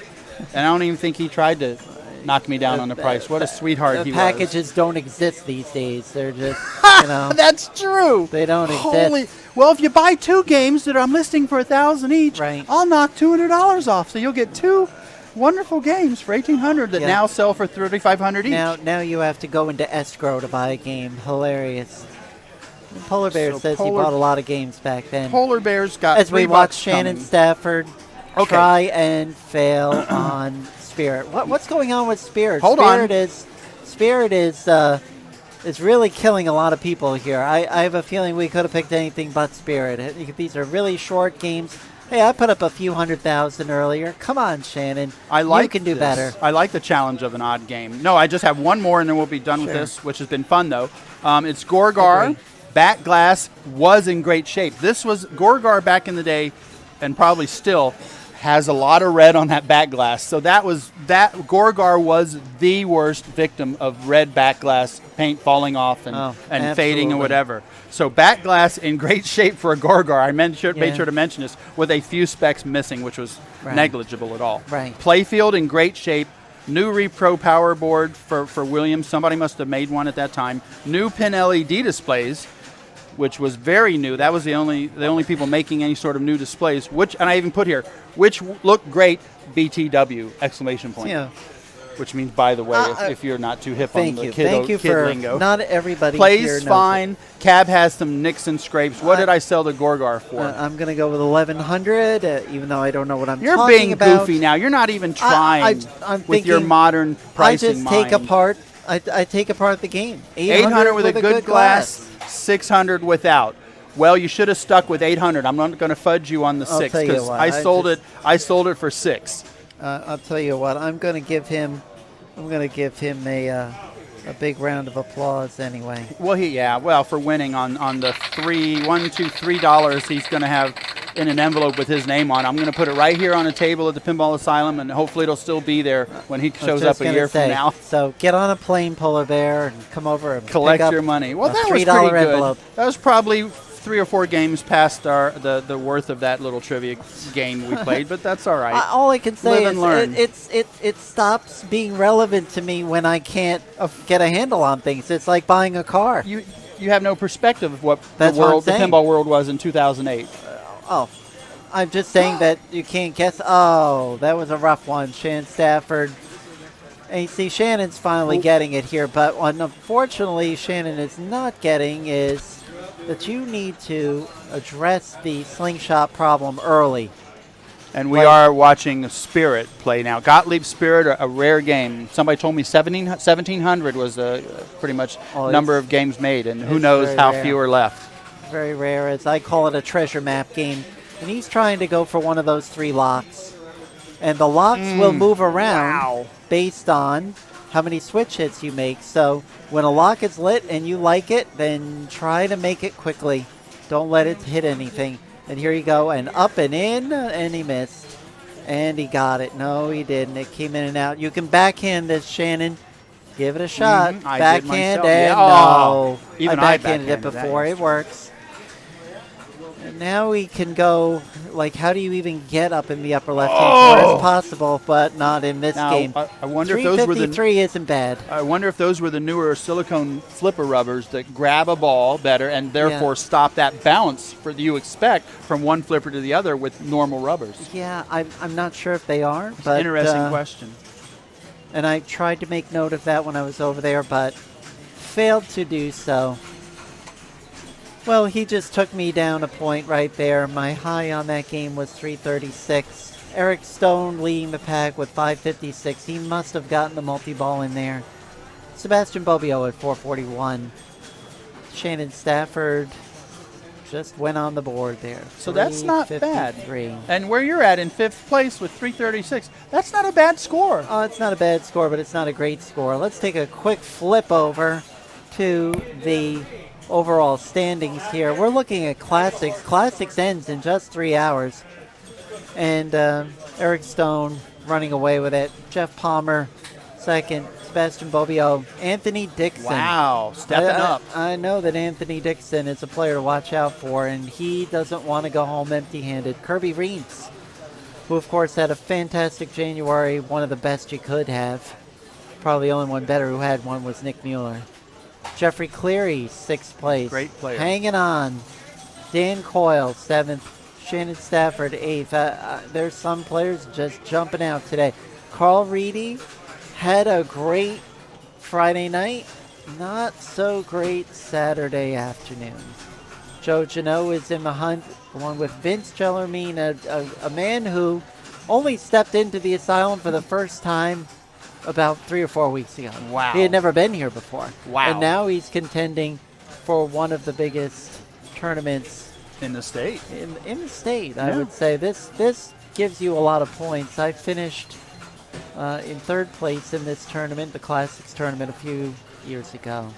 That brings up a good question, and I know you will know the answer to this, and you will explain it so everybody can understand. So people that are watching, and maybe you're new to tournaments or don't understand quite how they work yet, but the higher ranked players, when they show up at tournaments like this, or even if they come to a local tournament in your small town just because they're driving through that day or whatever, the fact that they are the higher ranked players in the national standings show up at your tournament increases the value of that tournament, and therefore, right. Even if you don't do that great, you can still pull in some decent points. That's right. That's amazing. Take a look at a brand new player here. Unfortunately, Bill Botro. That's a player we've not seen really ever. I have no record of him, and so welcome, Bill. Welcome to the world of competitive pinball. You see him right there with the Yankee shirt on in the foreground. And, the downside for Bill is he can't take advantage really of the weight of this tournament because he doesn't have a rating. So you need to play in 5 tournaments to have a rating. Oh, interesting. Still, he's doing pretty good right here on a game that's eating a lot of people up. And this, of course, Gottlieb Spirit, a very rare game. Very rare in that I don't think there are that many around in the U.S. And you saw what just happened there as it went down that out lane. If Bill had given a little bit of a push there, and this game will allow you at least something, you can do something to it. It's not a feather tilt. A little bit of love. You can give it a little bit of love, and if he had done that, he could have gotten that out. Well, what about those little flippers? How come he didn't flip them? Well, they were disabled on this game. They've been disabled for this tournament, and so you can think of them as not even being there. But the bumpers on the flippers themselves are still there, and you can use them. So when that ball gets down the neighborhood of that flipper, if it's coming down fast, give it a little forward or side-to-side push. You might be able to get it through that gate. The gate's not very rough. And you told me that, I believe, last night or yesterday when we were playtesting some of this stuff, and I was like, you can't do that. And I tried it a couple times. I couldn't do it. And you got on there, and the first time it came down, you popped it, gave it a little love, and it went right back in through the gate there. I've seen You people do it already. Put me in my place. Doable. Very doable. Bill, I wish you hadn't given up so fast. 148 wasn't a bad score. Come on back and play again. And if we can go and look at the standings, I think you had there again for Spirit, the points and everybody's standing in that specific game. I just want to point out something go back to the main classic standings for everybody for classics. Yeah, looking at those points, person by point, really quick. Eric Stone's got 575, Jeff Palmer 520, Sebastian Bobbio 514, and those guys. I mean, yeah, it's possible they may move around. Let's say between those 3 people by the end of qualifying. That order, unlikely with Eric Stone at the top, but maybe Jeff Palmer and Sebastian Bobbio might switch places. Let's say, but the next couple guys there, the next couple people, Anthony Dixon 508, Kirby Rinks 508, Jeffrey Cleary 503, Dan Coyle 502, and Shannon Stafford on top of the line there 501. That's very little points. And then you go look below the line, little points difference between those couple guys. Carl Reedy, 497, Joe Gano, 496. Those 2 guys can easily pop up into the top 8. And the people after that there are, again, there's not a lot of points difference. When you look down there towards John I and Norma Jennings, let's say, down in the 460 spot, if you go over there, or John I, or any of those other people, Steve Marsh, Chris Henry, James Ranieri, have a really good game on something, you can't, and this is what I did. This is how I qualified on the last day, on the last game, at the last minute of qualifying. I had a massive game, and I popped up to like 3rd place, and I obviously threw everything out of whack, how it looked before. There's so it's entirely possible for spoilers that anybody, I wouldn't say a spoiler, but just the fact that somebody can have a massive game and pop up there, and people that are up there now and may look, oh, those guys aren't going to lose, and you can still do it. And I'm saying, so if you use me as an example, I had very few games overall. I think you played 14 games, and I play them as fast as possible because we're doing work together here. There are people who have been playing dozens of games as they've gone along. But, you know, the real challenge for the folks at home is when you're not really kicking butt on a particular game. When you're just having a good average game across the board, it's really not enough. Take a look at me up here in terms of the main tournament. I'm just having an average life over here, and that's not going to get it done in these tournaments because this is 100 points right here. Anthony Dixon on Algar. Shannon Stafford, this is 90. So Shannon is penalized 10 points for not being Anthony Dixon. Right. And Eric Stone is penalized for not being Shannon Stafford. And then from there on down, then it's single points. Right. You're so that's a great point. To make progress, you've got to leap over a whole bunch of people and preferably to leap over everybody. And it's nice to have, if possible, the first spot on at least one game in probably either of these tournaments to get that 100 point. Because like you said, that's a 10-point drop between the first and second placeholders on a game. Right. Really, really. always interesting how this can change. I think what's funny about Maine is looking interesting. You know what's funny? It's I'd like to get over at some point and at least play like one more game in the main, because as I look at myself, I did finally put something up there, so not so good. I think for a while I wasn't even a complete ticket. But you take a look down here, Chris Henry. He's number 2 on Harlem Globetrotters, but it's not getting him much. You dive in on his scoring right here. And he's really just having an okay day everywhere else. And he was really rocking it last night. Kind of got passed over. Fishtails, 60 million is not even doing that much anymore. Fishtails, you can lift that game a little bit. Right. You can crank that. And we're towards that point now. It's now 3:16 here on the East Coast in Florida, and there's 2 hours and 45 minutes left for Classics qualifying before they take an hour break and come back for finals at 7. So now is the point where, and again, like we said, I'm surprised more people aren't playing Spirit. I don't know if it's scaring them away a little bit, because it's a little different game. We like those kind of challenges. Maybe some people don't want to mess with it, but it is definitely a fun game to play and an interesting game to play for me. So if I needed something to do to make something happen on it, I would definitely be playing it right now. Yeah, Classics ends at 6 p.m. Eastern time. I think it's time to throw that up on the screen. I regret picking Spirit at this point. I know it'll get busy, and so I'm sorry, folks. It seems like everybody's avoiding the Spirit. Yeah, the everything else is getting some play at the moment, isn't it? No, I wanted to take a look at Spirit. I know also. People are camera shy. This is the first streaming event that we've had here in the state of Florida, but to some degree, from here. To some degree, you got to play. Meanwhile, I'm, if I seem distracted, it's because I'm toggling over and trying to check out what's going on in the IFPA Worlds. I just want to kind of Nick Mueller over there still. Yep, and I'm having trouble displaying IE. Amazing run that he's having again here. We're a little worried at first yesterday, and he's, like we said, stepped up, and he's doing what needs to be done today. It's an amazing run. An absolutely colossal run. It's truly memorable, and I'm going to be trying to flip over to that right now. I'm trying not to turn this into an eye chart, so let's try to. And let's try to take it from this standpoint. Try to do some scores here. Daniele Celestino Acciari will play Nick Mueller in the round of 16.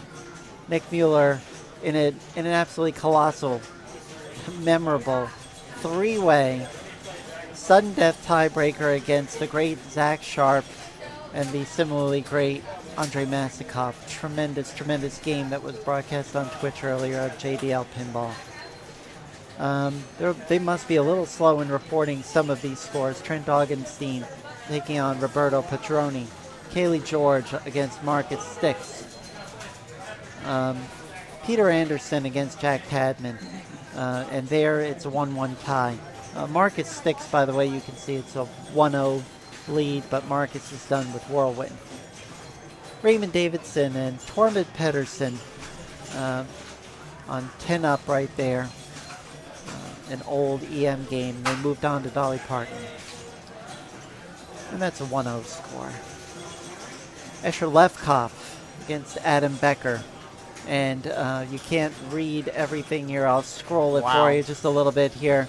I mean, take a look at the dialed in score right there. And that was Adam Becker's score. Still a significant American contingent left here. Jim Belcito, a really great Jim guy. Belcito against Phil Grimaldi, just getting underway. Johannes Ostermeyer and Jorian Engelbrechtsen, definitely. And got a little bit about game selection down here. Round 3 selections. Daniele Celestino Acciari has chosen Dolly Parton, Space Station, and Bram Stoker's Dracula. Nick Mueller has chosen a game called Rocket 3, which I'm really not familiar with at all. It must be a foreign game. The Addams Family, which he'll probably buy a gold-plated Addams Family after his amazing tiebreaker earlier. And Creature from the Black Lagoon, which was another turning point game for him earlier. Another core game of his that he plays a lot at the Pinball Lounge in Orlando, Florida. They have both a Creature and an Addams Family at the Pinball Lounge, where it's pretty much his home place to go to play pinball. Eric Wallace up on Spirit, and I did promise everybody that I would put the rule card up here in case you're not quite sure what's happening, but I'll try to talk it through. Object of the game here, you want to lock those balls so that you can start a multi-ball. During the multi-ball, you have a multiplier. What else is there to do on this game? Well, you can knock down drop targets. You clear a bank of drop targets, you get a letter in Spirit. Complete the word Spirit and you get a special. The special today is 100,000 points, which you can see is quite a few points. But that happens sometimes. And of course, in the regular game, you can flip those flippers. So what happened with the ball there? At the end of every ball, all balls drain. If you lock the ball, you have to start all over again. There is no lock stealing in this game. Is this a game that had the equivalent of a ball save that we talked about earlier? And it did. Yep, it does. Rare the red for that light time. down there at the bottom. Yes, it does.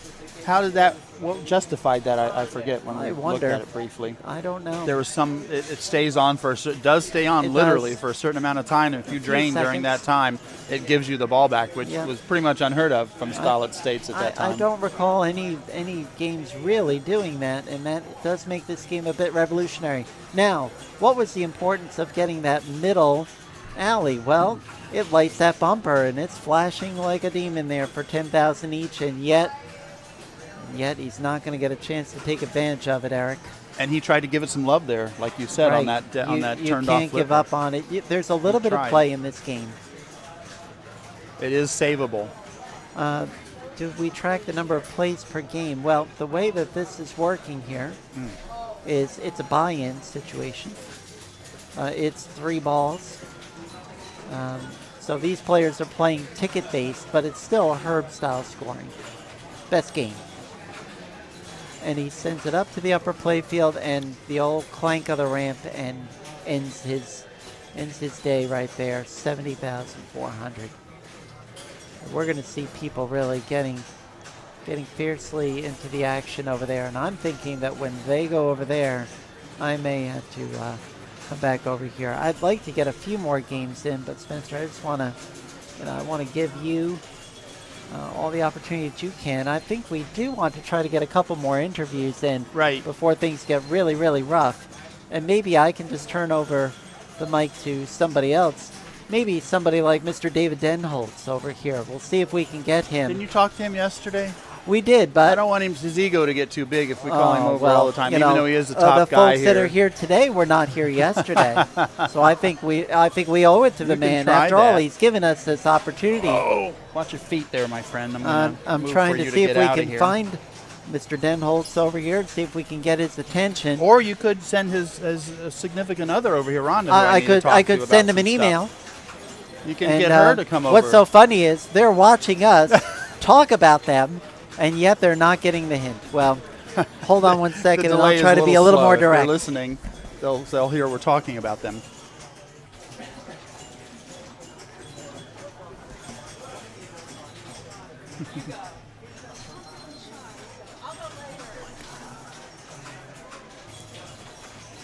Slide through, big shot. Dave Denholtz, man. And I'll give you the headset where you can hear my voice, even though I'm not hearing yours, which is no biggie. So you should start talking. Okay. And I think you're coming up there. Are we on the air? Let me see here. Make sure she didn't turn the mic off when she walked away.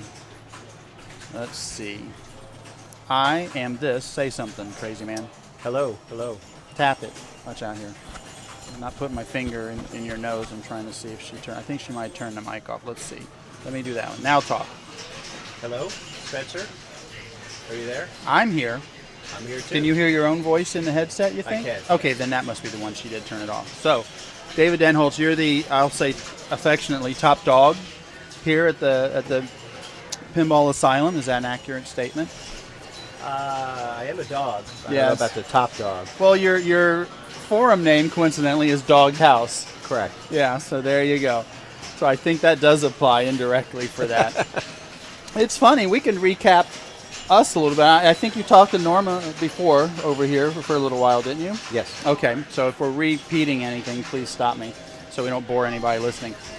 But you started this because you basically had access to this location, we'll say, and you had a couple pinball machines, I'm guessing. So before you started moving them, let's say from your house to this location, how many pinball machines did you have before you moved some of them here? I want to say I had 4 machines. 4 machines. And now look at this mess. Look at this craziness you have here. You got how many games do you have here? We've been throwing around the number 100. I think there's 122. Holy moly. In the building. We have about 90-something currently working. Currently up but Yeah. there's always some fluctuation going on and things coming and going. So that extra number is not unusual. There's always those extra 20 or so games that are being worked on, or like I said earlier, coming in from a container from Europe or something like that. So when you brought some of your games here to this location, was the intent right away to do something like this with it, even in a small scale at the beginning, or were you just trying to get that stuff out of the house? I think the original idea was just to have a place to work on games, because at my house I didn't really have a workshop. So we were going to bring games in, work on them, play a little pinball, and just kind of hang out. And we didn't even really know about tournaments, to be honest with you.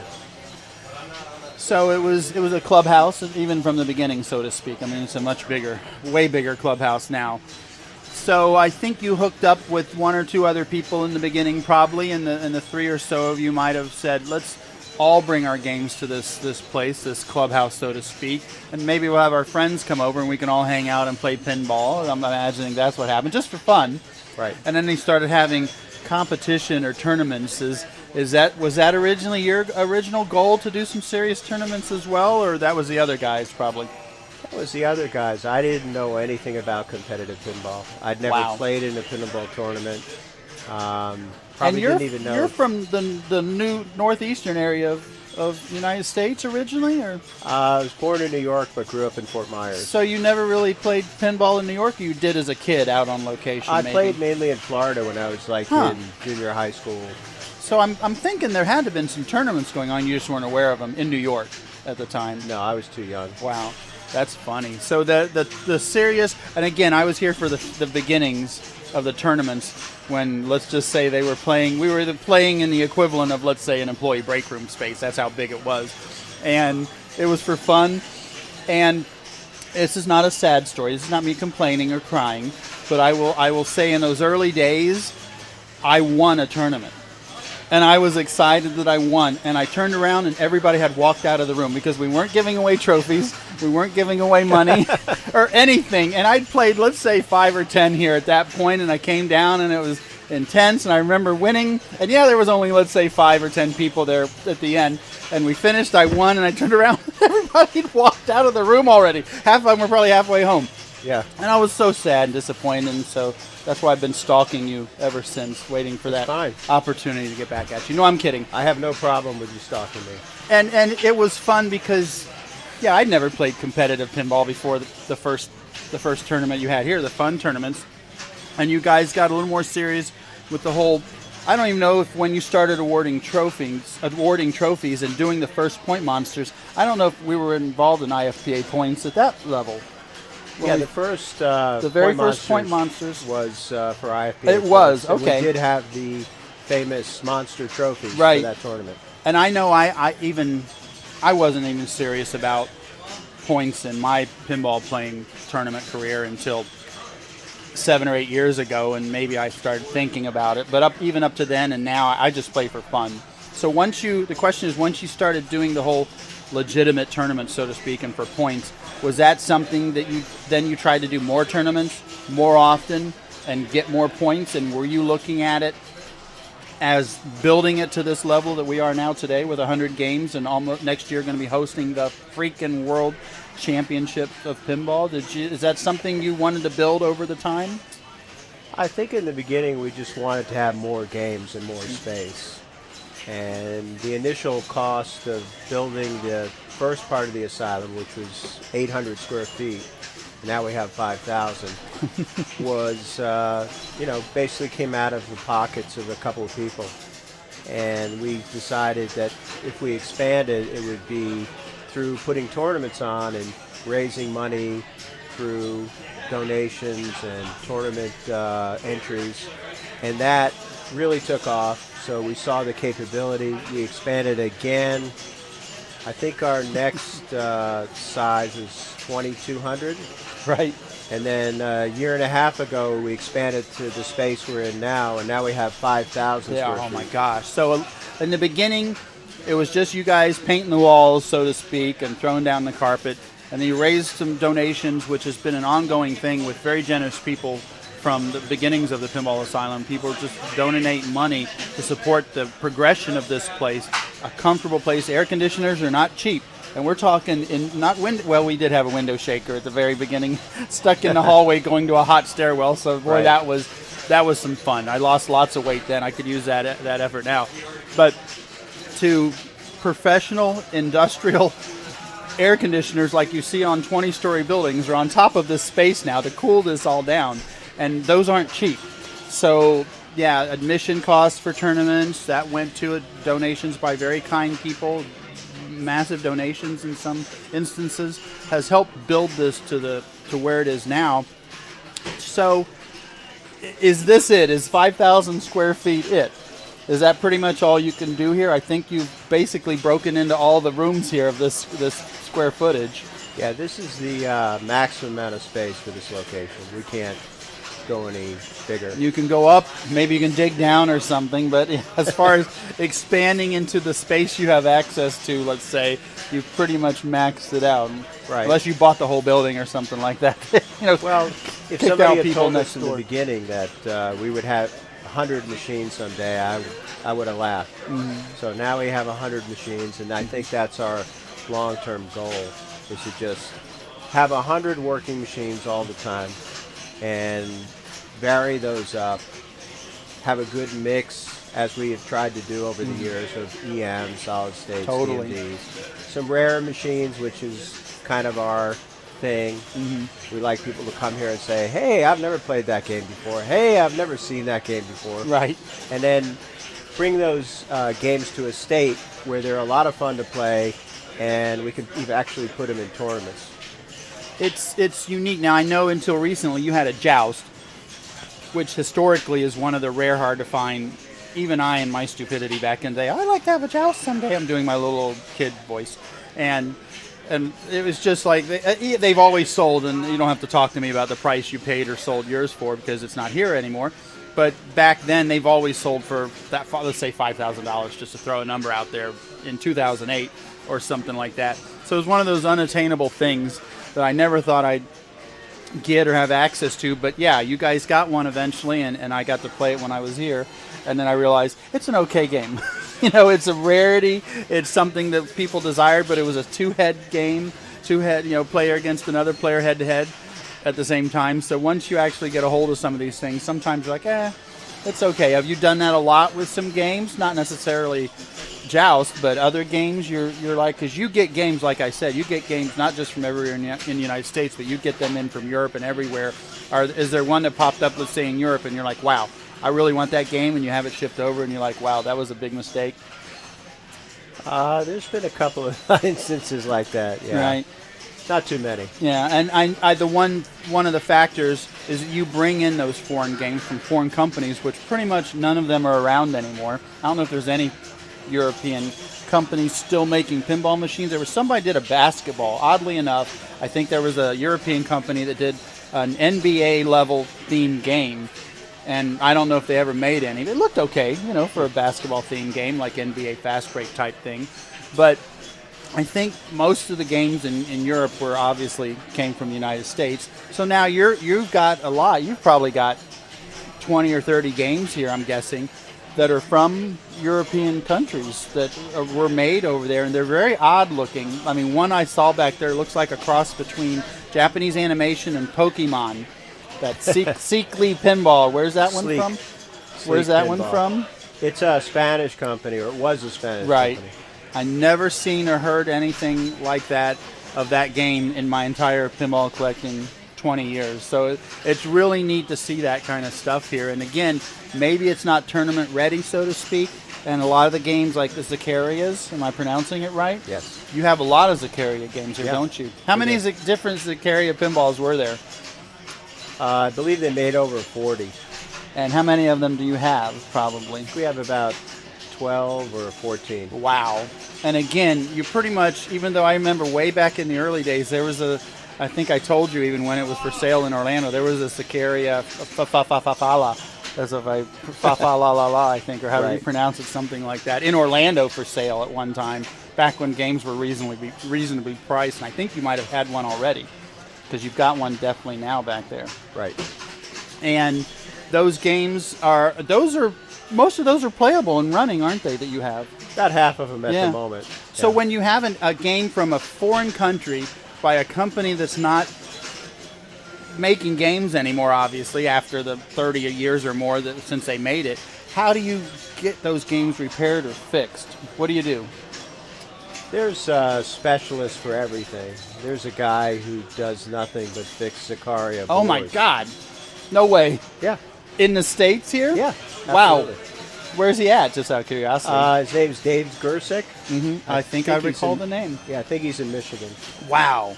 So he's either can fix those boards if you send them to him? Is that how that works? Correct. Wow. So pretty much it is possible, that amazes me, to find, even if it's just one person that can fix those games that otherwise would be thrown away, either in those countries or if they happen to get over here before, thrown away from here. So it's all about, and that's the whole thing too. You're almost, even though you don't have museum in the title, and sometimes that word is overused in some locations, but this is, for all intents and purposes, a museum of pinball machines, so to speak. I mean, I'm happy with the name, the Pinball Asylum. That's a fun name.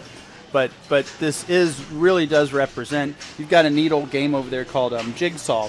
That's an old game. Yeah, I wonder who you got that from. Is that the oldest game that's here? Yeah, 1932. Wow.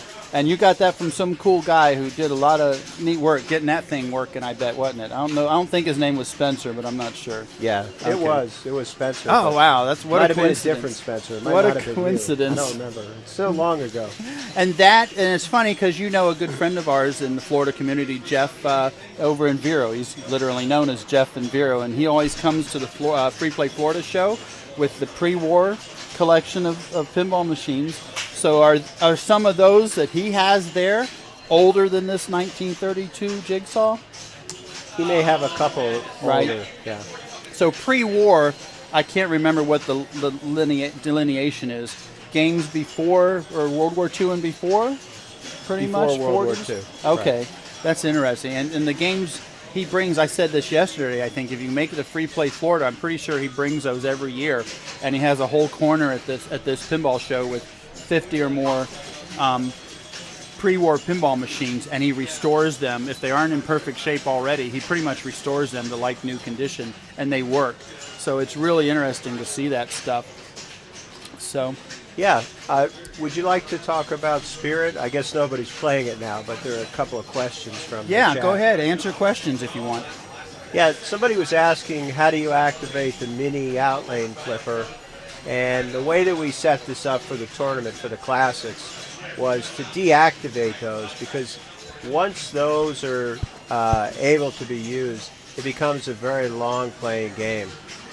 It's a great game, interesting rule set, complex rule set for the time, but it's a little easy with the outlane flippers. So that hopefully answers your question. Now, what Norma said earlier and showed me last night is even deactivated, if you nudge it when that ball's coming there at the right possible, give it a little nudge, that rubber will bounce it through the gate and save it. Really? So it is. Maybe I should have told you that. You I didn't haven't know seen that? I haven't seen that I yet. said no way, and I tried it and I couldn't do it. And then I said show me, and she goes on there, and the first thing she did was save it by bumping it when the ball's over the rubber there. And it might be a little bit of bump at the top, big part of the flipper, but she gave it a bump there, and we've seen some other people go up there and try to do that too. So there is it's either known or there's people making that effort to do it. Interesting. Well, maybe somebody will get on the game here in a little bit and we can see some gameplay. And I know I asked you before, and I've forgotten because I'm senile, but where did this game come from, Spirit? Well, remember you were mentioning Joust before, the head-to-head game? So a guy came in here from Indiana, and he walked in the door and he said, I'm here to play Joust. And he had his family with him, like 2 teenage kids and his wife. And they came and they played Joust for like 2.5 hours. And the guy said, I'm going to buy that machine from you. I said, it's not for sale. He said, I'm going to buy that machine from you. I said, okay. He went back to Indiana, and about 2 weeks later, he emailed me and he said, I got a deal for you. So he offered me a Spirit, which I never thought I'd have a chance to get. And I'd had Joust for a lot of years. Right. So we made a trade. Wow. So you got Spirit and some other game for the Joust. Correct. You don't want to say what the other game is, and that's fine if you don't. Yeah, I mean, an older Stern and another game that I ended up selling. So okay, so it worked out really well for me. It was win-win for the two of you. He then. got his Joust that was not for sale. Yeah, and I don't know if that was guessing your name or somebody else's. David Gersick was the Zaccaria person. I think he's asking if that's the Joust guy. No, that's not him. It's a place in Indiana. I think it's called Wizards World Pinball or something like that. It's a pinball arcade of some sort. Oh, okay. It wasn't just him buying it for his house. They have tournaments there. And oh, stuff okay. Like that. Yep. So it wasn't just a rich billionaire saying, I want to buy that, in his old little kid voice that I keep doing over and over here. No, he has it on the floor of his place, and I guess people are still playing it every day. So good. That's a great location for it. I mean, it was great when you had it here, but a totally public location where it's obviously going to get seen by a lot more people. A lot more people are going to be exposed to it. So that's great because it's going to, again, get them into pinball probably. Yeah. Because they'll see you need a draw like that. It's nice to have a draw. You have a lot of games here. You have EMs and solid states and new games and stuff like that. But whether it's Zacarias or any of these other unique things, it's something that it makes a reason for people to come and find this place and participate in your tournaments and stuff like that.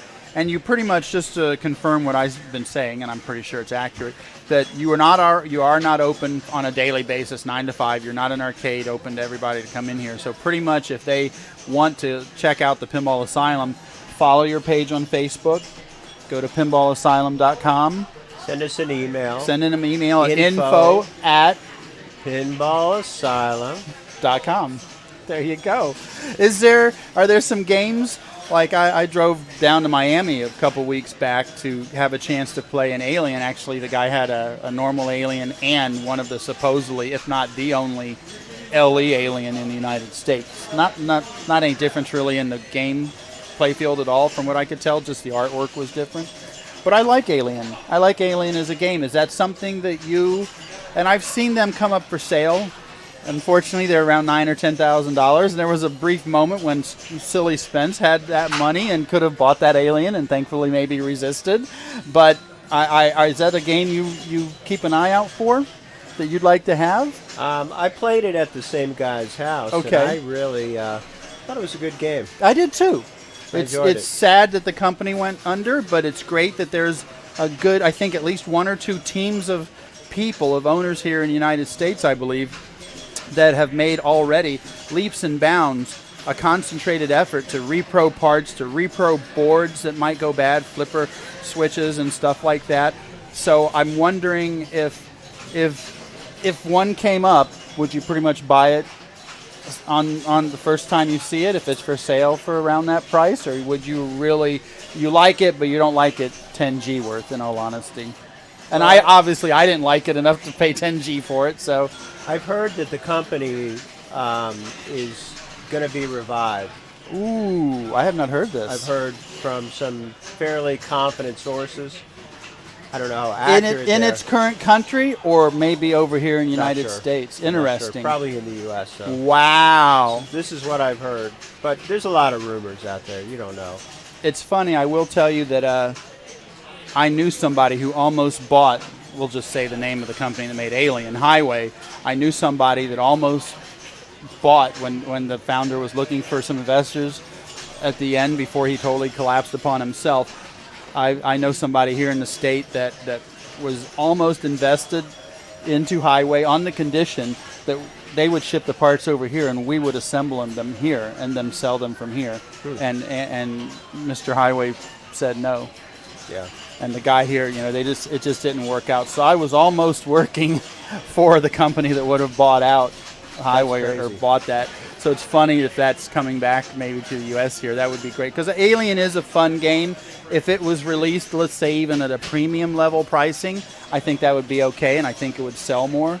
So hopefully that'll happen. You got to head back over maybe and take care of your stuff? Okay. Any more probing questions? I don't want to hold you up because you're like the top guy here of making sure everything's running correctly. It seems to be running really smooth right now and overall pretty good. We've had an incredible luck with the games, knock on wood. We haven't had a game go down since the very beginning.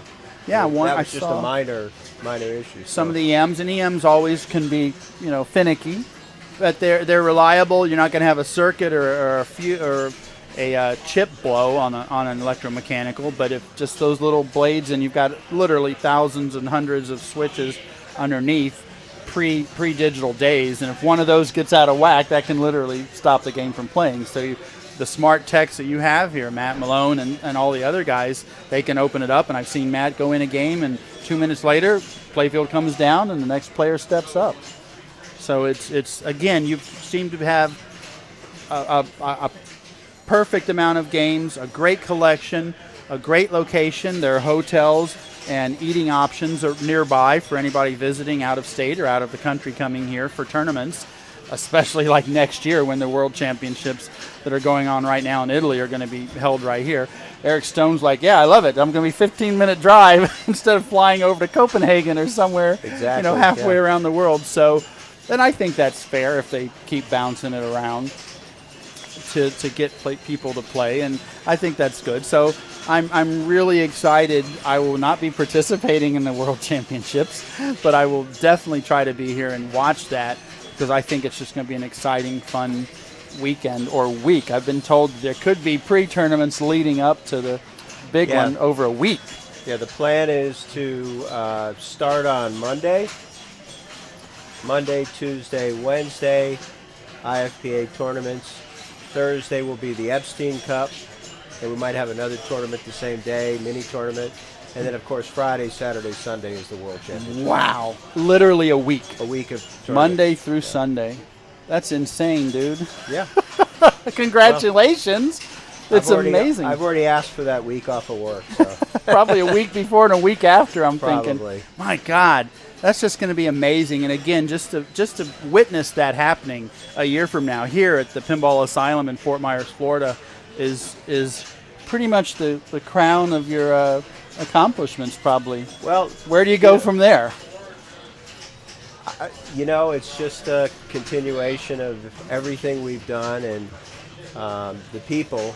Really, it's the people here who have done all the hard work and supported us, and you can't say enough about the people that have done that work and have worked so hard to make this place into something really special. I mean, I think that the thing that I'm looking forward to the most about the world, other than seeing the great players right here, is to show people what we've done and to have them see what we've created, because we have a lot of pride in it, and the people that have worked so hard have a lot of pride in it, because we think it's something really special. It is, truly. And I just want to thank you as a friend, and like I've thanked a lot of people here. And this is a great gathering of people like you and like, for example, I'm just throwing out names out here. Jeff Palmer, who we've not had a chance to talk to over here yet, has done...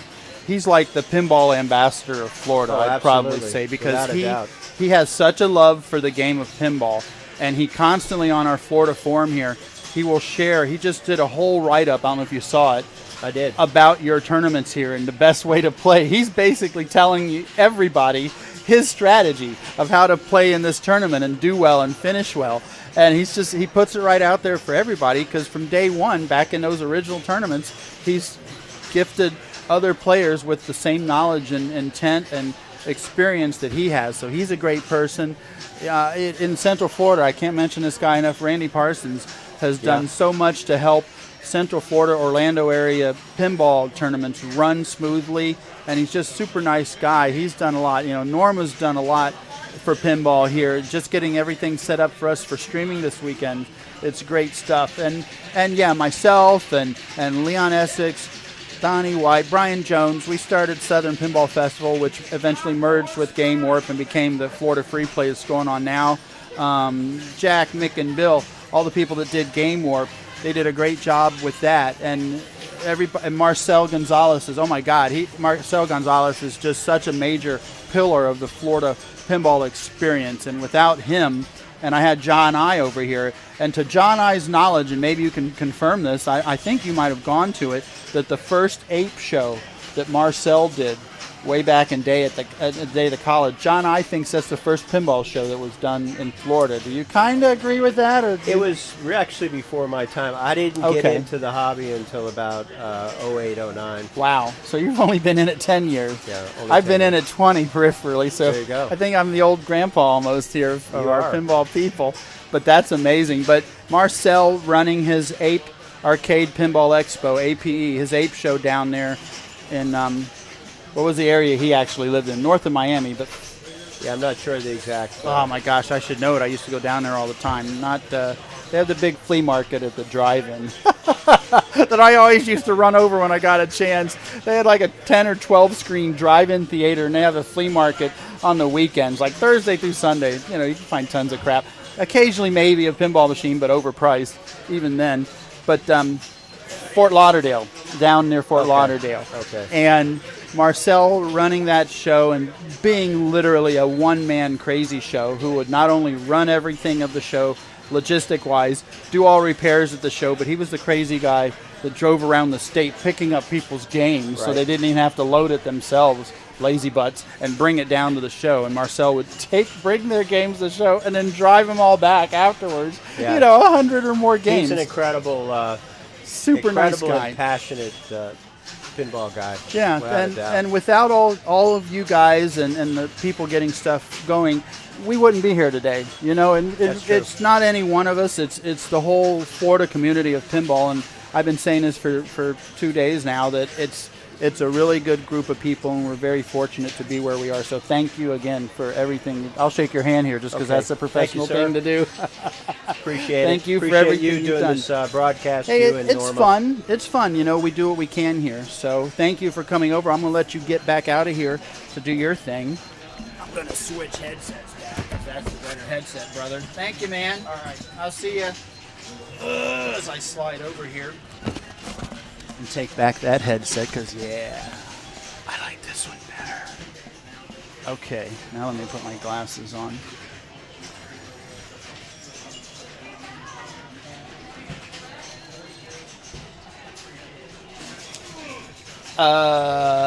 Yes, in addition to the question there that NH Polar Bear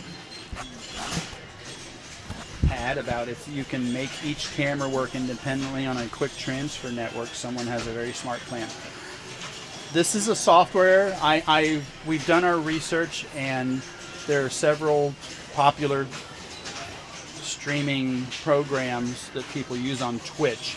I'm not sure offhand what Carl D'Angelo uses. I think it might be XSplit, XSPLIT. What we are using is OBS Studio, which whereas XSplit, I believe, or maybe a couple of the others, are a subscription service you have to pay to use. They may be the best setup for that in the world. I'd probably love to use it, but what Norma Jennings set us up here with is OBS, an open source free program. It has a lot of support on forums, So if there are issues, you can pretty much quickly do a search, and somebody's had the same problem and offered a solution. So it's working fine for us for what we're doing right now. I will say something wonderful that I've seen Carl use and other people use on the big tournaments they do, nationals and other things like that with IE Pinball. Definitely check out IE Pinball on Twitch if you're not already a follower of them, and that's Carl's setup. And so whenever you see IE Pinball events, it's usually Carl or one of his guys running the event. And it's very smooth, very professional. And I think what they do, which is really cool now, is literally an instant replay, and I'm sure it's just like it's probably available for this and whatever program they're using. So if you can have some filter or whatever you want to call it tagged on to, let's say, the overview of the Spirit playfield, we're looking right there on the right side. So that's one camera giving us the shot of the Spirit playfield, and that could have this add-on, I should have said, not filter, add-on, to where it's constantly ready to replay, let's say, the last 10 seconds of that signal. So if somebody's playing that game and they're having a decent game and they lose the ball, we can hit a button. Well, we can't do it yet, but you can hit a button and it'll replay the last 10 seconds of that on that camera, which we'd get to see that person, playing, and then why they lost the ball and comment on it. So that's really cool now that they have an instant replay for pinball tournaments. That impresses me very much. So slowly but surely, I think the whole coverage and streaming of pinball is getting into, I'm not saying the modern age, but something we've tried to do, especially this weekend, is try to make, and that's why we've talked like to the head guy here, David Denholtz, or Eric Stone, who I know has talked on other streaming events. But we'll bring people over. John I it's got people who have interesting stories, and it's nice to hear those as well. Sure, when finals come up for classics, we're going to be on top of that. When finals come up for Maine tomorrow, Maine tournament, we're going to be on top of that. So in qualifying here, there's good players, and we try to move the rig around when we can without interfering with anybody too much. We like to share people's stories because a lot of people here have good stories like that. So we're trying to make the pinball streaming experience a little more accessible to maybe not just us hardcore pinball players, but our friends, our family, relatives, the friends you knew from high school, and you touch base with them again on Facebook or whatever, and one of you has a pinball machine, and then you start talking about it. Those are the people that I think really would benefit from a little more accessible interest in pinball. I love the technical pinball streams myself, and I watch them all the time, and I think we're just trying to take we don't want to scare anybody away, so we're doing what we're doing here is maybe a little more storytelling, a little more how'd you find your first pin kind of story and stuff along lines like that. What got you into pinball? In my case, it's just as a 12-year-old kid going around the corner of 7-Eleven, and they always had 2 pinball machines in the back. So go in and get a Slurpee, play pinball till my couple dollars allowance ran out. So everybody's got a journey, from then to now. How'd you end up with 20 games? How'd you end up with 100 games like they have here at the Asylum? It's always interesting to get a little bit of that history of pinball. So it's I'm glad to be here, and I'm glad to be around the crazy people that we've got here playing with us today. So I know that Norma's still up there, and she's trying to get her games in on Maine, I think, and see how things are going. Let's see. Shannon Stafford back there. How are you doing, sir? You all right, man? Doing well, man. Good. Yeah, you are. Shannon Stafford, a great player to watch and follow and see how things are going out there. I see Atticus Palmer is over on Abracadabra, another different game over there. For him, he's trying to get his score up on that. 35,000. Eric Stone is on, I believe, Air Aces. Gwen Octavia's on Atlantis. So people are now, it's 4 o'clock, 2 hours left on Classics over there. This is the main tournament that I'm looking at. You're looking at Classics there on your screen. Let me see if I can throw our main up here. so we can see. There we go. So Eric Stone closest on the left there, Atticus Palmer, Gwen Octavia. Actually, David Denholtz out there getting some games in, I believe, too. I think he's playing Munsters right now, Munsters LE. Sebastian Bobbio passed that. And on down the line. So it's we're going to see another 2 hours of play over in Classics. And those games did look like almost all of them, unfortunately, except Spirit, where her rig is set up, but pretty much looks like all the other games are being played over in Classics. So at 6 o'clock, that qualifying will end, and we'll have an hour break on Classics. So everybody goes out, gets munchies, and then comes back at 7 for the finals in Classics. Qualifying on main will continue throughout that time and to midnight. And Atticus Palmer just got 55,000. Abracadabra, I think he kept that score. Gwen Octavia, looks like she got 42,000 on Atlantis. She's keeping that score, so that must be a good run for her. And Sebastian Bobbio is actually over on Harlem Globetrotters right now, and he's a phenomenal player on Harlem Globetrotters. I've seen him play this over the years. I think currently he might have 381, about to play his third ball, and he's checking his score to see probably what he has to do to top it and how he has to get something going on that. So let's see how he does on his third ball. I'm just going to have to glance over there and let you know what he ended up with. Can't quite see his score. He might have more than, that's either a 307 or an 807. I'm not sure. Maybe we'll have to look into a wireless headset rig so one of us could be actually floating around out there to see what's going on. That might be interesting.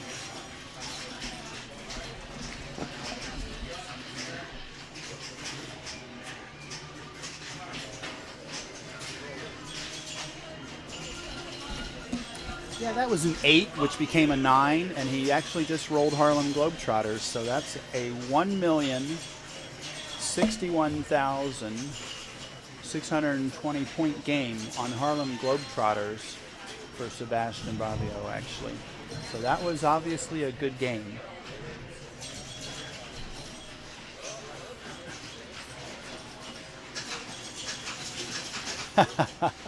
I just let him know there that, yeah, at least I saw it. I'm sure somebody else did too, but he did roll Harlem Globetrotters over. And that means, again, for anybody who might be checking this out for the first time, a pinball streaming tournament, rollover means a display sometimes on the older game. In that instance, there are 6 digits up there on that score display. So at whatever year it was that Harlem Globetrotters came out, the pinball company really didn't expect most people to score no way in heck more than 999,000. So that's why there's only 6 digits there. There were other games probably came out at the time that had some 7-digit games, like I believe Comet did, was one of the 7-digit games, the score displays. But Harlem Globetrotters, 6 digits. When you roll past 999,999 points, it goes back to 0. So you, in a tournament situation, you really usually, when you're getting close to that, if you're in between balls, ball 1 or ball 2, for example, you'll turn around and say, hey, watch me, I'm about to roll this game here, just so you have a witness. I don't really think I've ever heard of anybody trying to cheat or lie about that. Walk up and play a crappy 5,000 point game and say, oh, that's 1,005,000. So I don't think that's happened.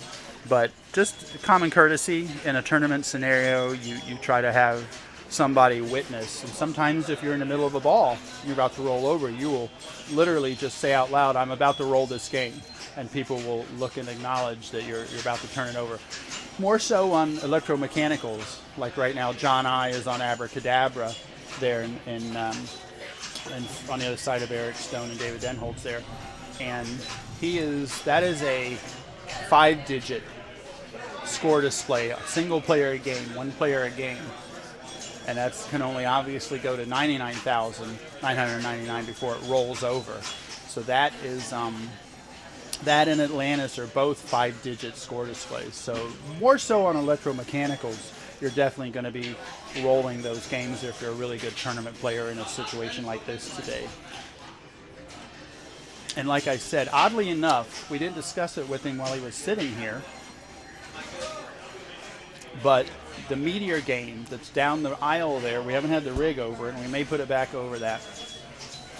But that Meteor game used to belong to John I, who was our guest here a little bit earlier. And there's a modification you can do to that game. Let's say that's a 6-digit game.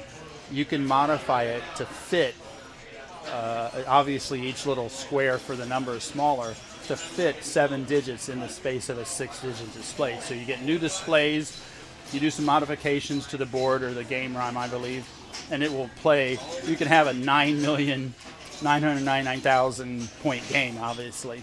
You could to roll it up. And that's a game that I guess a lot of people were really rolling that in the pinball hobby. So somebody, one of the collectors or board repro people, caught wind of that and actually did the footwork and legwork to make that mod possible. That's a big thing we really haven't touched too much on in pinball is mods, whether it's a display mod like that.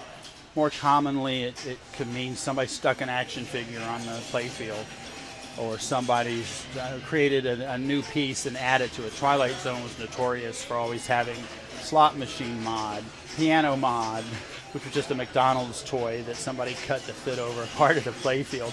But at that time, back in the day, before 3D printing, it was usually somebody taking something and cutting or hacking it to make it fit on a playfield. It wasn't there originally, is referred to it as a mod, a modification. So that's what a mod means. And I don't think, unless it's a score type thing, I don't know even if any of these games here have a mod on it. Pretty much in tournament play, that's not desired or wanted. The games are pretty much as they were when they first came out. So that's pretty much in it. You're not going to find a game that's got 50 mods on it. I don't even know if I've seen a Twilight Zone over the years here, and they've had one or two over the years that's had mods on it per se.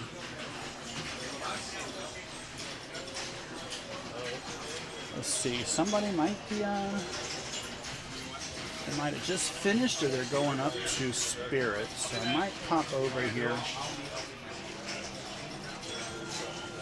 Let's see, I think Jeffrey Cleary is helping with scorekeeping, or he might be getting ready to play here, so.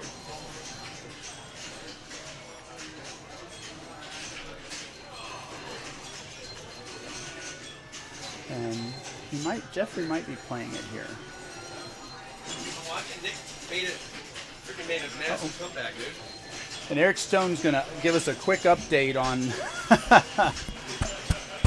on Nick Mueller update. You're hot right now, so yeah, if you put it on like that, and you can say... Well, all I know is that Nick came back in the second round of the Worlds. He was down 3-0. He won 3 games in a row. Then they'd play a best of 3 after that. He lost the first one and won the second two. So now he has to play Daniele, that's his home. Yeah.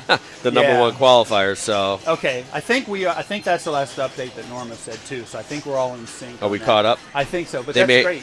They may have to wait until everybody else is through. Finish with that match. And I know our great friend here, Randy Parsons, who Nick Mueller knows from the Pinball Lounge in Orlando, which is pretty much Nick Mueller's home to play games, is they've been texting back and forth each other nice. the whole time. That's awesome. Randy's That's cool. been hearing it first and giving us updates too. So that's kind of neat. Yeah. And Nick, it's funny, I read some of the texts that Nick sent to Randy, and Nick's as amazed as we are that he's doing he's a great player, obviously. Oh, yeah. Comparable to you, obviously. So it's amazing to see him doing as well. And it sounds like he's having a good time. That's what you need to do, you know what I mean? It's hard to always... He'll take home a little bit of money, I think. Yeah, top 16, you take home maybe a couple $100 anyway. Oh, really? So, At the very least. Yep. Wow. Or maybe it's 100. Either way, he'll get something to have some fun with. I won't make you call out numbers. When you went to World, you did not win World. No. Okay, do you know how much the top person got without saying the name? You get a pinball. Just a pinball machine. And I think you get like a pinball and $2,000 or a pinball and $2,500 maybe. Okay, second place with no pinball. How much did they? I think they get like maybe 2,000 and then Okay. 1,500 Yeah. and then 1,000 and then I got 900 for coming in fifth. Okay, so So- that's kind of what comparable to what a year from now. Yes. The top 5. Yeah, or so yeah, will be getting and the prize money is always the same. here. Right. The entry fees are usually the same, and the prize money is the same. But So, just curiosity, did they give away a Stern or a Jersey yeah, Jack? oh yeah, Stern. yeah, yep. So That's he'll great. he'll get a Stern, or whoever wins will get. I Right. think well, they may do what they did with me and give him a WWE. But Well, at least that was national. that was nationals. Yeah. But and I think it is WWE. But you know, Josh was nice enough to give me an LE. So Yeah. yeah, I did sell it. So I sold it for more than I would have bought a Pro for. Right. So that was Well, that works so out. I actually made out on it. Yeah. So I was pretty happy about Eric that. Stone is nothing if not honest in his Hey, that's true. his scenarios That's here. true. Hey, you had to have the plane ticket to fly back, so yeah, you sold That's it right it. there in That's Europe it. probably on You the got it, site. man. Cool. Thank you. All right, I'm gonna go back and All right, play my and friend. see what's going on. Thank you, Eric Stone. We'll see you later. It is getting a little stuffy. I think everybody's getting a little more nervous. So the pressure is on. Norma's out there doing as good as she can do and trying to make things happen. She is playing Munsters. Can't quite see. That's one of my... I'll just make a critique on some of the newer LCD games here. That I think it's really nice to have the bells and whistles of a graphic. I'm looking at a screen that's maybe 7 inches, 8 inches tall, and let's say 13 to 15 inches wide on the modern Stern LCD. To me, you're not playing the display, whether it's a EM turning dial, whether it's a solid state digital number, whether it's a dot matrix display, or whether it's a brand new Stern LCD screen game. You're playing the ball on the playfield. Now, the one thing I like, I'm one of the rare people that like the Jersey Jack. Well, in voting numbers, I guess I would be in the losing side. But I like Jersey Jack's Wizard of Oz. I think it's a neat game. Some people don't like it for various reasons. My only comment on Jersey Jack's Wizard of Oz, which I do like, is that there's so much going on that screen. It's a massive big screen back there, and for me, it's too much to keep track of. I'm a player. I look at the playfield. I'm playing the ball on the playfield. So one of the first Stern LCD games, I believe, was Aerosmith, and that notoriously always had the scores so small. I'm amazed they never really changed that up a little more, but I couldn't really read the score too clearly. So I'm looking at Munsters, and at least the player being played, and I think on Aerosmith too, it makes that score higher. But it's even if you're standing there playing the game, it's hard to read the other player's score. So if you've got 14 million and you know the other guy's got 15 million, but you can't quite see it because you're trying to play the game, keep your eyes on the playfield, and figure out what that teeny row of digits is for the other player. So I do miss the days where, at least solid state, let's say, where you've got 4 easily readable displays from where I'm sitting from Harlem Globetrotters. I'm 30 feet away, and I can easily read the scores on Harlem Globetrotter if I'm in line with it. So that's my only thing. I like that it's nice to see the stuff, and I think part of it is just to be an eye catcher, to get people to come over and play a game on location at a bar or somewhere like that. Is video games draw people over with the graphics on a screen, so let's put a big screen on a pinball machine, draw people over with that. I understand that. And they're pretty much, for the most part, very nice. Munsters has got beautiful graphics on it. I don't have a problem with the graphics themselves for the most part, aside from the smaller score. But I think there gets to be a point where you kind of it's possible, let's say, to lose touch with what pinball's about, which is being able for anybody to walk up to a game and play it and enjoy it and have a fun time, which is still, like I think we talked a little bit yesterday about, most modern games have a bash toy in the middle, whether it's Herman Munster, whether it's the equivalent of Dragon on Game of Thrones or other modern games. There's usually something big on modern games that anybody can hit, and that's to make the people that walk up to it in a bar happy is that they can hit that thing.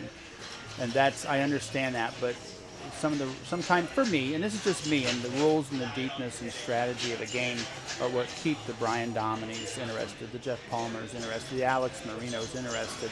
Everybody here, they like those rules, and they like the deepness of the game, and they always hear about those things. So I'm happy for that, and I'm happy for me and my level of involvement in a pinball as well. So I can walk up, if I can walk up to a game and figure out pretty much everything that needs to be done without reading the rules on the scorecard, which is obviously a very simplified version, then I'm okay. If I can walk up and do that, I'm okay. If I have no idea after 20 years of playing pinball what's going on, then to me that's a little bit of an issue on there, but everybody's different.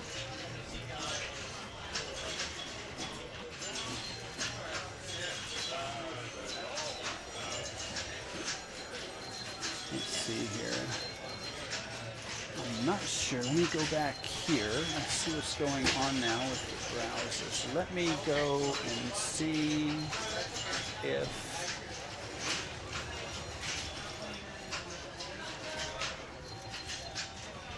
oh, there it is. There's our standings. Let me go to main standings again. Let's see where our friend Norma Jennings is here. If I hit that, and Norma's currently 29th in main, so she's going to have a couple miracle things here to happen, which is always possible. But that's a big, tough mountain to climb for Norma to get up there. She's still out there giving it her best. Looks like on the top you've got, like I said, some stuff is changing around a little bit here. Looks like a lot of people have stopped for a moment. Looks like Sebastian Bobbio is having a crazy good game on Funhouse, and the awesome Eric Stone's giving him some advice on that. Let's see here.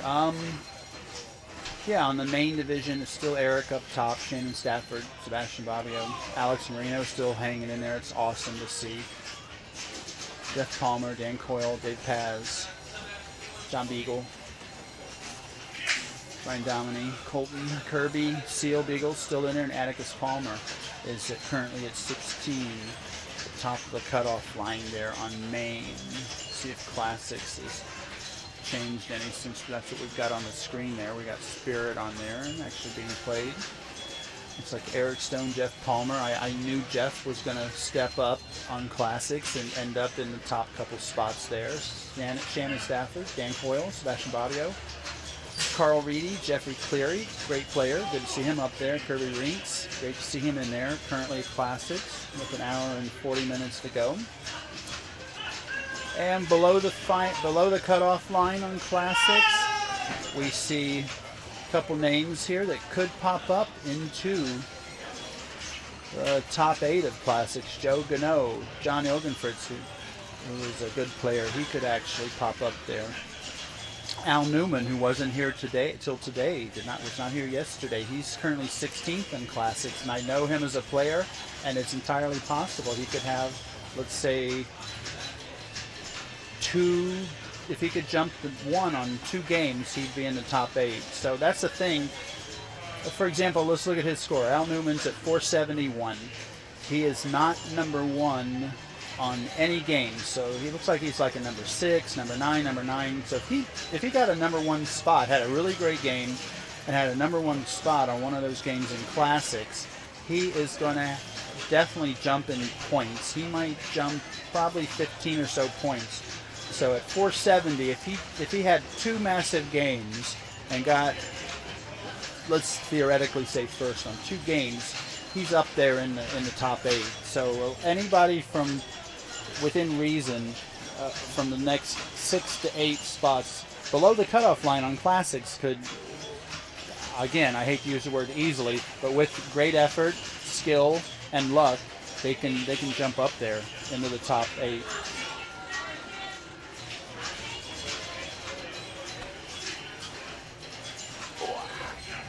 Let's see if I can see what score Sebastian Bobbio just had. Hold on.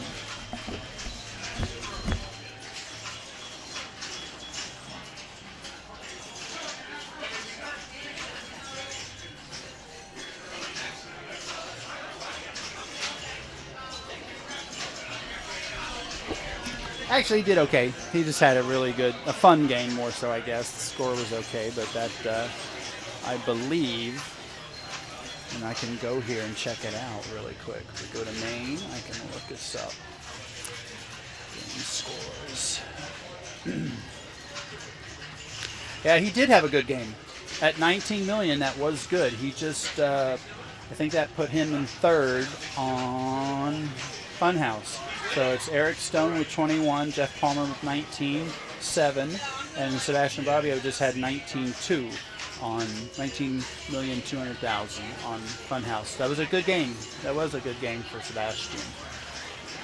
So that was neat to see there. He's happy. Now I understand why he's happy and jumping around. And I see why Eric Stone was shadowing him, because he was about to knock Eric Stone down by 10 points for that game. So see, that's the kind of stuff I'm talking about.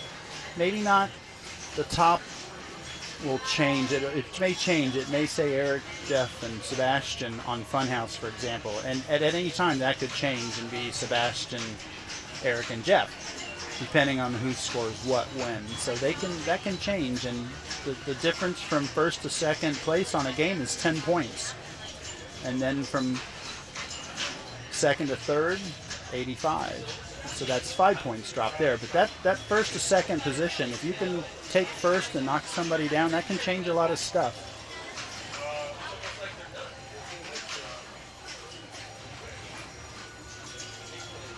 Interesting.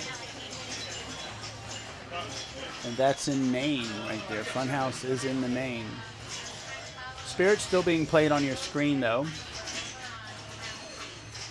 And I think if Norma was sitting here, but she's playing Munster, she would know a lot more about this game, because she is the play wizard and rules wizard that I do not quite pick up on that stuff too often.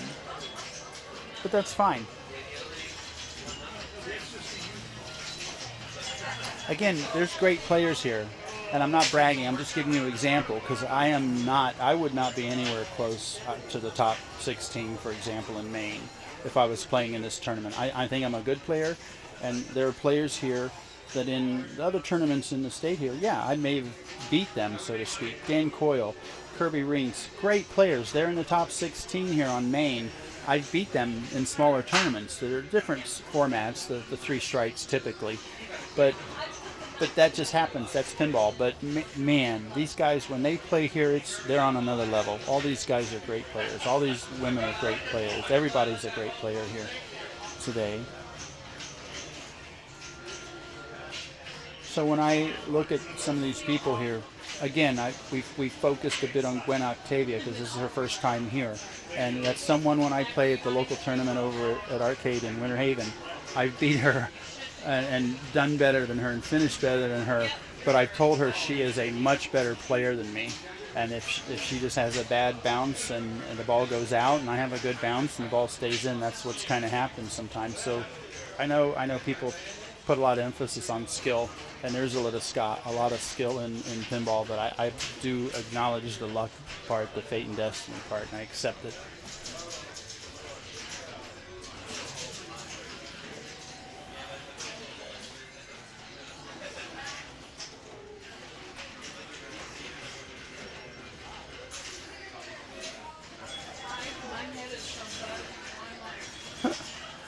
So we're going to keep looking at Spirit there for a second, and I'm going to take care of something here, so I will be right back.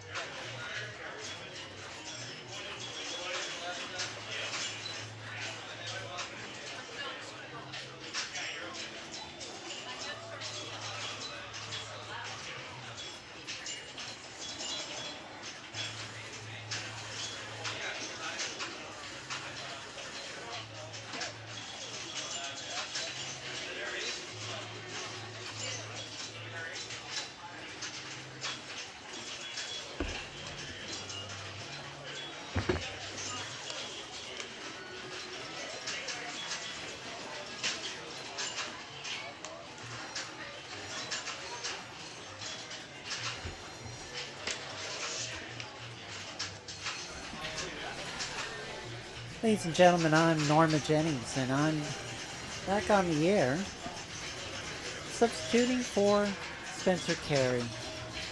Thank you very much for joining us.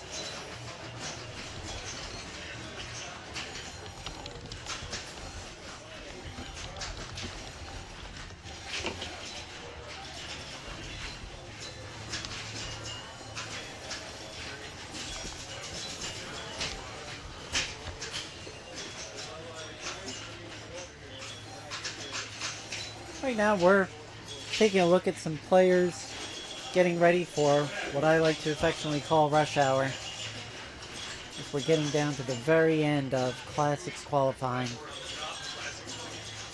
Plenty of action over here on Classics, and now we have Mr. Steve Marsh playing Gottlieb Spirit from 1982. For those that are curious about the rules of this game, we actually have a slide to show you right here. The object of this game, it's a pretty interesting little game. It's to light the Stargate stand-ups labeled 1, 2, 3, 4. Switch hits move those 3 lock circles around. Lock cycles, I should say. Saucers. I'm getting pretty tired, folks. You get multi-ball by locking the Stargate, which is what happens when the top ramp lifts up, or if you get all 3 locks. So the 3 locks, one of them is in the upper left-hand corner, way up there. The saucer itself is off the screen. Another one is on the right-hand side. And there's one located just under the pop bumper. Little tiny alley leads into that. Looks like Steve is done with his game. 229,960, it's not a bad score. Not a bad score. But there have been some other scores out there that are getting pretty interesting.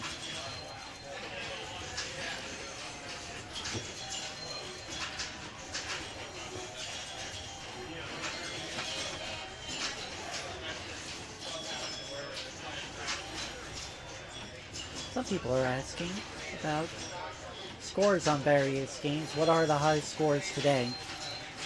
And while we're waiting for folks to come back on, I'm going to get us over to that.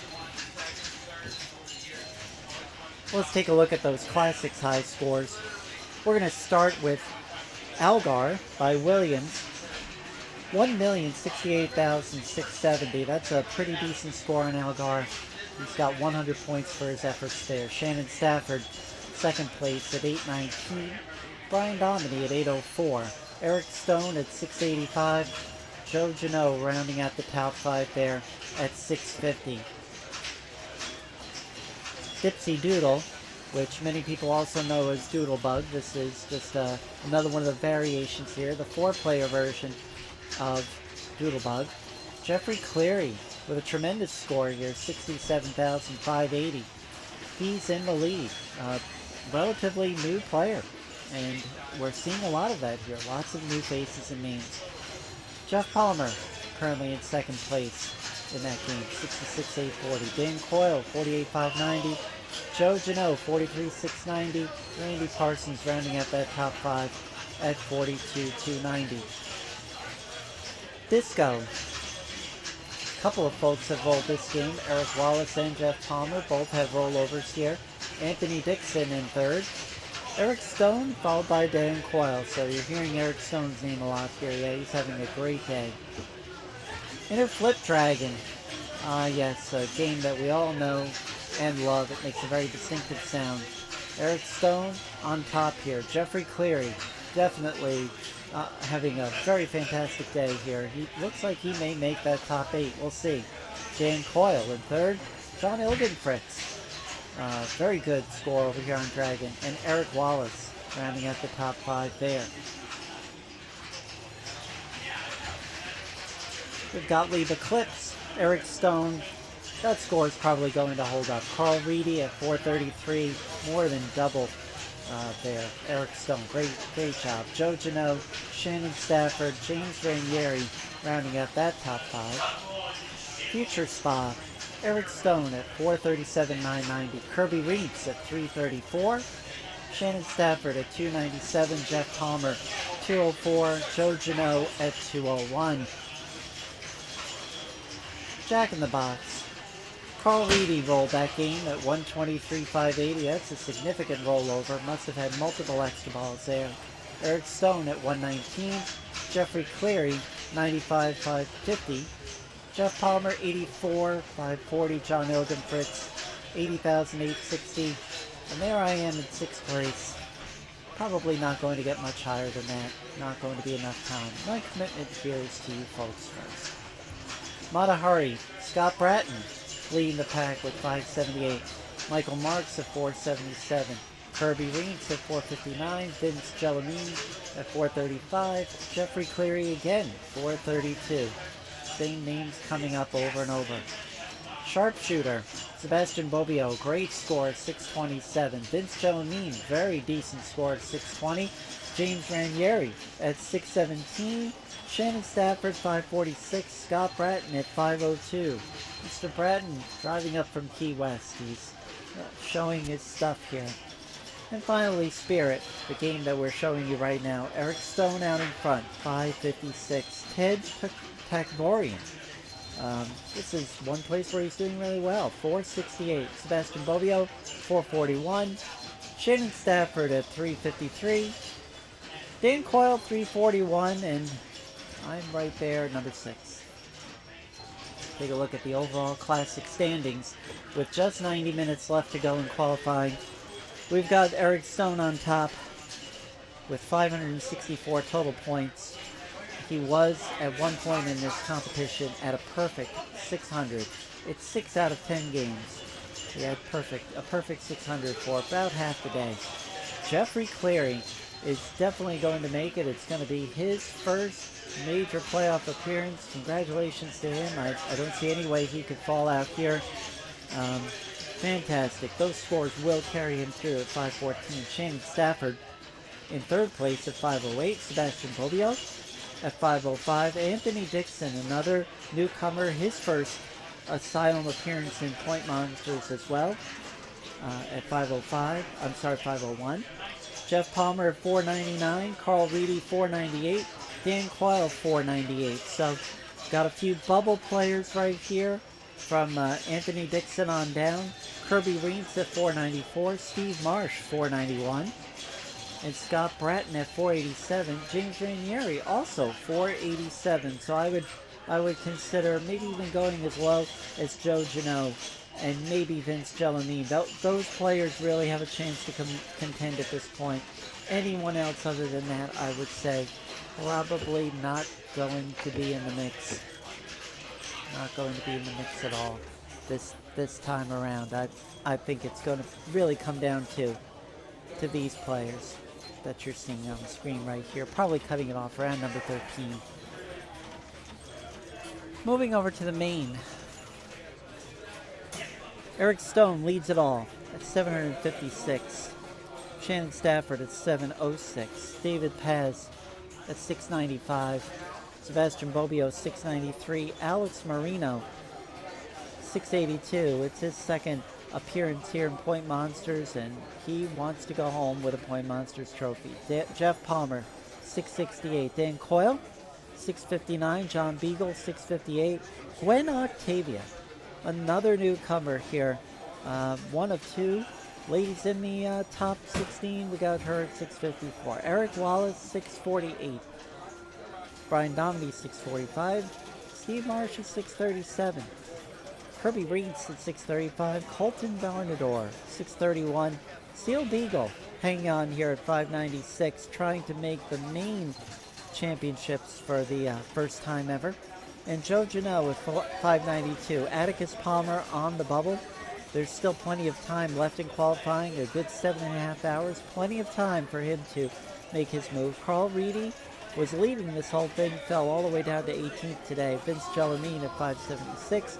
Jeffrey Cleary also at 576. And then it goes down from there. So I'm thinking we're looking at probably those top 19, 20 players will try to grab one of those 16 spots. In terms of the main scores, quick look at those. Abracadabra, Eric Stone still setting the pace with 134,670. That's more than one rollover there. Fantastic performance. Eric Wallace at 106. John Beagle at 104. Gwen Octavia just a shade behind at 104. Sebastian Bobbio 102,990. Kirby Reed's 102,950. Tony Verzeri at 84,530. So some very good scores here on Abracadabra. Looking at ACDC. Eric Stone on a game that's playing a little tougher than I think people would have expected. 208. Joe Janot at 153. Alex Marino 138. David Paz 128. Atticus Palmer at 113. Air Aces rolled by only one person so far this weekend. Shannon Stafford at 117,990. Brian Domedy at 92,230. Gwen Octavia at 92,030. Colton Van Vardador doing great this weekend, 81,000. Followed by Jeff Palmer, 79,870, and the rest go down from there. On Atlantis, Sebastian Bobbio on a very tough playing game this weekend. Great score, 79,800. John Beagle, 71,690. Shannon Stafford at 71,480. Dave Sordis at 76,10. And Dan Coyle. These are some really fantastic scores, and the afternoon is still young. Aztec, David Paz with more than a rollover there, all the way over to 1.3 million. Shannon Stafford just a squeak over a rollover at 1.009. Jeff Palmer just short of a rollover at 966. Eric Stone at 852, followed by Scott Bratton. On Baywatch, it's Eric Stone at 1.9 billion, Shannon Stafford at 1.0 billion, Sebastian Bobbio 979, Dan Coyle at 968, Jeff Palmer at 906. You can see $1 billion's going to get it done today. Fishtails on a game that's playing a little bit loose. We're seeing some much higher scores. Dan Coyle at 240, Alex Marino at 230, Sebastian Bobbio 152. Eric Wallace 125, David Paz at 124.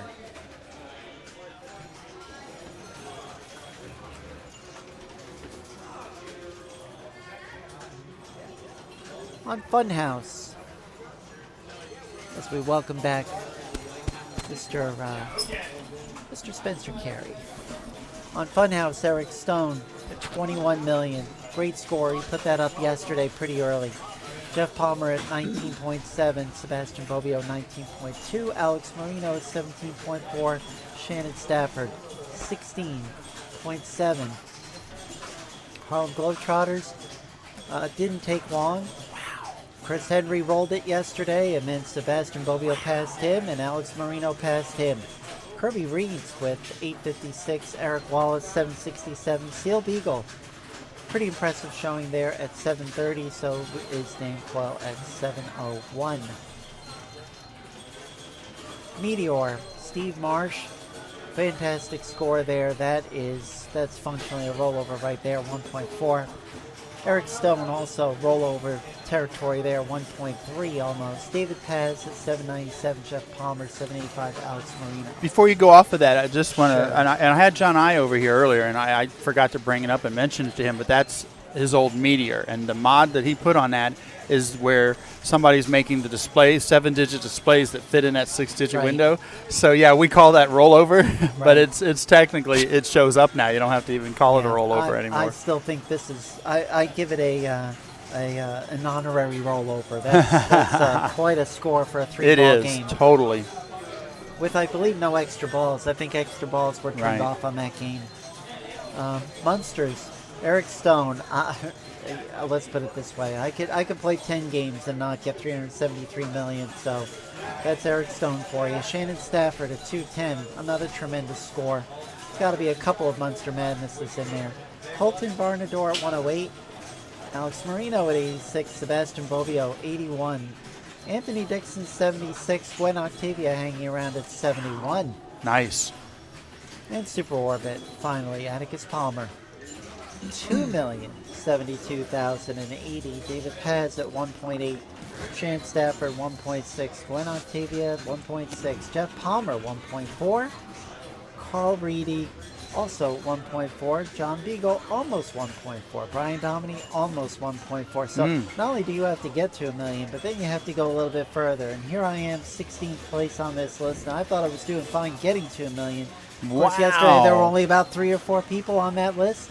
Now it's looking like you need at least 2. Yep, the grind is on. The grind is on. And I mean, you know, again, you're looking at, you have to wonder how come we're not seeing certain people higher up. It's just more like that they don't have the right combination. A quick question. I think I just missed it when you're doing the recaps, but on the main game scores, what happened just there on Air Aces with Alex Marino? I know he had a massive score and a rollover. He's number 1 now. He wow. Just took over number 1 over he there did on bump Air up. Aces. Oh my goodness. Yeah. I watched him play that game. I was sitting over there and watching him on the overhead monitor, and we were like, wow, he rolled it. And that was just a massive game. So I obviously now I know that put him in first place. Just a tremendous effort. Holy moly! Alex has been playing almost nonstop since he got here. So I mean, the bliss of youth. Apparently, I mean, I'm over there. I'm trying to rush through some games to come back here and be with all you folks, and I'm just excited to be here. And where'd that put him on the big standing for that? Alex I'm Marino, sorry. On overall? Where's he at now? I'll number 2. Oh my goodness. He's up to number 2 right here. Wow. I think he's probably going to be safe even if he gets taken down on Air Aces in Harlem. He's just got enough else going on. Let's dive in on him just a little bit. Look at the portfolio of scores, and we'll review once again what the rules of this tournament are. It's a little bit different. You wonder how come people are picking all over the place. There's a particular reason for that. And there are his scores, just absolutely amazing. Let's just briefly review the main tournament rules. We're looking at Classics right here. Classics is about to end in less than an hour and a half. It's an hour and 15 minutes away. Best 6 out of 10 on that one. And that is going to end at 6 p.m. and then they'll take a short dinner break. And then we will be in the top 8 double elimination final round. That'll probably take a couple of hours, 7 to 9 p.m. And when that tournament ends, we will probably sign off for the day. All eyes are on the main tournament. It's Herb style qualifying, which means best 8 scores on 12 games, but you have to score well on 6 particular games. You need a pair of good EM scores, a pair of good solid state scores, a pair of good modern scores, and then from there, it's your best 2 scores on the remaining games of your choice. Qualifying ends at midnight tonight. We will be on the air for the finals tomorrow morning, 10:30 Eastern Time. Of course, we're coming to you from Florida in the Eastern Time Zone. Gottlieb Spirit still unnaturally quiet. We're here to broadcast pinball, and apparently no one wants to play the rarest game here. And I can understand that. They're nervous about it, but I think you got to give new things a try. And we're coming over here and taking a look at the score sheet here for the IFPA finals. And unfortunately, I hate to say it, but the dream is over. Just about. I thought it was 5 was the first number. 4 is the number. Oh, it is. I think oh, my goodness. I think it may be 4. We'll have to see here. I'm looking. It may be 5. 1, 2, 3, 4, 5, 6. Oh no! He's still in there. He's still in there. So, really? It's 4 to 1, as you said. I think you have to play 5. Okay, I thought that's where I talked to Randy a little bit ago, our connection to Nick, because Randy's texting Nick back and forth throughout the day. Okay. And I thought Randy said that they had to go to 5. Yeah, so, I mean, I'm looking to see right here if they happen to have him on stream, if there's anything going on here with JDL Pinball. If there is something, we will. I think they may have actually. I don't know what happened. Refresh that, I would try. Yeah, I don't know why they. Yeah, I don't care about that. It was just running a second ago. That's funny. Okay. We were just trying to peek in on that stream to see if Nick was playing there. And we're going to just try it this way.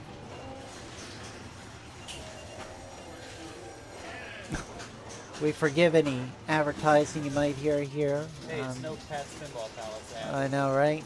Well, it's no Pat's Pinball Palace.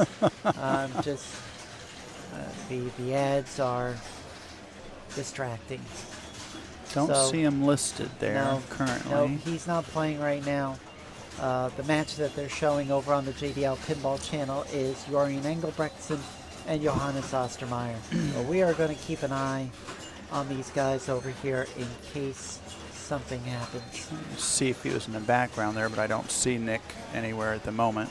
Just not in camera so range. if I see our direct connection, Randy Parsons around here, I may go try to get an update. Meanwhile, let's actually look at some activity right here. This is the main tournament over here. Lauren Emmel on Abracadabra, and a couple of doors down from him, I believe that is Eric Parsons. A couple of doors down from him, I'm not 100% sure because John Logan Fritz has blocked our view, and then Al Newman blocked that view. So it's hard working in traffic. All right, John Ilgen Fritz is going to jump on Harlem Globetrotters here. The yellow-shirted individuals are all members of the Pinball Asylum staff, and some of them the board of directors, and they've been working very hard to try to keep these games in great shape. I'll tell you, I don't want to jinx it, but no game outages this weekend so far. No, really, not really. totally. I mean, like some of the EMs needed tweaked, I think, definitely, but not too many. Yeah, and they're the ones that have been tweaked, even over in Classics, the games have been tweaked, are up and running. So that's good to see. Fine. Yes, everything is running. Now, I'll ask you a question that I asked John I when he was over here earlier. And again, this is back in the day when we used to do tournaments in our wheelchairs. No, right. the early days of tournaments in Florida anyway, before IFPA points came into play, there'd be a bank of games, and then you have your qualifiers, and then you have your finals. It seemed like back then there was really an effort to mix up the games for finals, so it's not the same games. But John and I told me that pretty much, and you can confer this for me because you are all about pinball and you watch all the streams, he said they don't really change any of the games in the bank from main to finals.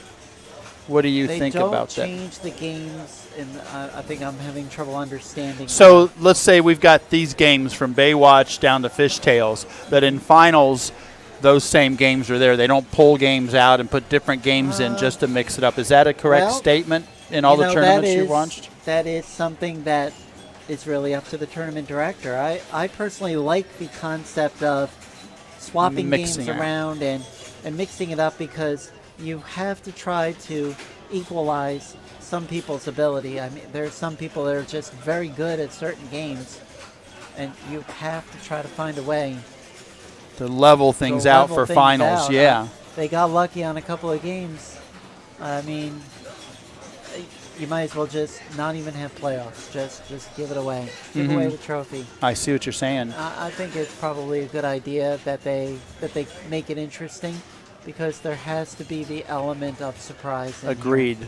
And I seem to remember, even when our friend Donnie White was running a lot of tournaments in Florida down at Marcel's Ape Show, that Donnie always has in his mind games he was going to bring in for final, I believe. And that always made it interesting. And again, like you said, keeps the element of surprise. What's going to be in finals? And they literally wouldn't know until the players came in at 10:30 the next morning to play. It's like, oh my God. There was always reactions or yes, either way, it was a great thing. So I'm curious to see what they did here. I did not ask Dave Denholtz, who's head of the Asylum and technically the tournament director here, if that's something that they consider, that's what they're going to do, or they're not going to touch them. The one thing, like you said a little bit ago about game outages, that all these games in Classics and Main are running. So theoretically, if they pulled out, let's say they pulled out even 4 games from the main selection here and put 4 new games in, those are games that haven't been road tested for 2 days straight, pretty much. So they could put a game in that, it might develop a problem, even though it's been running fine around the corner for months. You never know. It could come over here and doggone it, that just be the time that a rubber broke or a ball gets stuck under something. And it's I like the idea of it, but I do not know. That's a good question. I do not know if in this instance they have X number of games in their head that if something did happen and caused the game to be a, what do you call it when it's, do you have to pull the game, a fatal error? Or well, I mean, there's it a term could be a for catastrophic error. That's it. Or it could be Failure. a major malfunction. Yeah, major malfunction, yeah. And you can't fix it. We can't fix it today. We can't fix it within a half hour. We can't fix it in 15 minutes. They have their own desire of time frame. They'll leave a game down. So the fact that nothing, if they don't have X number of games ready, they probably have some games in mind. I'm guessing a couple games to where if 1 or 2 or 3 games had a catastrophic major malfunction and could not be fixed for the rest of the tournament today, that they could throw some games in there. But I don't know if they've got games set aside to thinking. I don't think so. If we should throw some in for the up in finals. I think if you'd see anything, you'd probably see a couple of those classic games sort of migrate over to the finals for tomorrow. That's a very good point. Very good. Let's go over here to Dan Coyle over here on Spirit. Dan Coyle trying for a lock right away. And, that ramp is kind of a steep hill. It's tough. The only hill that's steeper than that is the center ramp. Almost too steep. It's a relatively new addition to the Asylum here. I think it's a very interesting game. As I called it before, I say this is one of those treasure map games because it kind of looks like a treasure map and you're all over the place with it. Yeah, when your goals are spread out like a treasure map, like you're following the dot, dash, dash, dash on a treasure map. And this is a multi-level game, which, combining the multi-level playfield and the treasure map layout, as I'm calling it, that really didn't show up in a lot of games in this era.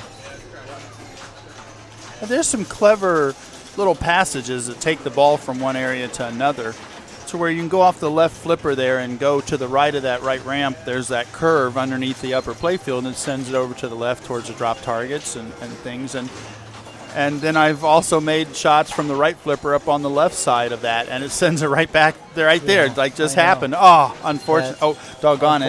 Oh, I half said it. I'll mark myself up here. Okay, that's the bad word. We you're being really you're being real brutal about that. That rule. Oh, there's another one. There I go. Well, I'll tell you what. This is looking like a pretty decent game of Spirit here by Dan Coyle. Oh, sorry. But he's doing it right at the right time. We are getting down to that final rush hour. And little by little, the main bank is going to start emptying out, and we're going to start seeing the classics start to fill up big time. In frame here, we have Eric Wallace in the foreground. Dan Coyle playing Spirit next to him. Anthony Dixon with the headphones on.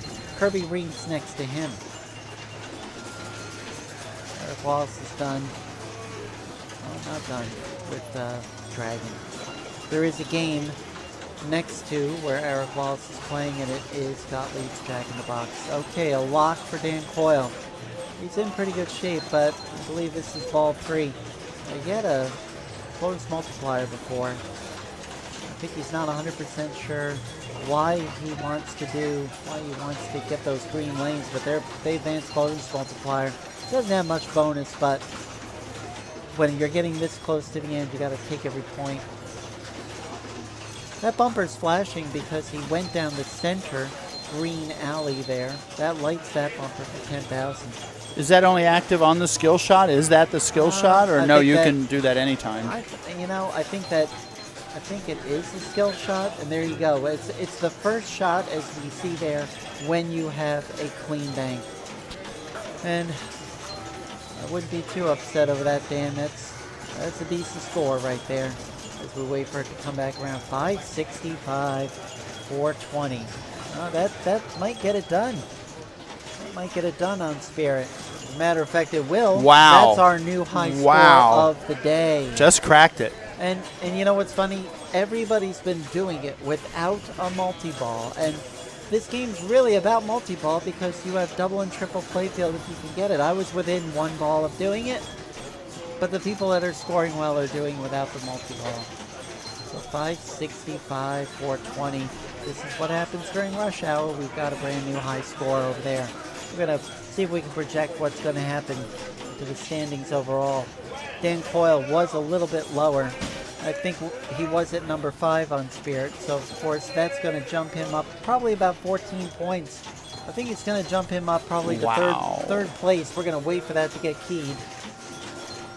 And I'm just hitting the refresh button over here.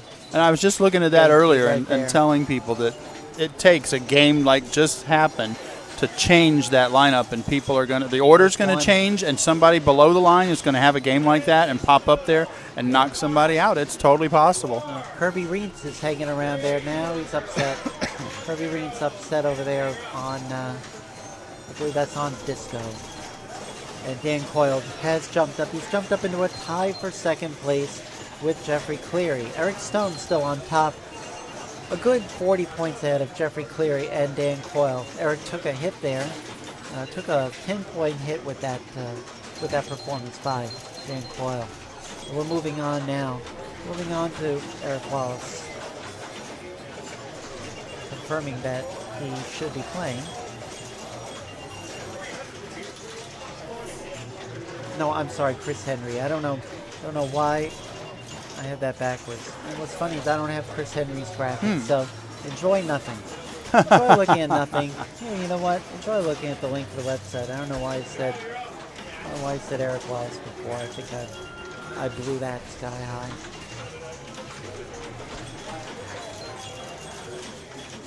It's clearly Chris Henry. If I misidentified you earlier, Chris, I'm sorry.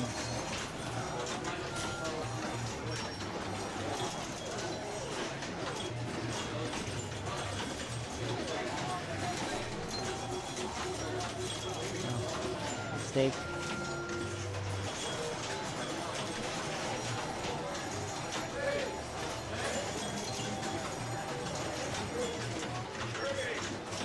There's a ball save.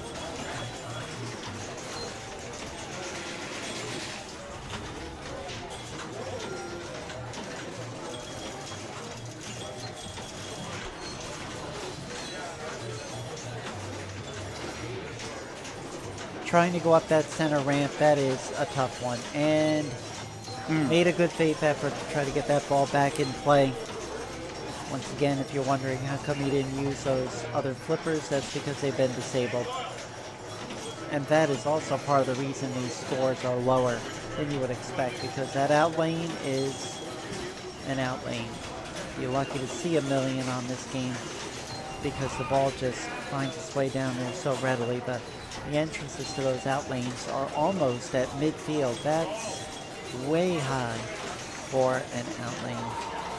And underneath it, there are two sets of slingshots, sort of a high set and the traditional set. So you could go sling, sling, sling, sling, and out lane. And a very rare series of, and you really can't do anything once it gets started.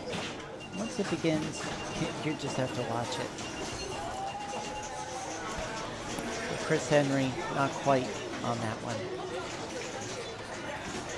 Vince Gellamine next to him.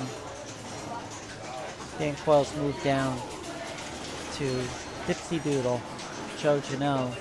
Over on Disco, Steve Marsh down on Algar.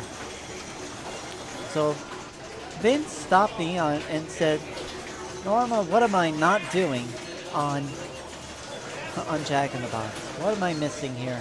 I said, you're really not missing much on Jack in the Box. It's make sure you get the lit saucer at the top and make sure you clear all the drop targets over and over and over again. You're better off clearing the whole bank instead of just saying, the bonus is good enough. I cleared all but 2. That's a consolation prize. If you clear them all, you're going to end up with an extra ball. So my ball 1 was actually 3 separate balls. Ball 1 over and over and over again. Look of frustration on Vince's face. Vince, I know the feeling. You feel it slipping away little by little. Dragon. Oh, I'm sorry, he was on. Yeah. He was on Dragon. Well, Dragon's frustrating anyway. Sorry, I had it mixed up with. Oh, that's okay. with Yeah, the, Jack in the Box is the one Jack in the closest that we Box can't closest. quite see, unfortunately. Right, not here on But I camera. love Jack in the Box. It is a fun game. Yeah. You know what's funny is you can play those two games almost the same way. Because True. when the ball reaches the flipper, you have to flip it. On Dragon, I like because you can kind of see them there on the play field. Those Dragon targets, very unique. They're like a quarter of a circle, a quarter of a wedge of cheese, and they pop up, and they're very tempting for you to hit. The only thing is, if you hit those and the ball's dead on hitting it, it's entirely possible it's likely to come right back straight down the middle. Absolutely.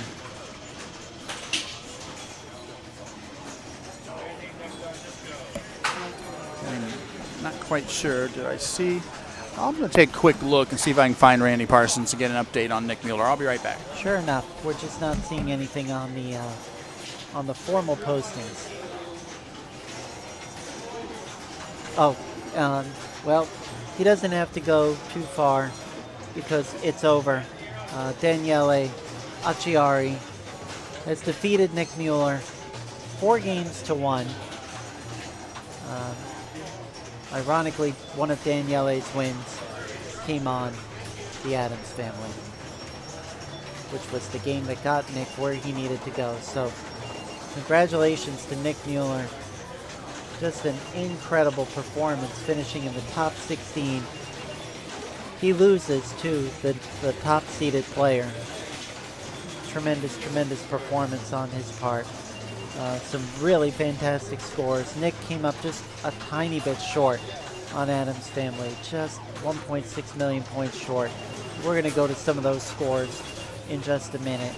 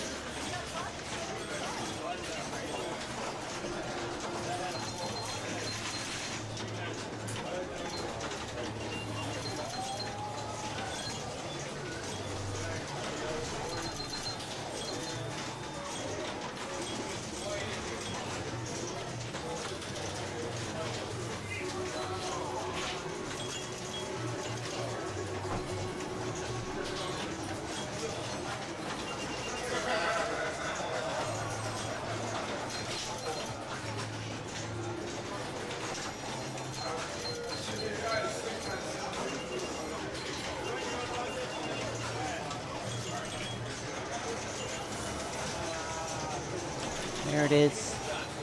There it is, folks. These were the final scores.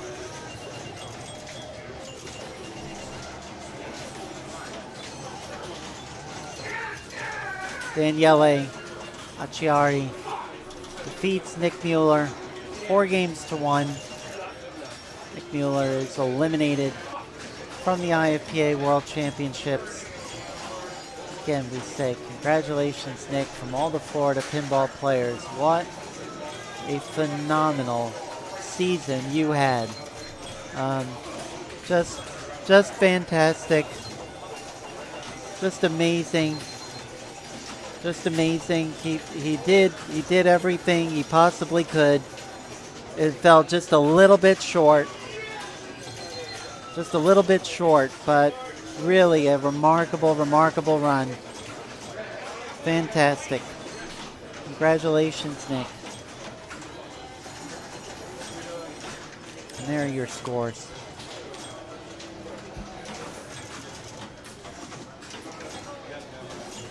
And back to action.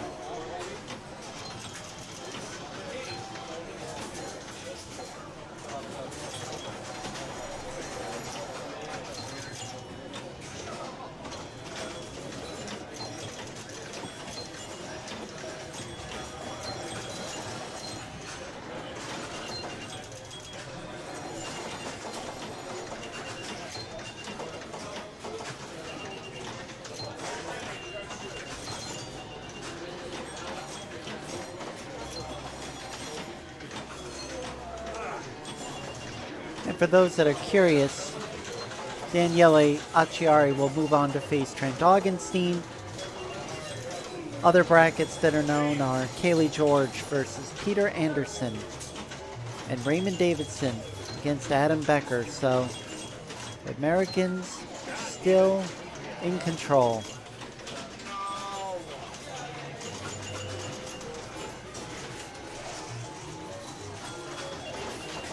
We're moving over to look at Kirby Reeds. Excuse me. We've had some very, very long days here at the Pinball Asylum. Kirby's over here on Spirit.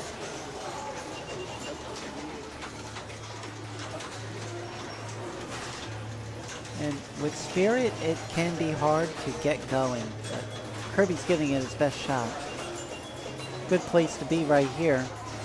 You want to get those green lanes.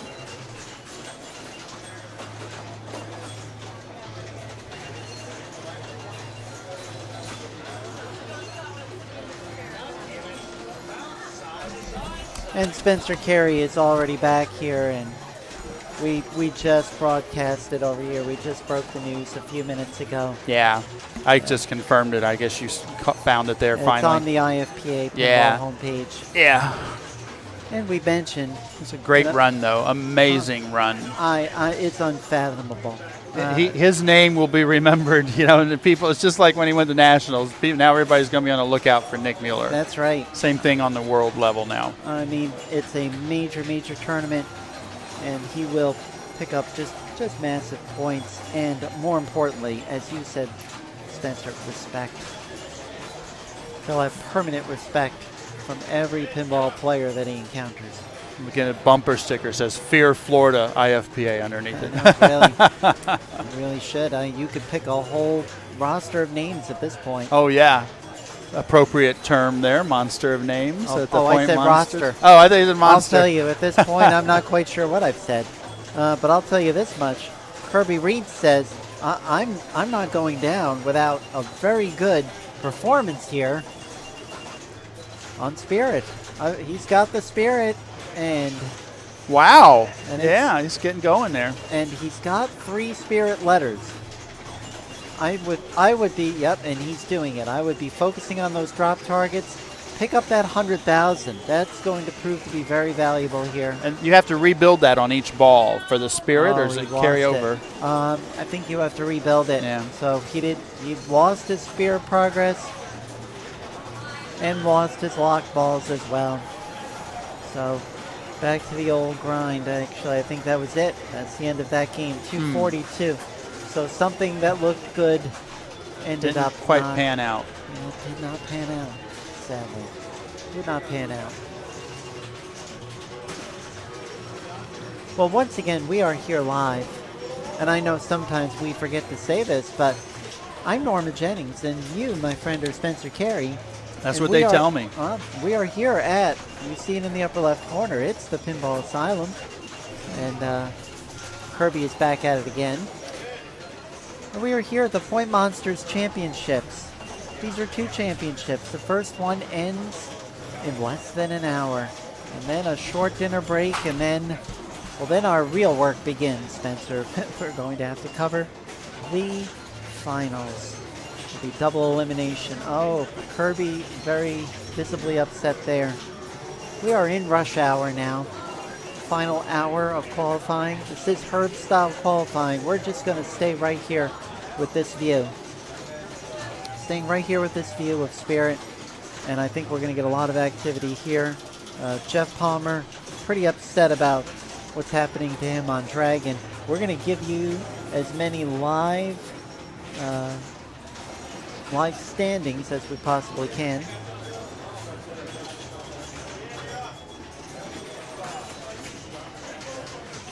The live standings right now include Kirby, frustration. You didn't have to do that. Don't throw it away at this point. Here we go. He's got a lock lit and a ball save. Oh, that's hard from that side. Here we go. Good job. Oh, no. He's on his way to clearing a drop target bank up there, getting started on Spirit. And I think he's going to want to do this one again. While we're waiting, let's quickly look at the updated standings. I'm refreshing here on the fly. Eric Stone, first place. Sebastian Bobbio, second place. Jeffrey Cleary, looking very much like he is going to survive and make it through. Very strong performance from him this whole weekend. Dan Coyle, fourth place. He won this tournament a couple of years ago. He's always in the mix on Classics. Shannon Stafford, perennial all-star here in the state of Florida. Jeff Palmer, Anthony Dixon, and Kirby Reitz. It is Pinball with the Florida Stars here this weekend. Plenty of great players. Kirby Reitz, once again, undaunted. He continues on.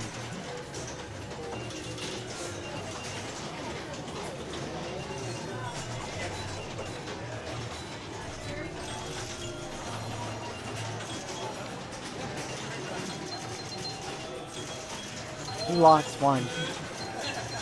Second ball is locked directly above that left flipper. Better on a backhand. Chooses not to. Chooses to go forehand.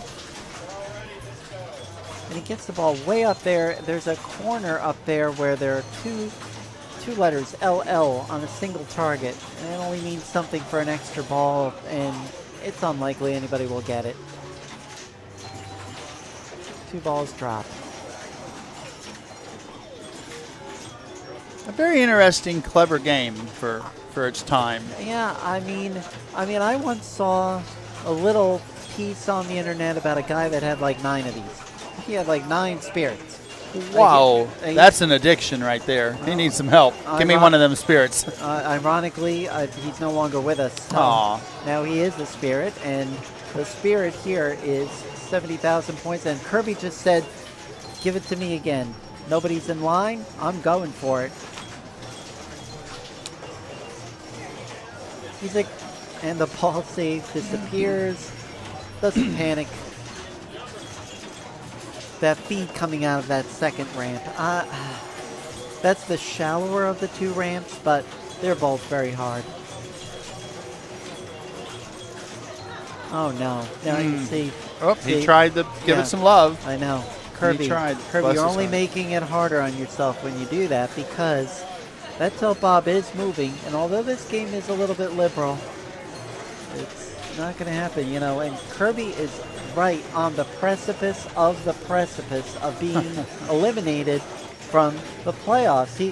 He's in a very interesting situation. We have Jeff Palmer, 498, who's playing his heart out here. Anthony Dixon at 497. And he's not in frame here, but I'm sure he's around.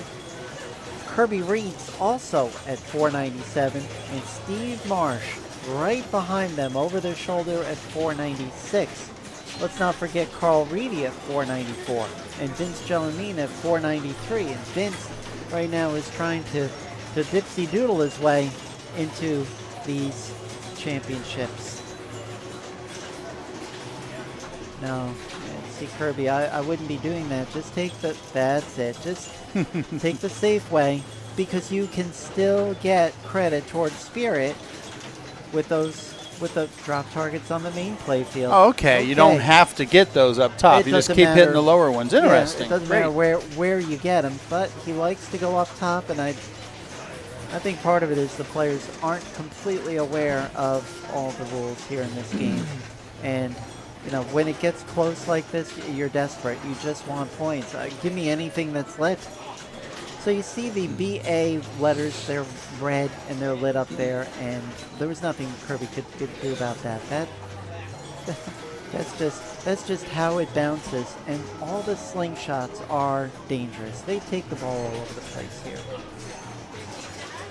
We want to welcome folks that may have been checking out the IFPA World Championships. Again, I'm Norma Jennings. We have Spencer Carey right here. Very, very long day. We started at 11 a.m. We want to thank everybody who's dropped by even for a little bit. 6 hours plus of broadcasting, and we've got another probably 4 to go. And 101.960. Rhonda Johnson in the foreground there with the iPad. While we're waiting here, up to the minute scores, up to the minute.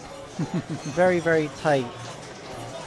Nothing's changed so far, and it can only change as fast as they key it. Coming on back here, and we're seeing that Anthony Dixon's over here, and I'm just going to start off to the side, checking out some of the scores themselves and see where people are looking to improve. Anthony definitely doesn't want to touch Algar. He's got that doing very well there. Dipsy Doodle, Anthony is in 14th place here.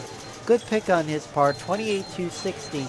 It's a 5-ball game. He really just needs probably about 3 5,000 point saucers and a whole lot of luck, and I think he could probably improve that score. He really only needs to improve it 1 or 2 points. And the score in front of him, Atticus Palmer, 28-380. Unfortunately, it's looking like Atticus is going to be sitting it out this year in Classics. He's at 445 points, 21st place. Not going to happen, I think. Not going to happen this year. So we have Anthony Dixon over there. And again, next to him, Vince Gellermine. Vince is on next to that. You can tell I'm getting a little weird. He's Disco. He's on Disco, and I'm just curious why he's on Disco. Let's go check it out. Vince Gellermine, he's at 617,000 on Disco. That's 13th overall. I can see the wisdom in that. It's still pretty hard to even get 617,000. It's a much older game. It's a game that has some amended rule sets, by the way. Leva Scartolo, not at this tournament here, actually, when he salvaged this game, when he saved it from eternal hell, he actually changed the rules of the game. So if you're familiar with traditional Disco rules, we're going to have different rules here as we go to the final. I think someone will pick Disco. I predict they will. Kirby is struggling with this game. He is struggling. He's got the look of somebody that just can't quite figure it out. Just doesn't really have an idea. And he knows he only needs to get about 300,000 points. That's really Kirby's goal right now. So if you're keeping an eye on him, what does he really need? Well, he's at 150. He's got a lock. And he's got to get that bonus multiplier. No. Nothing you could do. Well, there was nothing you could do with that. And that gate that's between the 3 alleys there and that little open area, yeah, that gate can get a little funny sometimes. It needs to be very wide open so that you can make a shot from the right flipper all the way to the upper left block. But it's also just temperamental, that's all. And that's classic games. Unfortunately, he just finds the worst of it all the time. Oh no. Oh, that was really a very, very risky shot with an older game and those rubbers. And it is pretty fairly, you think, oh, no. I don't want to use the word easy, but from the left flipper to the lower bank of drops there, that's a pretty accessible shot, I guess, is a fair term I think to say. Kirby made just a poor choice there. I have all the sympathy in the world for what he's going through. I've been there, and so many of us have. You're just trying to to drag a good score out of the game. You're basically making a deal and you're with the devil and saying, just give me one good game and I'll never ask for anything else. Well, at this point, he's doing just what you did when you pulled up Spirit there and you looked where all the standings are. As a player, you look and you may say, what game do I feel confident I can make a leap on? Right. In Kirby's case, that would be a 23-point leap if he, for example, had a massive game and went from where he was and getting 77 points to the top, getting 100. That's a massive leap for him in points. So you look at the games that are available in the tournament you're playing, and you say to yourself, yes, I may have had a good score on this game, but is this a game I can push it up over the top on? What are the odds on me making 500,000 on that as opposed to getting 50 million on a different game in the same bank? Oh no, almost again. I hate to say it, but this poor man, he's in a loop, really. Almost again. It seems like every shot that he makes, there it goes. Again, every shot that he attempts ends up in the same place. So it's either you're doing something wrong or you're just not putting the ball in the right spot and the ball's not going there. And there it is again. I've never seen that. I think it's 4 straight now. 4 straight losses down the right out lane. And again, that right out lane, on most games, that's a very safe area to work with, but not here. Well, that breaks the string, but it also ends his game. You got to walk away at this point. You got to take a break from the game, try something else, There's come back still later. time, yes, I agree. Nobody's in queue, so he's tempted to continue. He has not walked away to find the scorekeeper and say, void it, and I'm walking away. He's staying there to say probably void it, and I'm going to re-queue. I'm so sympathetic to what he's going through. This is raw emotion. We're going to...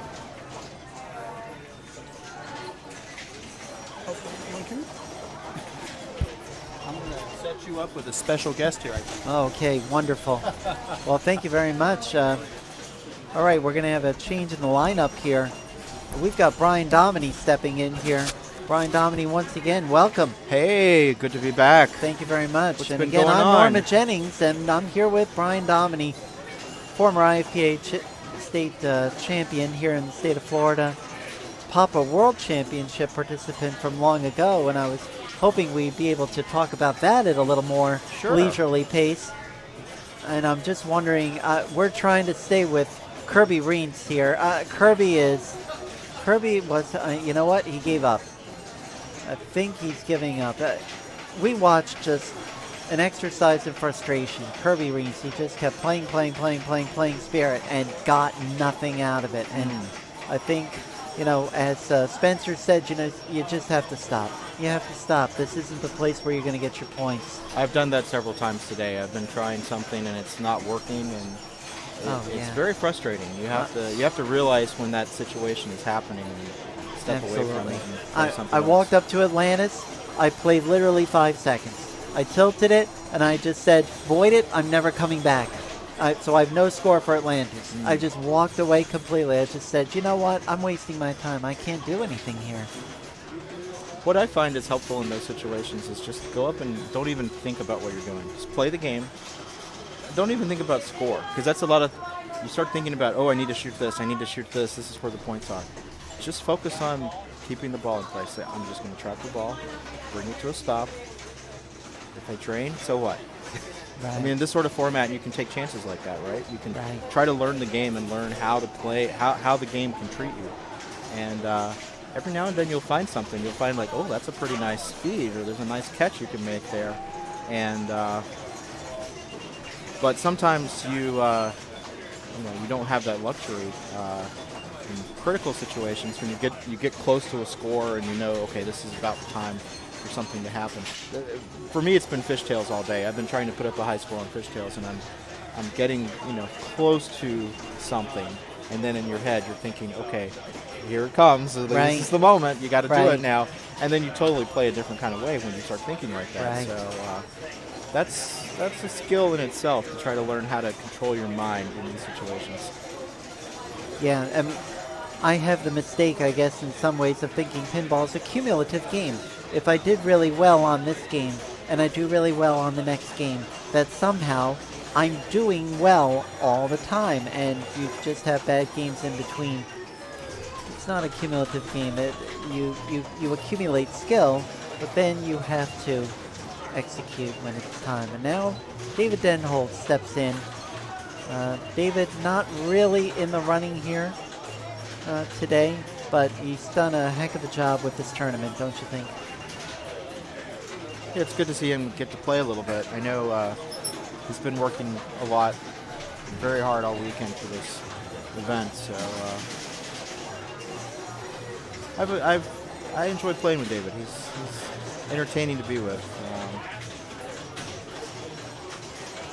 Well, you know what's funny is he's off to a fantastic start, and this is his game.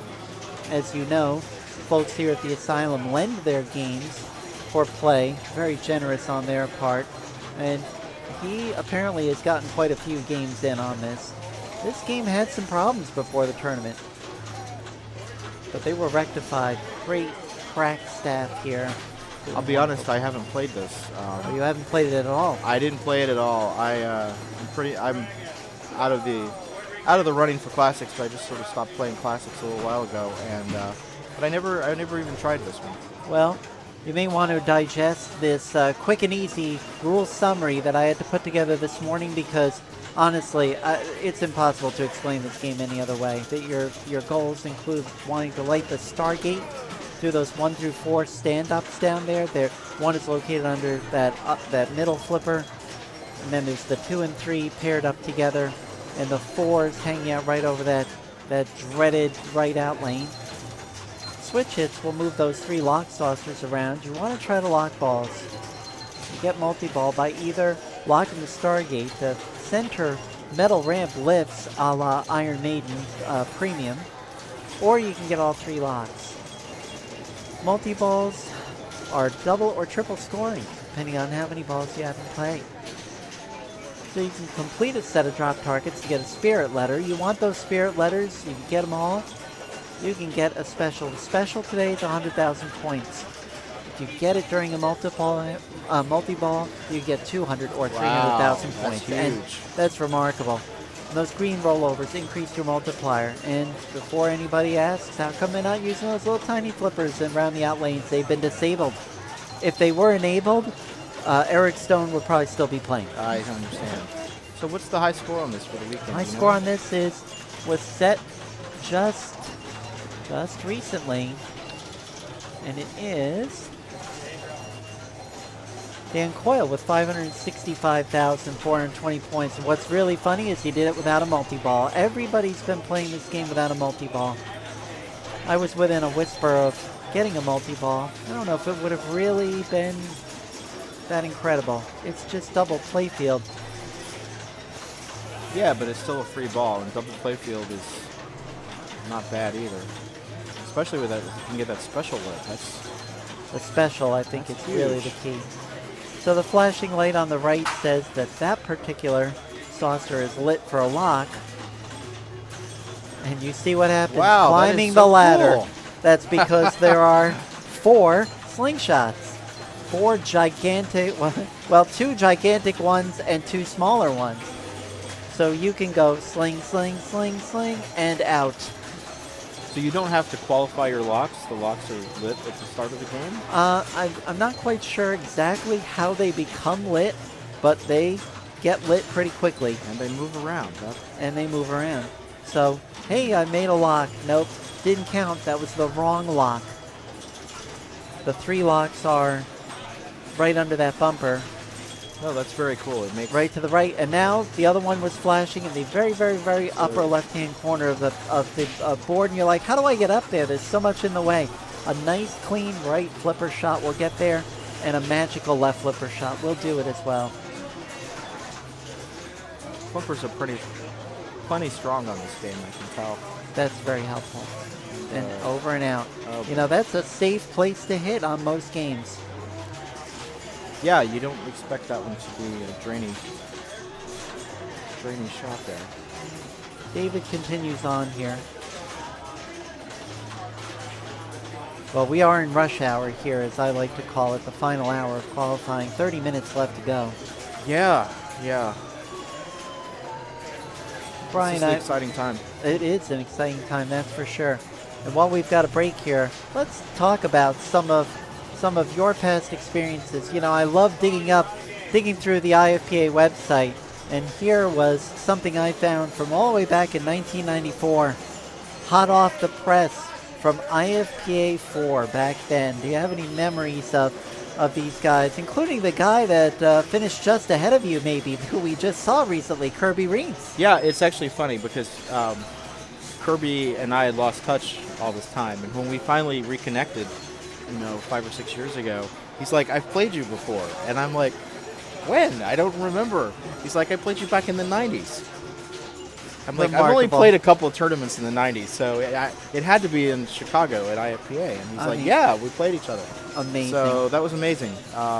Look at these names on here. Down there under juniors, a guy named Joshua Sharp. I wonder whatever became of him. Who knows? Some guy. And then 12 and under, first place, Zachary Sharp. Unbelievable.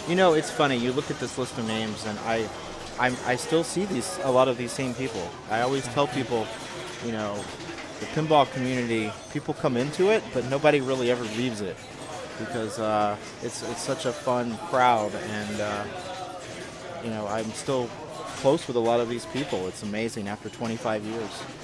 I know, it's really, and when I'm a relatively new member of that community, and all I can tell you is it's just really fun and exciting to see. This has to be, by the way, about the friendliest group of people that I've encountered. Before I met you folks, I really didn't have a lot of good social contacts, the nature of my work and things like that, and you folks have been very welcoming. We're quite a diverse little group around here these days, too. Lots of folks from different walks of life, and yet we're all still a family at some level.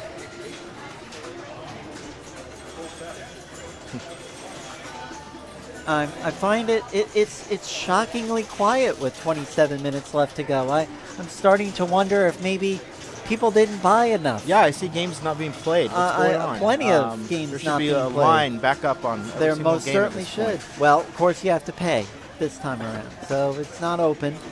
And maybe that's got something to do with it. Looks like Steve Marsh is on just below the cut line right now. Yeah. So I would hope that he's over there. He only needs a couple of points to Carl Reedy also. Just a few points out. And who is this guy, Vince Gellermine? He just set foot in the Asylum for the first time like about a month and a half ago. And now here he is on the verge. And he's in the running over in the main tournament as well. Yes, he's doing great. Of course, Jeff and Kirby also being on the other side of that line, you need to be careful. Right. They probably want to be defending to make sure nobody takes their spot. That's why I'm thinking you might want to just spend the extra $5-10 to keep the dream alive.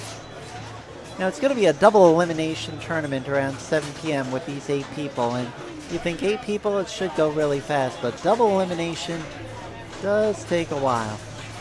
That's cool. I haven't seen many double elimination events in a while. Gives people a chance to play. The house balls kind of get neutralized a little bit. So, Brian, I've got to tell you that when I think about, the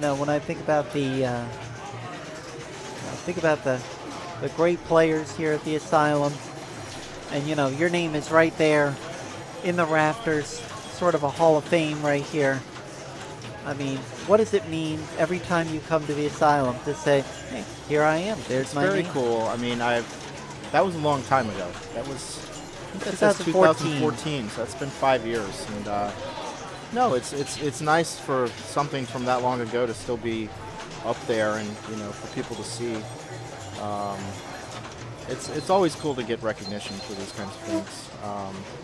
I remember that tournament very well. It was a very difficult tournament. I mean, you see who's here. It was a lot of the same faces, and it was not an easy win by any means. So anytime you can take a victory, you have to be happy about that. So Brian, you're an expert player, and somebody that I know I personally have a lot of respect for in terms of as a player.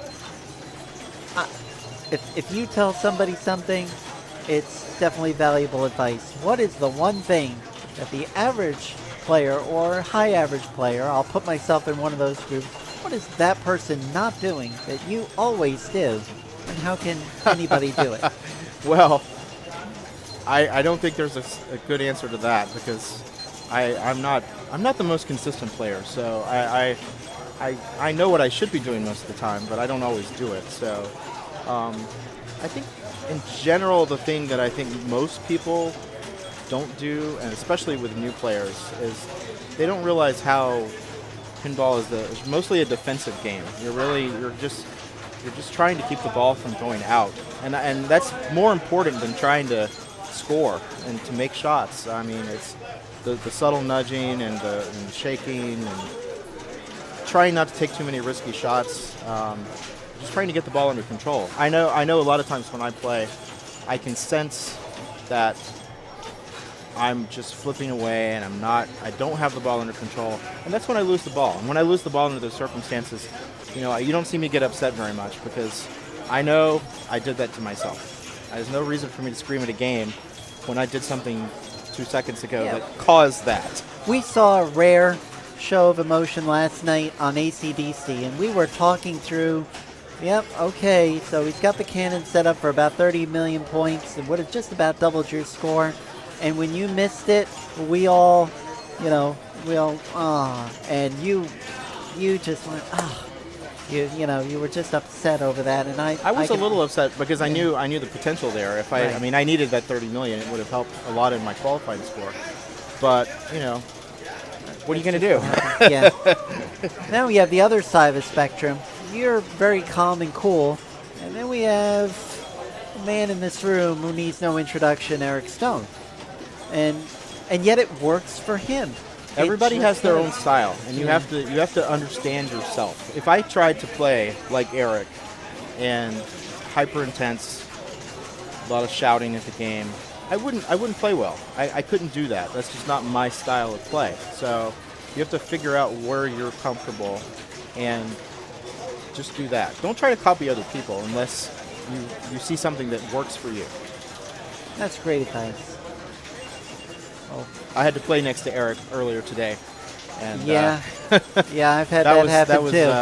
And I'm like, all right, I get it. And of course, at the state championships, even I got sort of catcalled for being a little too verbal. And for me, my big issue, I tell everybody, I just get a little bit nervous. The closer I get to the actual goal, it's like I'm almost there, and then, it's almost like the tension builds up. And that can be a problem. Then you stop thinking about the ball and you're thinking about yourself. Norma, calm down. Not the right way to approach things. Yeah, and at this stage, I'm qualified at the moment, and I'm just trying to boost my qualifying score in the main tournament. I'm really not I'm not thinking about score as much right now because I know it's going to be difficult for me to beat some of the scores that I already have. I already have pretty good scores on most of the games.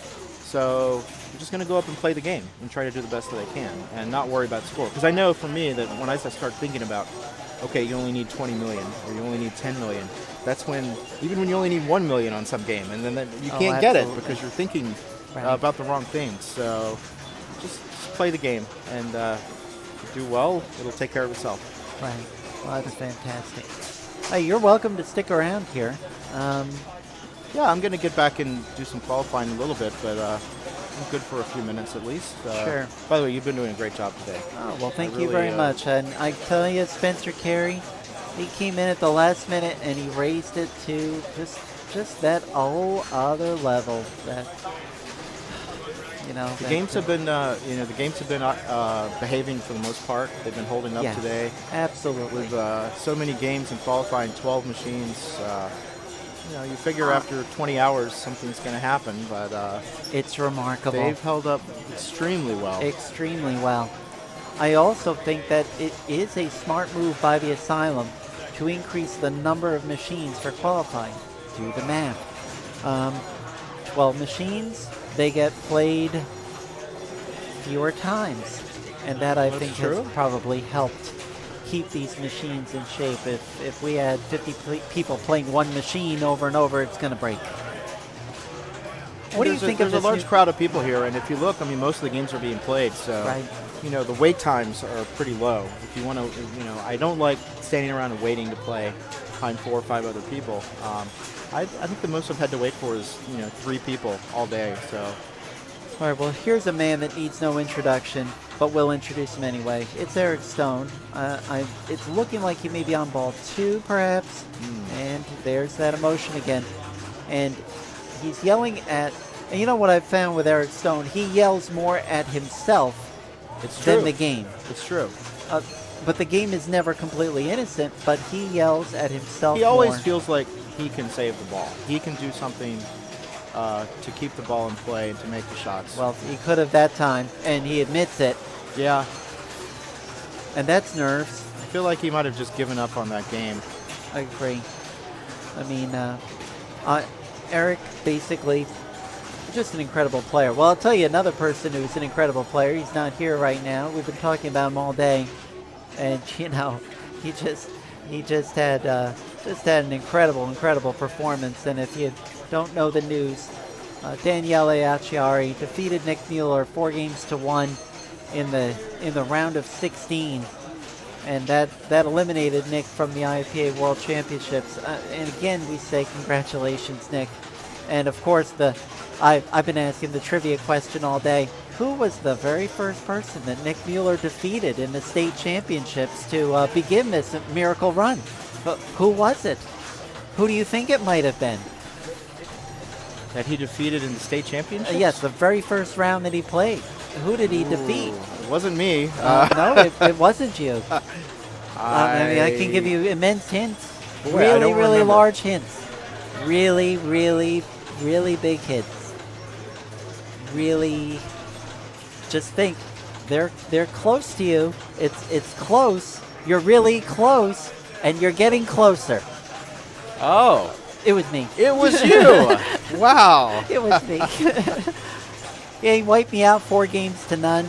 Oh my goodness. I just, but I remember playing him on Haunted House, and I'll tell you, it just proved to me. I'm like, Nick, you do belong, and I'll just wait till next year or the year after. I'm not sure. I gotta say this. I've played him, for a few years now, and I've seen him improve. It's been noticeable.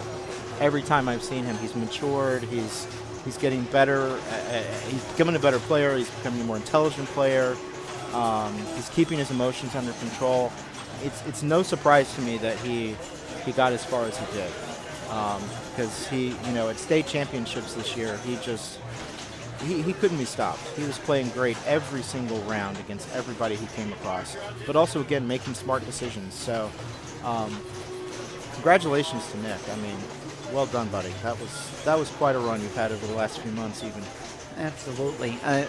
I'll tell you what. I woke up early and watched the 3-way single game sudden death elimination for 32nd place. The 2 losers of Adam's family were going to have a long plane ride home, and Nick started from the back. He started from the back, and he managed to come back, and it's just something you got to watch to really believe. So I have to tell a story. So I played in the IFPA championship a long time ago. Yes, there were far I know fewer that. players. It was much easier to get in. So I don't mean know you to played. compare Yes. myself to Nick at the moment. But I attended 2 years, and I ended up in a tiebreaker for the 32nd spot both years that I was there. Really? And 1 year I made it through. Yes, I noticed. The other year didn't go so well. I ended up in a 6-way tie for the cutoff. 5 players would advance. Only the last person out of 6 would get eliminated, and that was me. That was a long plane ride home, I'm sure. It was disappointing. It was on Whitewater, and I had multi-ball lit and missed the shot. So that would have sealed the deal. And I know you're great. Those are the at that kinds of game. things you never forget.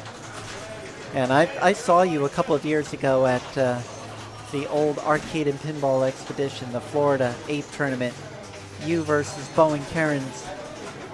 Yes. And that was a fun final. I was in the final four with Bowen, Eric Stone, and Jeff Palmer. Yeah, tremendous And, all-star It was team. a very tough finals, but I had so much fun in that because I enjoy playing with all of those guys. You know, one thing I've also noticed about Eric is I'm watching him do this here. There he goes. save. He did it right. Everybody's been trying to do Just it, figured and it he out. figured it out. So it's a vertical. People have been trying to go horizontal. Shake it, You that just doesn't have to help. pound it. Good play, Eric. Something to put in my back pocket for the future. But I've noticed that when he flips, he flips softer. I know I flip probably too hard because I'm always afraid I don't have enough strength.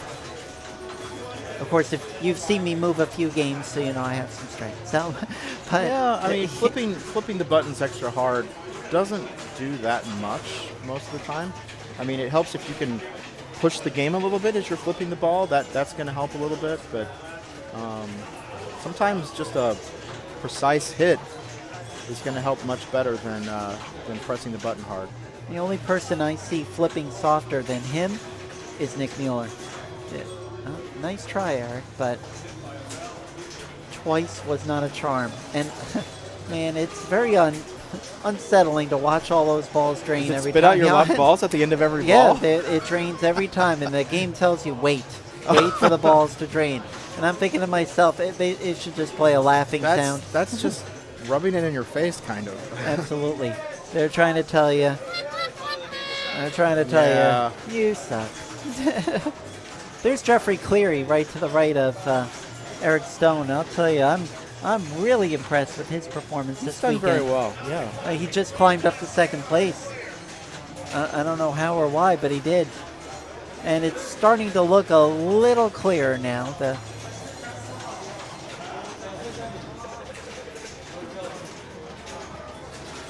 We're going to wait for Eric to finish his ball before we How are cut we to doing this. on time? Like 12 minutes? 12, 13 minutes. And, you know, you might as well just tell Eric that he's got 14 seconds because that's what he'll do. All right, well, he's done with that game. It didn't make it.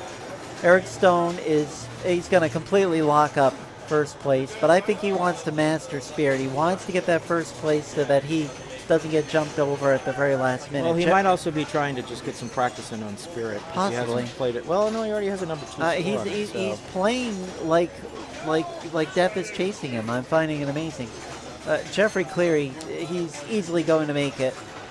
Just a stunning performance from him. Number 1 on Dipsy Doodle. And you get enough 5,000 point saucers there, and suddenly you look like a superstar. Yeah, I didn't get any 5,000s the last I'm sure game I you've played. got a whole bunch of them. Yeah. Sebastian Bobbio, he's here, he's there, he's everywhere. Dan Coyle, he always makes the classics. He knocked me out of classics a couple of years ago. Down the final 3, knocked me out. I ended up 3rd in this tournament a couple of years ago. Jeff Palmer. I believe Jeff Palmer has won this tournament before. If my memory serves me, I think he's won this tournament before. Gonna have another shot at it. Anthony Dixon. What can we say about Anthony Dixon that hasn't already been I don't said? really know Anthony that well. Anthony, well, you should start to know him because he's in the top 24 and he's going to be rising. Look over your shoulder because he's coming.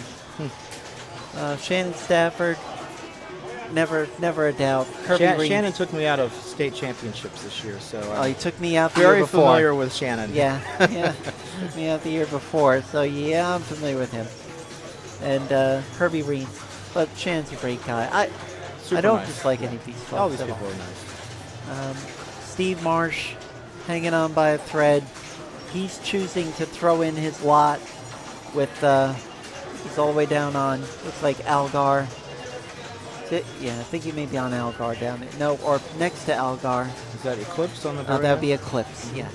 So I guess he's going to try to go for Eclipse there. And as far as Eclipse goes, is that a smart move for him? Of course, you go wherever it's open. 145,000? Yeah, I think so. I think if you're going to get there, Steve, that's going to be your ticket. If he can get 200,000, he'll get more It points. just tells me that he just doesn't know the game that well. You know, when you know the game well, then things come to you. Yeah, it's just one less thing you have to think about while you're playing. You don't have to be hyper focused on what should I be doing now. It's just, when it's second nature, it's so much easier. Yeah, I know that David Denholtz is just trying to put in time and give us something to look at, and he loves this game and he wants to play it, but gotta wonder why we're not seeing other folks coming over here. You know, we picked this game to show because it never gets shown. I know I've played it before, but I can't remember where I've seen it. It's super rare. I think maybe they had it at Pinball Expo one year. I'm not sure. I think everybody's seen almost all the other games. The only other game I might have considered Sharpshooter, a little one-dimensional. This game has some intrigue.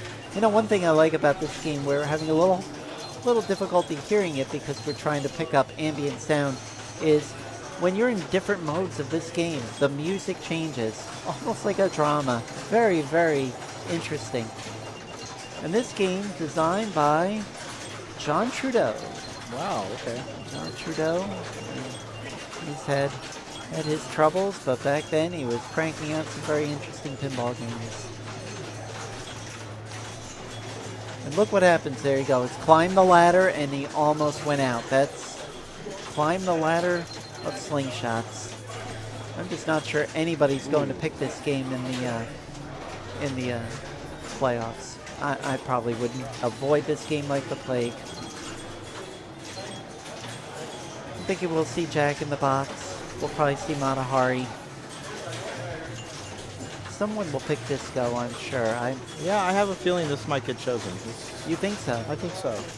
As an equalizer, or? I don't know. It's playing pretty fair. I don't see a lot of house balls on it.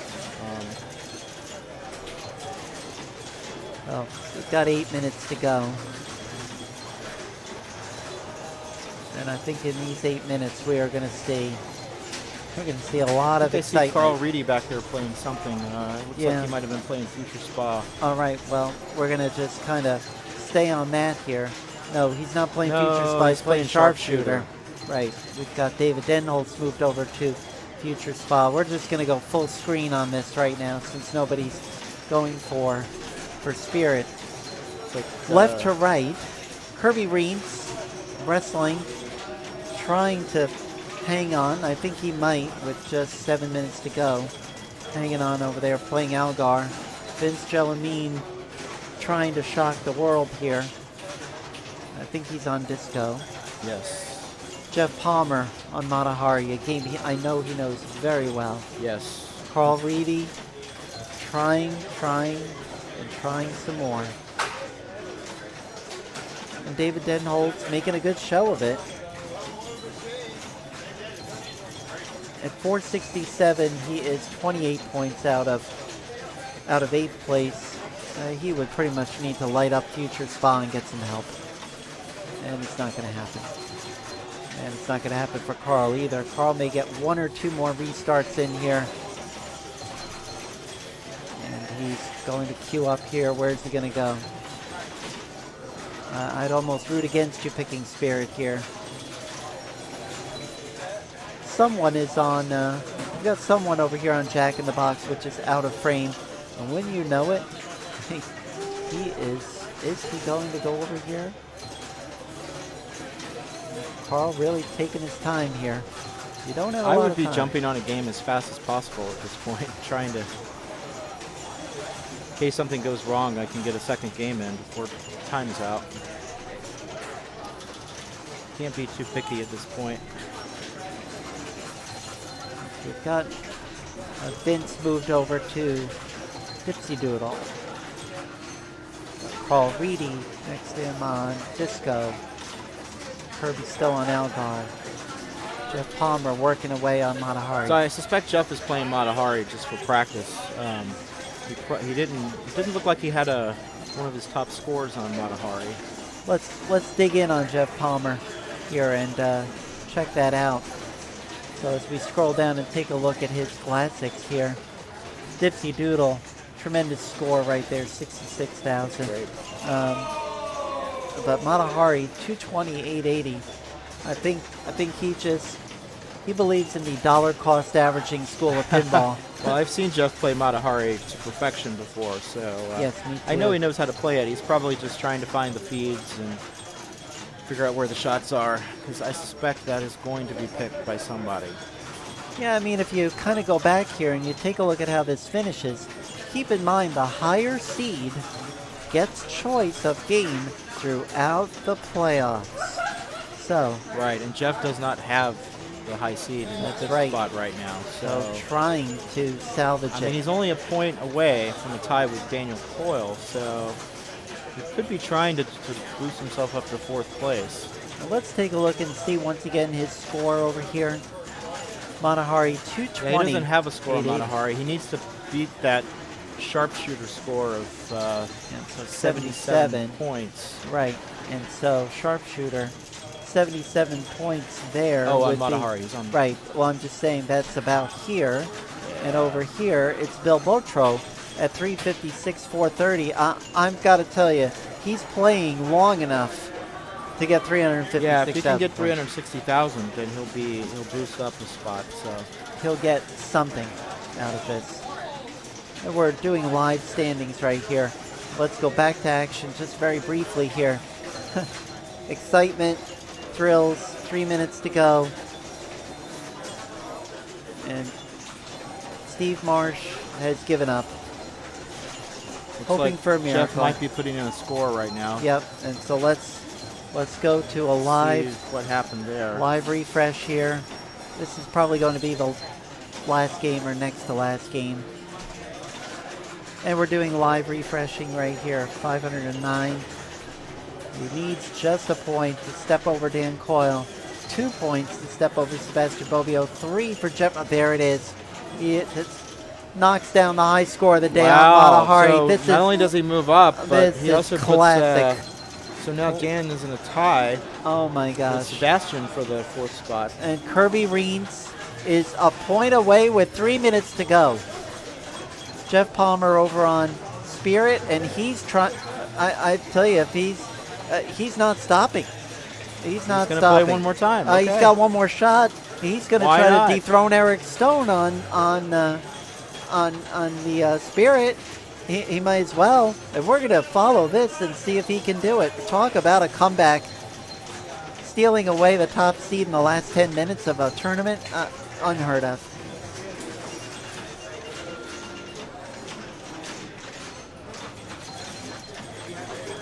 I like Jeff's stance right here. You can tell he's not anxious. He's not nervous about anything. No. He's just taking his time. Yeah, it's all gravy at this point. Yep. But he wants that bus driving roll throughout this entire thing, and that was just a mishit. And look at the dejection on his face right there. He knows. It's like, yeah, I didn't have to do that. I could have caught it. Or I could have just bumped past it, maybe. This game is weird, though. I totally understand what he's doing. There's the catch. Stays out of trouble. Wow, Beautiful. those shots were so dangerous. Yeah, he deadened it. Very good. That's Jeff Palmer. And now, he tried a tap pass. Oh, that was risky right there, because then you get into that. And now he catches again. Oh. I have a feeling he's not going to do that again. Yeah, Jeff, I think you might have missed a big opportunity right there to lock on the lock that's right below the bumper. But he says, I'm going for spirit bumpers, spirit targets. Excuse me. Gonna get that spirit. Let's see, I'm up to P. Now I'm working on I. Oh, we missed it. Foot drain. Trying again, I bet you. Nope, goes through the Stargate, only goes through it backwards. Thing. I guess they call it Stargate. And David Denholtz is getting up from his chair to announce final game. This will be the last on game. The wrong side now. No restarts. No restarts. Oh, we tried the tap nice again. Tap. Okay. He's going to do it again, I bet. He probably that will. Was better than the first one. Yes. I'm watching his fingers. hard to see on the right-hand side, but just looking at his knuckles, this is something he can do that I really need to learn. No, he Yeah, goes shooting for a on the full. fly there that's a little dangerous. Yeah, full flip on that. Okay, he's got his And- lock lid on the. Okay. But he says, I'm going spirit letters. No, Oh, he took a no, shot at no. it this time. Oh, yeah. The forehand is rougher than the backhand. Tap Backhand it to the time. other There, side. no. Oh, he tried the backhand. Okay. Oh. Oh, no. Over and out. That's it for him. That was it. And that's it for his tournament. 169. That won't be enough. That probably won't change anything. Not at all. I don't know if Dan and Sebastian are playing at the moment. I haven't seen them, so probably going to have a tiebreaker for the, or will it be For a fourth flip? place. You know how that works? They're going to probably have to do a tiebreaker because it'll determine what bracket goes to Yeah. what. Vince Gellermean right here trying to pull off a miracle. He needs to jump 3 places, just 3 points. The very last player on the very last game. I've seen Sebastian Bobbio right here in the Asylum do that in a tournament. We all sat and watched him finish a Papa-style ticket card and take it all away from all of us. He knocked me out of the tournament in the process. It was incredible. Put up Every 2 of game the high counts. scores. Tremendous. Every minute, every game. And Vince is done, and everyone is now done. So we're going to take a look at what these final standings are right here. Classics is over. Classics is over. And Kirby Reeds, by the skin of his teeth, survives. Shannon Stafford, 7th place. Really never in doubt for him. But is it going to be important that he didn't take that point away from Anthony Dixon? We'll find out. Lots of names that I expected to be here, but I'll be perfectly honest with you. If you had told me walking in here that Jeffrey Cleary would finish in 3rd in Classics, I would have said, yeah, maybe not. Fantastic performance by Jeffrey Cleary. Yeah, and so it looks like I assume Jeffrey will play Anthony in the first round. Usually 3 and 6 will play. Yeah, I'm not 100% sure. It's usually 1 and 8, 2 Yeah. and 7, so forth. So we are going to have that digitally, and that tournament is going to start in about an hour. So they're on a break right now. Congratulations, Eric Stone, for top qualifier. Great job, as always, Eric Stone. So I think what we're going to do here, we're just going to go to full screen name right now and just probably leave it here. We we're probably not going to move the rig over to look at any games over here in Maine. I think we're done with that for the day, and there's still 6 hours of qualifying left over here. Just tremendous though. So in about an hour, we will see the Classics finals. And we are probably going to stay on the air right now, but I think we're probably going to put our headsets down and just kind of let everybody know that there will be that we'll be back at 7 p.m. Eastern Time. Again, what goals, can I just ask really quickly here before we go? It's a question I really have wanted to ask a lot of folks, a lot of the great players like you. Are there any goals left for you? Any goals at all left in pinball? Something you haven't done that you always wanted to do? I know Eric Stone earlier said, I'd love to win Pinburg. Boy, who wouldn't? I mean, yeah. I don't set goals that high for myself, honestly, but I mean, sure, winning big majors would be fun and exciting. I don't know. Pinburg is one of my favorite tournaments of the year. So I always, my goal when I go to Pinburg is always to qualify in the A division, make sure I make the top division, and if I survive that, then I'm usually happy no matter what happens after that, and then I can relax and play well the second day and not really have to worry about things too much. Have you been to Pinburg before? I will be going this year. Fantastic. I can't wait. You're going too, right? Always, anybody I talk to about it, I always ask, "Are you going?" Because it's hard to understand it until you've been there. It is such a amazing time. That's what I'm told. I haven't missed one yet.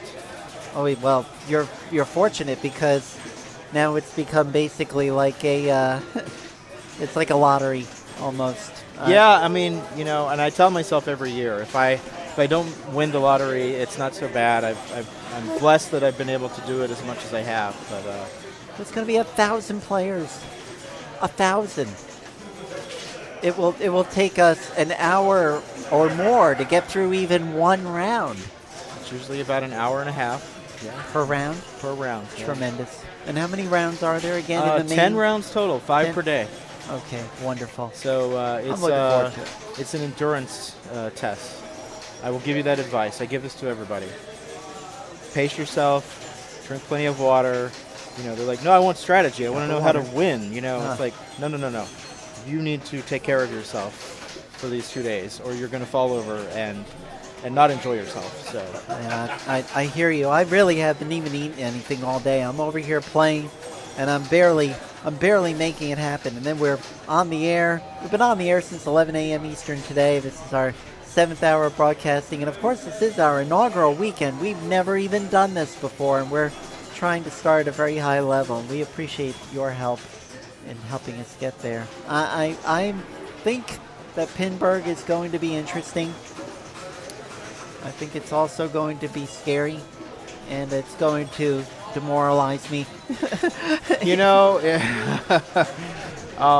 The way the format of the tournament, the better you play, the better players you end up playing. So you kind of, it kind of eventually puts you in your place, right? You feel like, oh, I just did really well.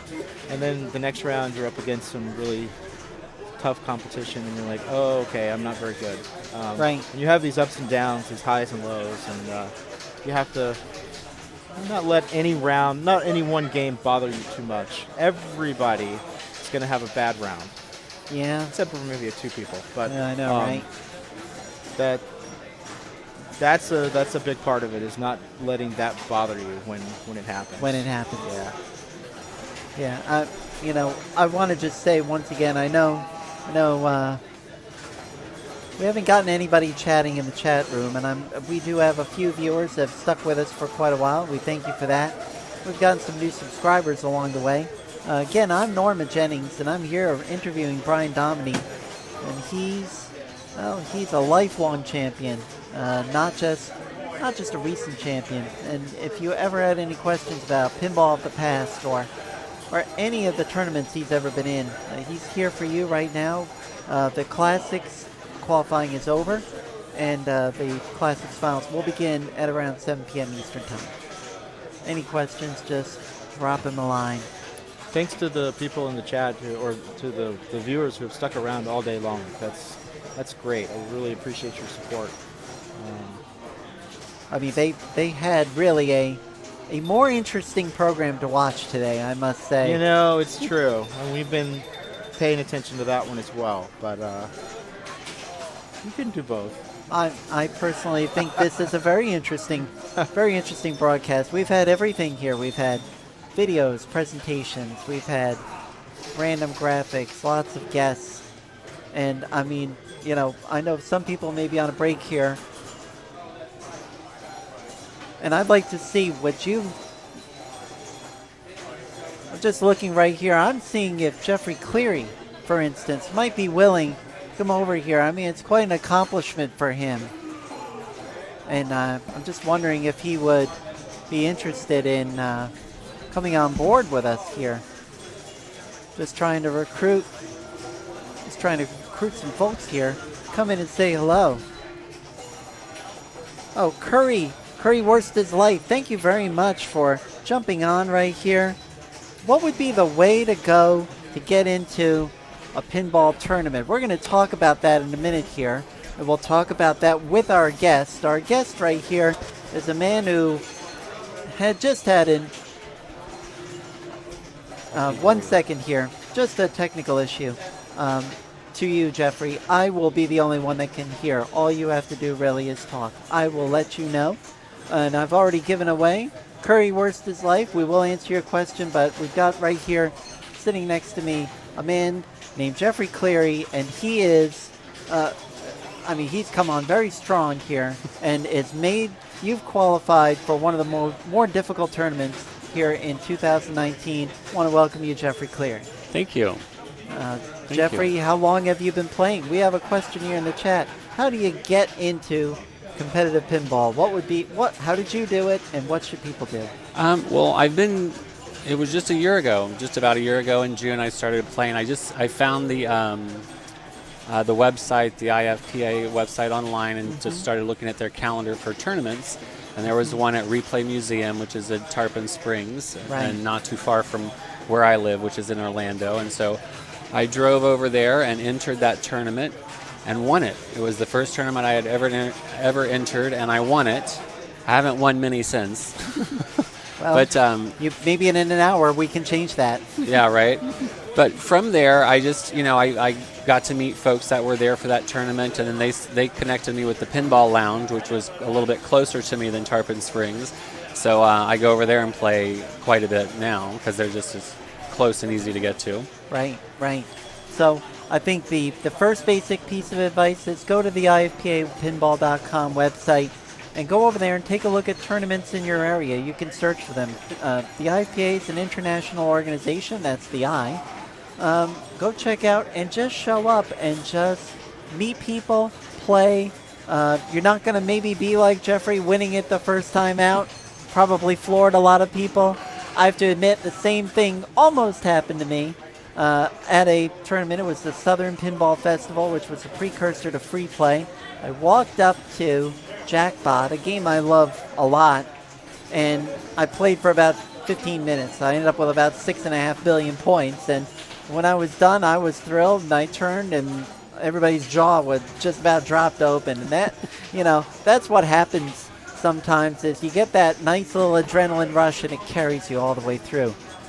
Jeffrey, I've watched you play over the last year, and are you doing anything differently? Because you're having a heck of a year so far. Well, I've been focusing more on, trying to focus more on technique and not so much just sort of scattered play, but to try to be a little bit more focused and work a little bit more with ball control. So that's what I've been trying to do. I'm not always the best at it. I get very reactionary when the ball gets going quickly and just start flipping.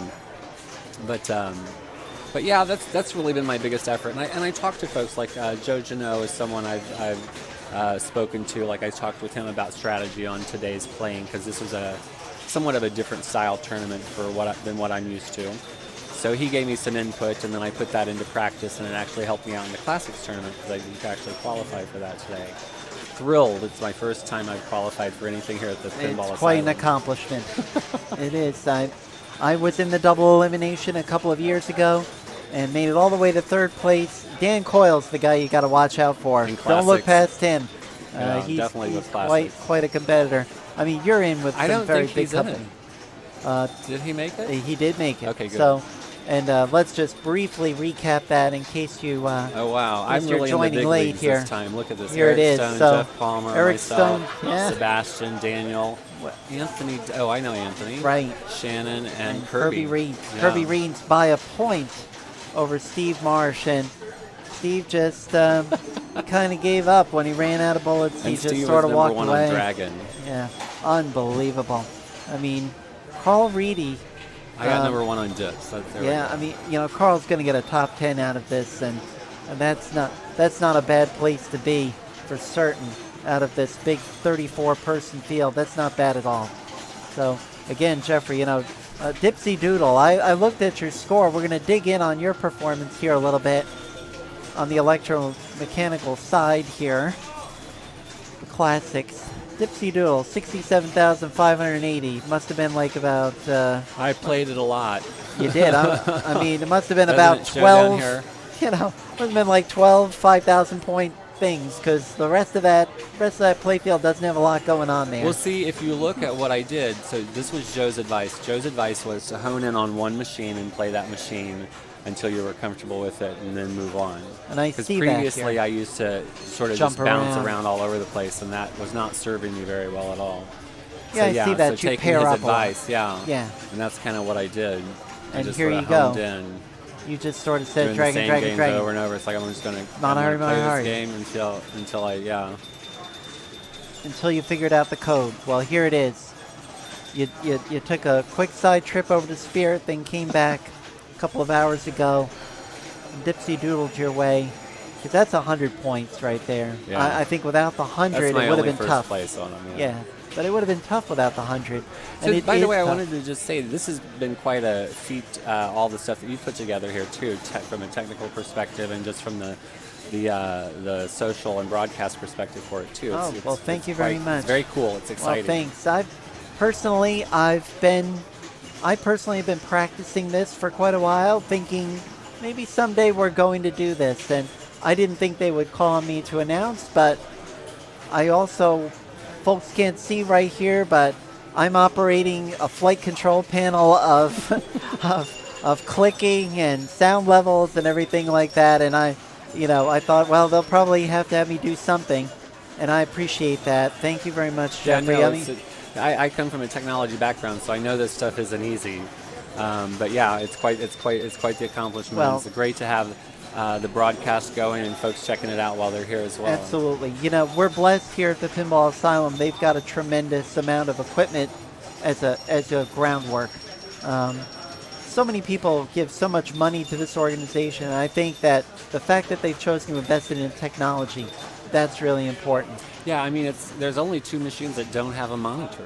And they're working on it. Yeah. I mean, They'll that's work very on that. cool. That was helpful today, too, because one of the things I'll do is I'll watch some of the, like Alex Marino, when he's on a machine. I like to watch him because he kind of knows strategy and stuff on most of the games. Right. Yeah, Alex is somebody that definitely keep an eye on. And I'll go to him a lot of times and say, how do I play this game? And he'll just give me like a quick, here, shoot for this, shoot for this, shoot for that. And he's been like that ever since I met him at the Pinball Lounge. I'll He'll tell give me you, a quick like three shot summary. Here, do this, this, and this. Yeah, I know he's very much a keep it simple player. That's for sure. Yeah. I'll tell you one guy that's been keeping it very real. And there he is, Alex Marino, right there. I see him over on Munsters, and he's been keeping it really real all day long. One of those headphone players. You're not a headphone player. No, though. not usually. I like to listen to the audio cues on the machines. Because a lot of times I'm not looking at what's going on, so I have to hear it to know that I've made the shot, or I rely on the audio cues. I agree with you. You have to know what's happening, and you may be looking somewhere else, and then suddenly it's like, oh, multi-ball is ready, or oh yeah, okay, thanks for reminding me. Yeah, I definitely use audio cues and like to hear the noise of the machine. Yeah, I've never really been into headphones. You know what's funny is we're watching the IFPA tournaments.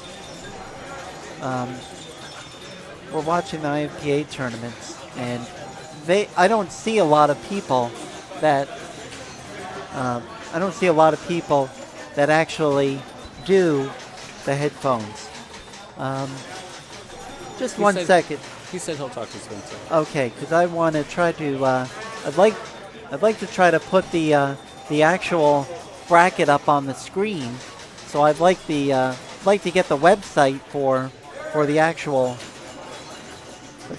bracket here, so we can see, Jeffrey, live on the fly. Okay, live on the fly. Who you're going to be playing? What are we doing? Well, I'm trying to get the actual website for the brackets. So this is a double elimination bracket. Are you familiar with how double elimination works? No. Okay, well, you are in for a treat. This is uncharted territory for me. That's not what I wanted here. Just give me one half second. I'll be right back. Isn't that it? Here. All right, well, Norma's looking for a diagram so that we can...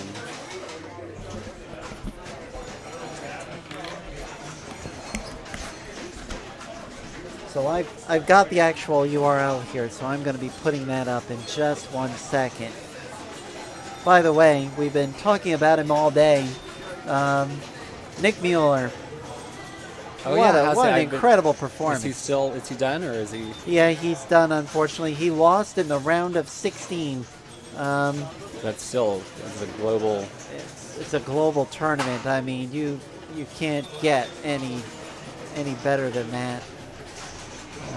So this is the setup? This is how it's going to be set up. I'm going to put that on the air for you in just 1 second. It's on there now. So, the way this is going to work, and I'm going to try to magnify this a little bit here. Okay, so it's basically, when you say double elimination, you have to lose twice to be eliminated. So it's head-to-head rounds.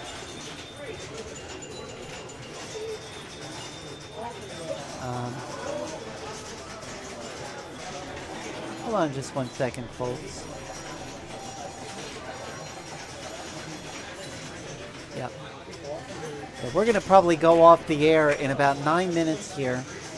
We're just going to finish up this interview with Jeffrey, and then we're going to start preparing for the actual Classics competition. We've got some technical issues to take care of. You have to lose twice. So let's go over this real quickly. Sure. So let's go with me. So I'm playing Anthony. So Right. let's say I win. If so you then win, my you name will advance go here. If you lose, you go here. Losers This round. is the losers bracket. Basically, here's how I would think of it if I were you. It's a 2-strike tournament. Okay. For you. Head to head. Head to head. But you say, oh, I only play 1 game. No. The finals over here, and this is a great opportunity to talk about this. Great opportunity to talk about this right here. The Classics Tournament Finals, it's head-to-head double elimination, but you'll play 3-game matches. The top-seeded player... Papa-style scoring. Right. The top-seeded player in each group is going to get to pick for as long as you are the top-seeded player. So, Jeffrey, you couldn't be in a more advantageous position right now. You're playing Anthony Dixon. You can choose either game or position for each of the 3 games you're about to play. And it's Papa-style scoring, 4-2-1-0. So winning is important. You're going to want to pick games where you're stronger, you think you can win. Of course, everybody does that. Or you're going to pick a position. You go, I don't care what we play. I'm going to go second because I want to put the pressure on the other person. Or I want to go first because I like to go first. Yeah, I got to tell you, in the times where I pick the machine, I always pick the machine I feel I'm really strong in and then do really crappy at it. Well, then that's going to affect your strategy. You turn that over to the other person, they're probably going to pick the game. Yeah. Because if you pick position, they have to pick the game. Now you put the pressure on them. Here's another interesting I've played thing. everything over there, so... Yeah. Players may not choose the same game twice. So if you know that somebody's already played a game that they love, and you give them the game choice, you know they can't pick it again. They have to end up picking of everything. So, and this is hopefully going to be explained. I'm not telling you this isn't coaching. Right. They're This going is to just tell how you. it's going to work. I'm just saying strategically, you almost want to know what has the other person picked, and David Denholtz will keep track of that for you. It'll let you know what the other person has picked. So it's about what people pick. It's about what you feel comfortable doing, and it's about who's the top seed. So that's why you saw Eric Stone and Jeff Palmer driving hard all the way to the end, because right now Eric is in the driver's seat in his match against Kirby Reeds. Sebastian Bobbio is going to be driving against Dan Coyle, Jeff Palmer against Shannon Stafford, and you against Anthony Dixon. And so, again, it's a 2-strikes tournament, but every time you get into a bracket, the decision about game or position is going to ride with whoever's better. So if you lose and go down to the loser's bracket, you lose your 3 games, and Eric Stone loses along with you, then he's going to have control because he's in first place. He has control over you. I see. And that's how this works. So being first has its advantages, and that's why people drive so hard in these tournaments to get up to the top. Well, I'll tell you what. I'm excited. I'm thrilled to be in the Well, playoffs. we're thrilled to have you. We're absolutely thrilled to have you, and Very happy to be we in the wish you playoffs. all the best that we possibly can. I think I'm getting the signal that we're probably going to have to wrap up just a little bit early here. And I've got to tell you, thank you very much, Jeffrey, for joining Thank us, you, and Norma. good luck in the next half hour. And folks, we are going to return at 7 p.m. Eastern Time for the Classics playoffs. So we're just going to step away here for about a half hour, and we will be right back with all this excitement and action. And again, thanks, Jeffrey, and thank you all for watching. We'll be back soon.